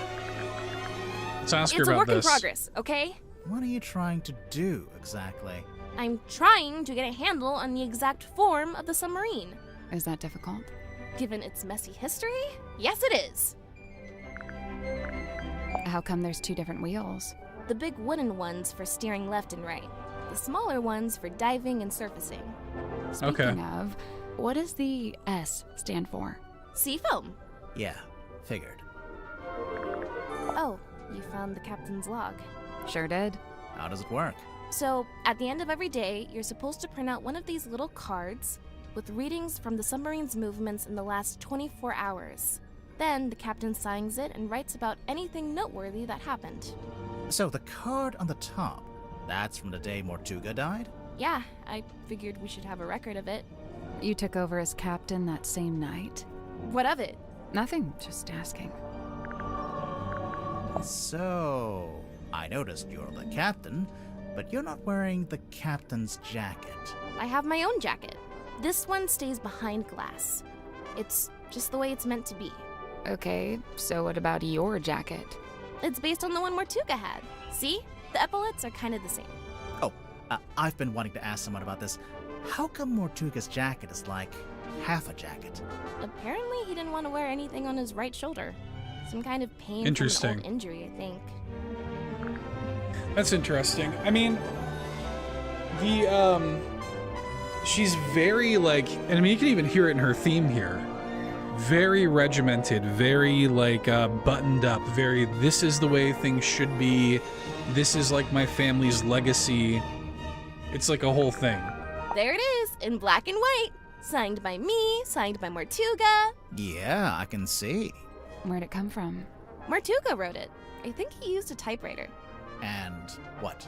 He presented it to you? When? Well, no, because he died. So. But we've both signed it, so yep, it's binding. Any further questions? Yeah. How did you? No? Great, let's move on. Yeah, I mean, I suspect that she had Zephyr have him sign that in a dream state. I feel like that almost certainly has to be what was going on there. So that he could turn over the submarine to her.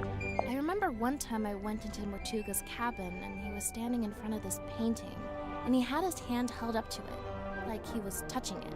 Maybe it got knocked and he was straightening it. No, he wasn't touching the frame, he was touching the painting itself. Okay, well, he is within his right to do that. I don't know. Might be worth a second look. That's interesting. What do you know about this bell? That's no bell. It's got a fluted drive tip. A what? For a fluted socket with 6 flutes. Oh, yeah. I agree The same one completely. that's on the top of the... It's the same one that's on the top of the stone cauldron. Cynthia, this radio looks kind of like you. Aw, you really think so? Why did she take that as a compliment? Does it belong to you? Of course, I brought it with me. That's how I first contacted the submarine from the outside. You used the radio to contact Martuga, and you asked him to let you into the submarine? Yep. Oh, wait, so there's a receiver in the control room? No. Well, kinda. So, you know what? Never mind. Not never mind. I want to know, how did you contact him? I'm sure I saw a picture of this recently, but it looked different. Where did you see this picture? Somewhere in the engine room? That's interesting. Okay. Cynthia, is this the phone you used to call us? No, I used one in the town when I went to drop off the case file. I never actually had my own cell phone. Do they all have flashlights like this? Oh, wait, that's a flashlight? Oh. Could be useful. It gets pretty dark down here. It could be useful. I know exactly where... Damn. Damn it. I want to... I can't stay up all night playing this. I cannot. But, all these layers are peeling back and I want to... What's with that wheel? It looks kind of like a shield. Does he have that in the movie? He has a wheel in the book, but it mostly stays attached to his ship, apart from one time it breaks off in a big storm. Damn it. What does it do? We're not sure. My money's on nothing. This is how we wound up playing through all of Desktop Explorer in one sitting. I just can't do that. I cannot stay up until 5 o'clock in the morning. I know about this one. The silver snake. What do you know about it? But damn it, this is good. Sea serpent that my mom I'm and so her best into friend it. fished out of the ocean. Your mother found it? Mm-hmm. What happened to it? Did she keep it? For a while. Eventually, some men came and took it away. Where is it now? I don't know. Oh, Sim's fog ball. What's this weird little antenna thing? Is that not just part of the design? No, I don't think so. Was the radio missing an antenna?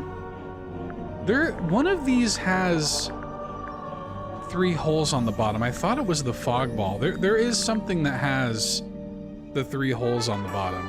Maybe it's the buoy? I remember seeing that. Or it could be the compass, I guess, actually. Hey, it's that bottle I saw Dr. Zephyr carrying around the submarine. Smells kind of like flowers or something. Weird. What about the thing in the bottle? I don't really want to know what that is. Cynthia, this map's got your surname on it, and the S from your signature. Oh yeah, Seafoam Harbor. I mean, nobody ever really called it that, but my mom was the harbor master, so yeah. I think that she's upset because history is erasing her mother's contributions to the town and stuff. This weird little drawing. It looks kind of like that thing Martuga kept up on the foredeck. This is the ship's compass, from here in the control room. Mm-hmm. Looks like Mr. Grip's already working on fixing it. Good! That's good. Why so many needles? The original needle was broken. Mr. Grip said he had a few he could try out as replacements. This one's the original? Yeah. Looks fine to me. Just put it back in. Nope, wouldn't work. It's malfunctioning. It needs to be replaced. That's I do wonder what the significance of that is. I remember this. My mom had a copy framed and put it up on our hallway. That's her in the photo. Yeah. Who's the other woman? That's her best friend. They were always going on little adventures together. And one time, they came back with a sea serpent. The silver snake. Also known as the silkworm serpent. Why'd they take it out of the ocean anyway? It was injured? They wanted to look after it until it recovered. Does it not have eyes? Nope, no eyes. And its skin was rock hard, but shiny, like a gemstone. Where'd you keep it? In the shipyard? Yeah. Mom wanted to take it back into the sea, but she didn't want to leave it. She wanted to go with it. She wanted all of us to go. To go and live in the ocean. Mm-hmm. That's interesting. Do you know what this is? I don't know. Does it belong to Madame Tadpole? Oh? Seems like the kind of thing she might have fished out of the sea. A couple of people have pointed me towards Madame Tadpole with that, so... That's one creepy book. Wait, are those initials? M? You're looking at it upside down. In the case file, you said the cauldron had never been unlocked before. And nobody knew how to unlock it, except, presumably, Mortuga himself. So you think it got opened in the course of the murder? I see 3 possibilities. 1, the cauldron was opened before the murder. 2, someone opened the cauldron after the murder. Someone other than Mortuga. Naturally. And 3, the cauldron was opened during the murder. Like the murder happening and the cauldron opening are one and the same? Maybe. If the bell... Interesting. The bell going on top of the cauldron, they're 2 parts of the same whole. And the bell going on top of the cauldron in order to unlock the cauldron, it looks like an egg. And I have to assume that's intentional considering the egg imagery on the thing itself. I don't know. There's something to that. Do you know what the stargazing girl is all about? No, Sim didn't tell me the details. She didn't want to, for some reason. She seemed to regret the whole thing. That's interesting. Baroness Fortuna. Who is she? She's the theater owner who adopted Sim. Did Sim like living with her? In the theater? Sim's reluctant to speak ill of her elders, but I get the sense that Fortuna wasn't very nice to her. You know, if this is poison, then surely it's a red herring. How so? Mortuga didn't die from poisoning. Right. So you think someone put it there as a false lead? I don't know. It's not a very good false lead. Sun tablets? Yeah, for when you need sunlight, but you can't get any. Like if you, I don't know, random example, lived in a submarine. I'm considering having this taken down. I'm captain, so I'm allowed to do stuff like that. Why would you want to take it down? It's just unnerving. It's making some of the crew uncomfortable. Some of the crew? Because her mom was, you know, possessed by the idea of like going to live in the ocean with the serpent. There he is, Mortuga's little mascot. What does he do? Well, you know, bit of this, bit of that. A big green light shines out of his eyes sometimes. Yeah, we saw it. It lured us onto the submarine. That's the idea. How does it work? Do you activate it from in here? Nope, it just kind of happens. Wooden buoy is confirmed to be magical. Aha! I see you found my case file. Sure did. How come you knew about Grimoire? Oh, I read all about the Tangle Tower case in a newspaper. I didn't know that got any press. Someone must have sold their story. I gotta ask, did Fiona end up leaving the tower? Or is she still there? Fifi? Yeah, she and Poppy moved out. Oh, good for them. They got a real nice place out in the countryside. That's so nice. I'm jealous! Interesting. This is nice. Like, it is a nice kind of companion to Tangle Tower. Like, it's a sequel. It knows it's a sequel. It addresses in a couple of fun little ways the first game, but it's also not like overbearing to the point where you're like missing a lot. So this is what Mr. Worman did after he left town. Why would he need to leave town to write a book? I feel like you could do that from anywhere. It was probably more about making connections. You mean like in publishing? In anything. Silkworm's a real dead end if you got any kind of aspirations. Yeah, I get that sense. Okay. Should we ask about... I kind of want to go, like... Let's go look at that painting again. I mean, I want to ask her more. I do want to... Like, there's so many little things I want to look at. Oh, right, I almost forgot. We should be able to get into Sim and Cynthia's bunk room now. Hang on, no, we're not doing that yet. Maybe we should take another. Search the entire painting. It's this, right? Is that the sun? Oh, it was out of place, wasn't it? The sun was upside down. Do you hear something? What? That's it? What? It's just going to hang in the middle of the room? You can reach it, can't you? Yeah, but... Then I don't see the problem. Oh snap. Hidden chamber. Captain's quarters.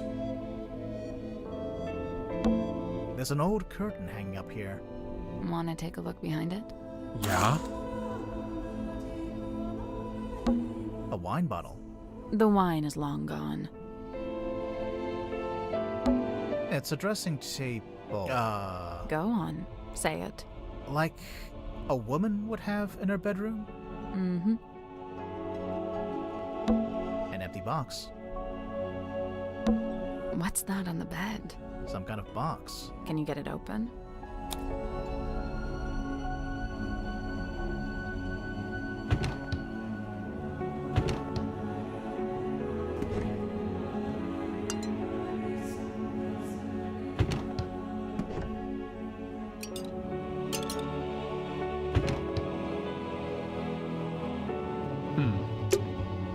There's no way to open it. Seems that way. Well. Yeah.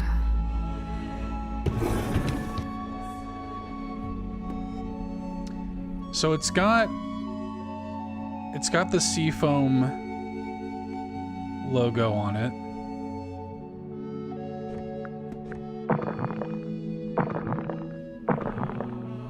Interesting. Oh, chapter 2, the box that would not open. How interesting. What is that? It's a model town. Oh yeah, look at this.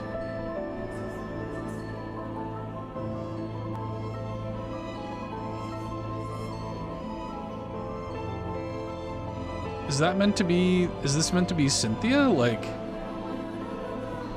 I don't know.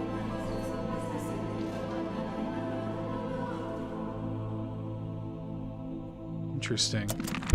Hey, there's a panel at the front. I guess that's the ocean. You can put... Huh. Oh.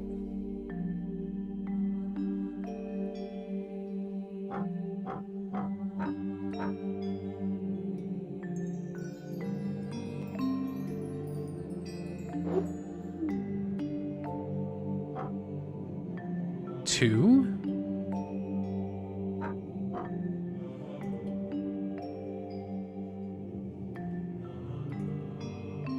Is it that we need both of these to be 2? Is that the idea?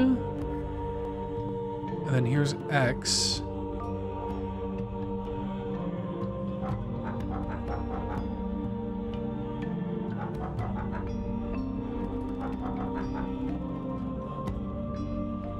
Interesting.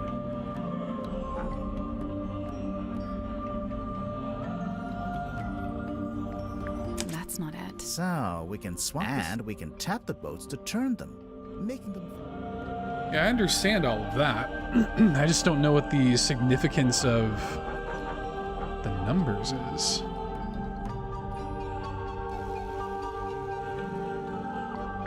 I guess that's wrong. I think it's supposed to be a... The start point is the arrow tile on the left side, and the end... It seems like the boats can only point in straight lines or diagonal. See, the big problem for me, it's talking about like chess or whatever. That is totally, that just goes straight over my head. Nothing. And the angle of each boat represents the direction. So we need to plot a journey from boat to boat, going from the start point. Yeah, I understand all that. So 2, I mean, I guess let's try to do it like this. 2, 3, and then let's say like 4, 5, and then there isn't a 6, it doesn't look like. There's another 2.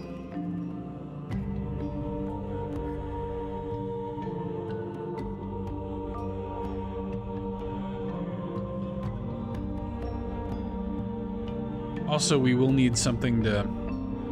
Hang on. 3. Let's make this 4. And then this 5. And then... It ends on 7, but there isn't a 6. I think the numbers on the sea and the angle of each boat represents the direction of that movement. So we need to plot a journey from boat to boat, going from the start.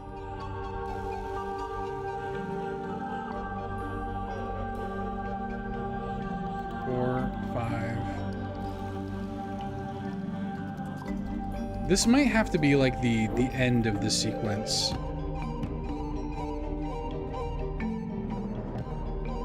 I mean, if all of these need to be used at all. Because maybe the 2 is not meant to be used at all. Maybe it needs to be like... And we're trying to get to the X, I assume? It seems like the best way to get to the X is from here.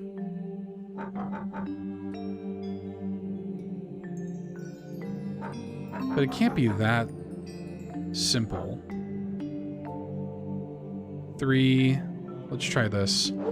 4, 5. And then, like, there...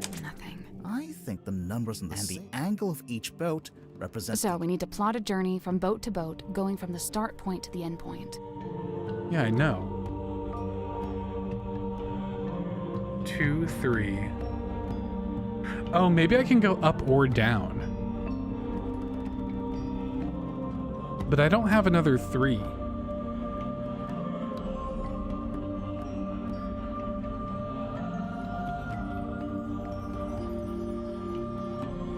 Ends, like, we go to 7. We have a 4, a 5, a 7. I don't have a 6.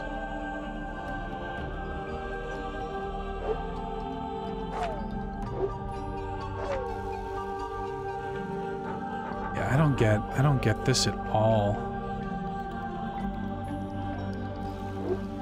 Do I need to maybe start this on 2? 2, 3...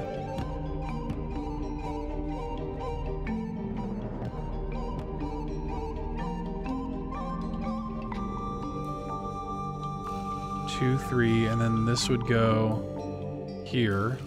4, 5.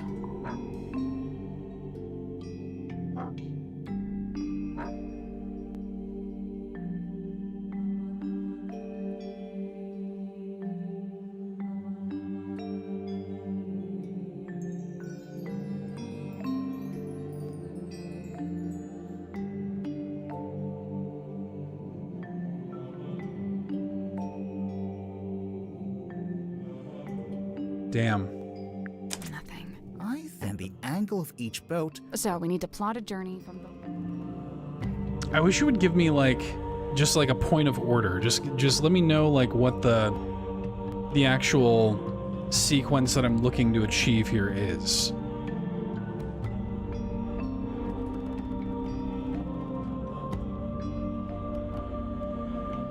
Yeah, I'm gonna see if there's a better hint that I can find here online.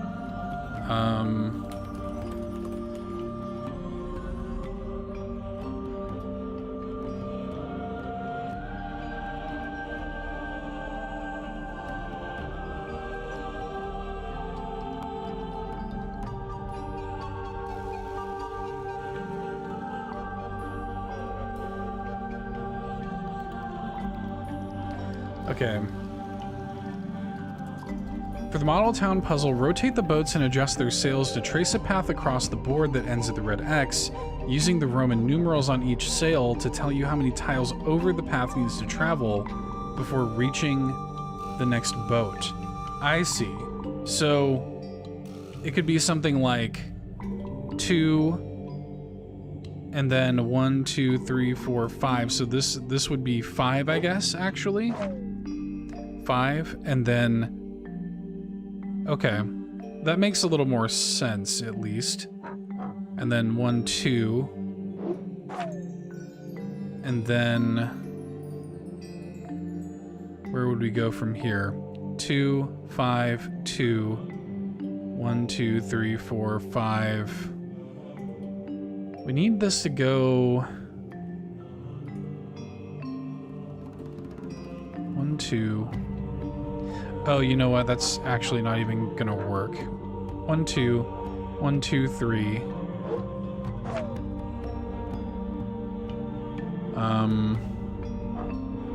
1, 2. 1, 2.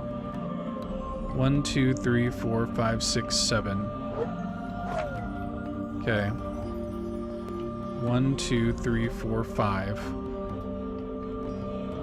Okay.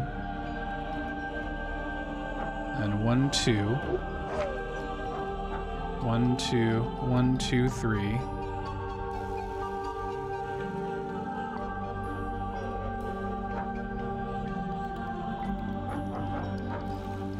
Nothing. And the So we need to plot a journey. Hang on. 2. 1, 2, 3. Oh, I have this pointing the wrong way.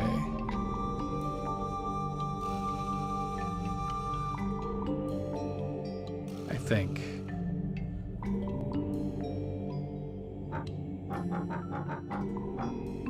One, 2, 3. 1, 2.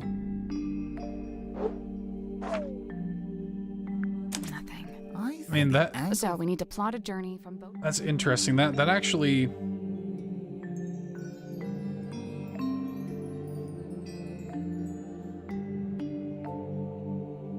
Unless it's like spaces between, or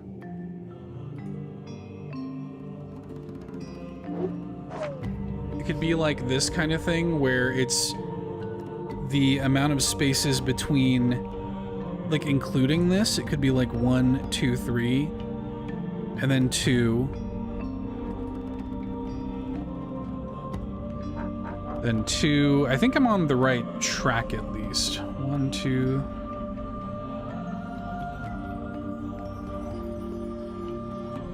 So hang on. 2? No, that doesn't seem right. Hang on, let me see.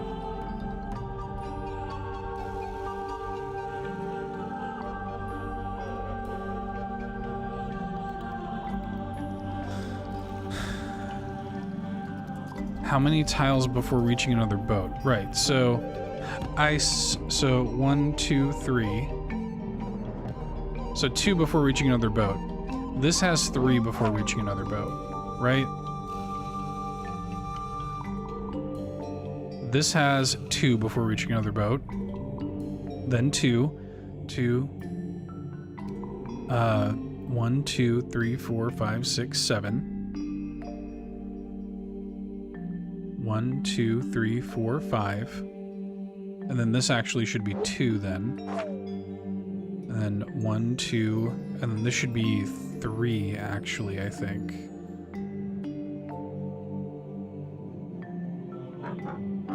Oh no, because this is gonna have to go somewhere else.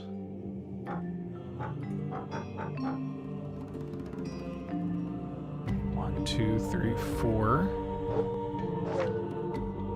And then 1, 2.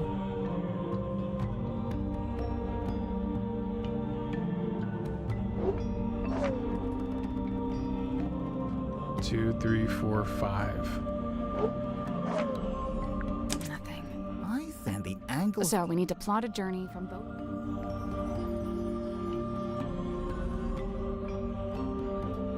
Oh, I think I have it exactly the opposite. So like, how many it takes to get between the next boat. 1, 2, 1, 2, 3. Right, so this should be 2. This should be 2. This one actually should be 7. This one should be 5. And then this one should also be 2. 1, 2, 3, 4. So this one should be 4. Okay, I think this is right. I did it. Damn. Good job. Okay. That was a confusing puzzle. It makes sense once you understand. Like, the flag that you're putting, you have to think of it like this. For anybody watching the VOD, if you're confused about this puzzle or whatever, think of the flag as almost like when you're putting the flag on there, you're making that boat move or something. It's representing the amount of movement the boat that you're putting that flag on has to take to get to the next one. So the way I had it set up, I had to think of it exactly in the inverse. The little lighthouse. It opened up, and there's something in there.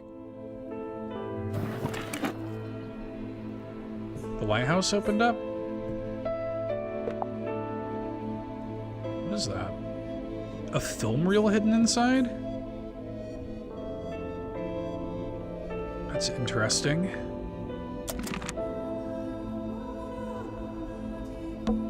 Most of the room is made of wood, but this door is made of thick metal.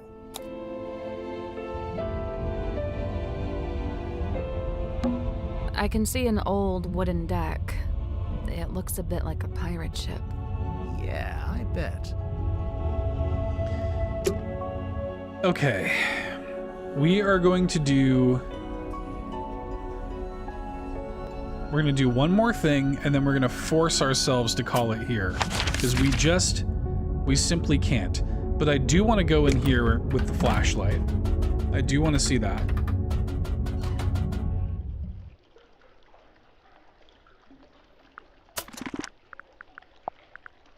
Now, do I, like, use it? How do I use the flashlight?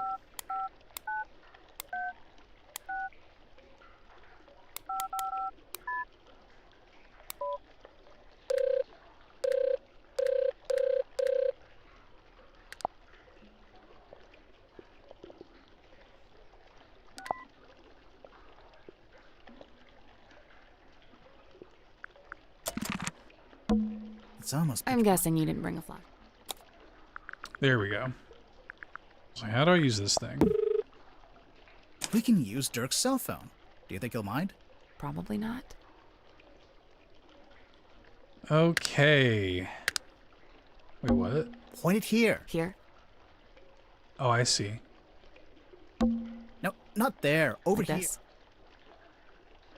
Over here. You're doing it wrong. Over here? This. What is A that? switch. See? I knew it Dumb was. luck. It looks like some kind of dot. Rotate the 2 outer metal dials and the 2 inner glass orbs.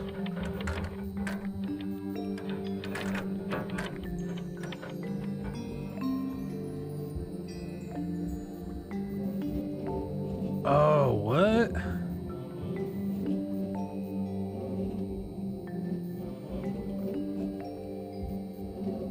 I mean, so obviously we're trying to make perspective-wise, we're trying to make this work.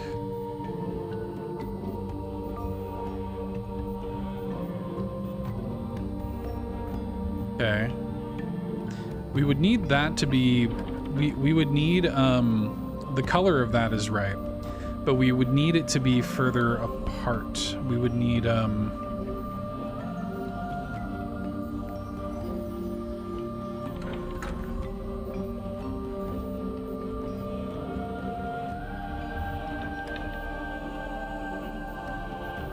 then for this, like, one of these, you can like somehow angle it to where there's only two. Yeah, like this.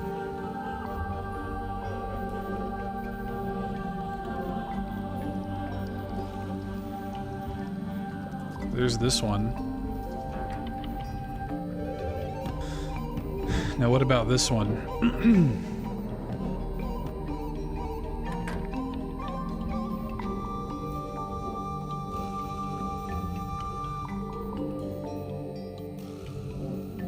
This needs to have 3 red at the top.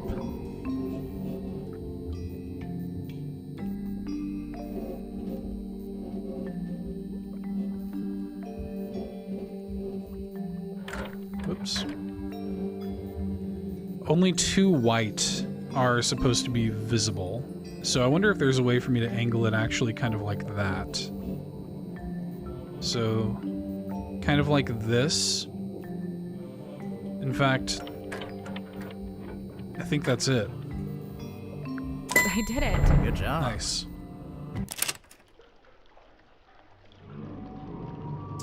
Okay. What is that? I have no idea. It's some kind What of... should we call it?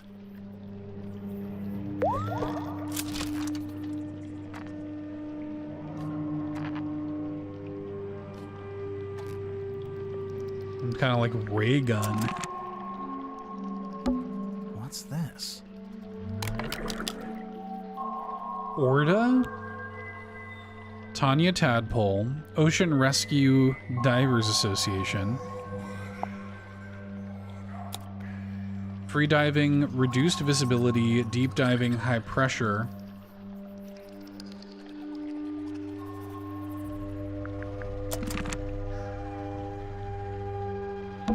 A glass bottle.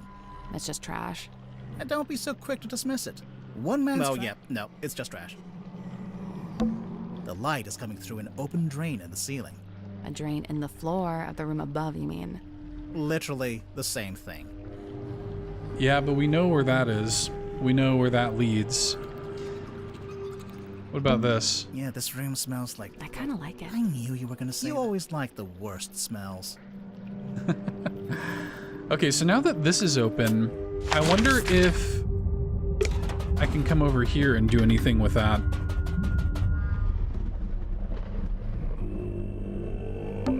A trail of blood. It runs straight down the room towards the back. No, it doesn't. No, it pulls out first.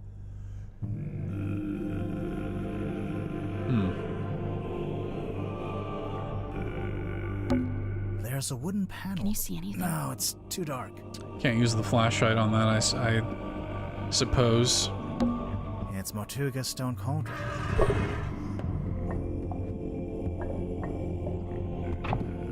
I would love to be able to, like, use the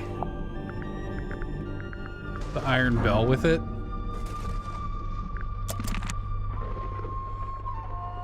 I guarantee you there's something to that. Okay, my earbud just gave me the little, like, my battery's dying sound. So that's as good, I think, a jumping off point as any to wrap up the stream tonight. Pretty good headway into this. And honestly, I think a great, like I said, this and then the Nintendo Drive tomorrow will most likely be kind of my last, you know, sort of live stream appearances in this apartment. And feels like a decent enough send-off for all of that stuff. Yeah, really enjoying this game a lot. I don't know if I'm gonna finish it on stream just because, quite frankly, I don't know if I can resist playing the rest of this before I get the opportunity to stream again. But I appreciate y'all, anybody who hung out with me and you know, were intrigued enough to hang out for the mystery here tonight a little bit. And I'm looking forward to playing the rest. Yeah, we'll be in a new apartment next time we fire up a stream like this. It'll be very different. The setup will be different. I'll be sure to do a stream at some point next week and give everybody the tour. And we're preparing some fun stuff. We're entering a new chapter next week, so that's going to be exciting. So yeah, check out the Nintendo Drive tomorrow night. I'll put a little CPG command here in the chat if you're not already following Carpool Gaming, if you've been hanging out and lurking or whatever. Check that out. If you have been lurking, go ahead and like the stream. I would really appreciate that. The likes help. If you're watching the VOD later on YouTube, if you used this video to like find a puzzle solution or something, hey, give the video a like or something on your way out, man. That kind of thing helps out a lot. So, okay. Stick around if you've been active in chat tonight. Stick around to see your name in the credits. Have a great night, everybody. I'll see you, I guess, in terms of this channel, I'll see you next time from a whole new place, a whole new office, a whole new setup. All right, have a good one. Bye.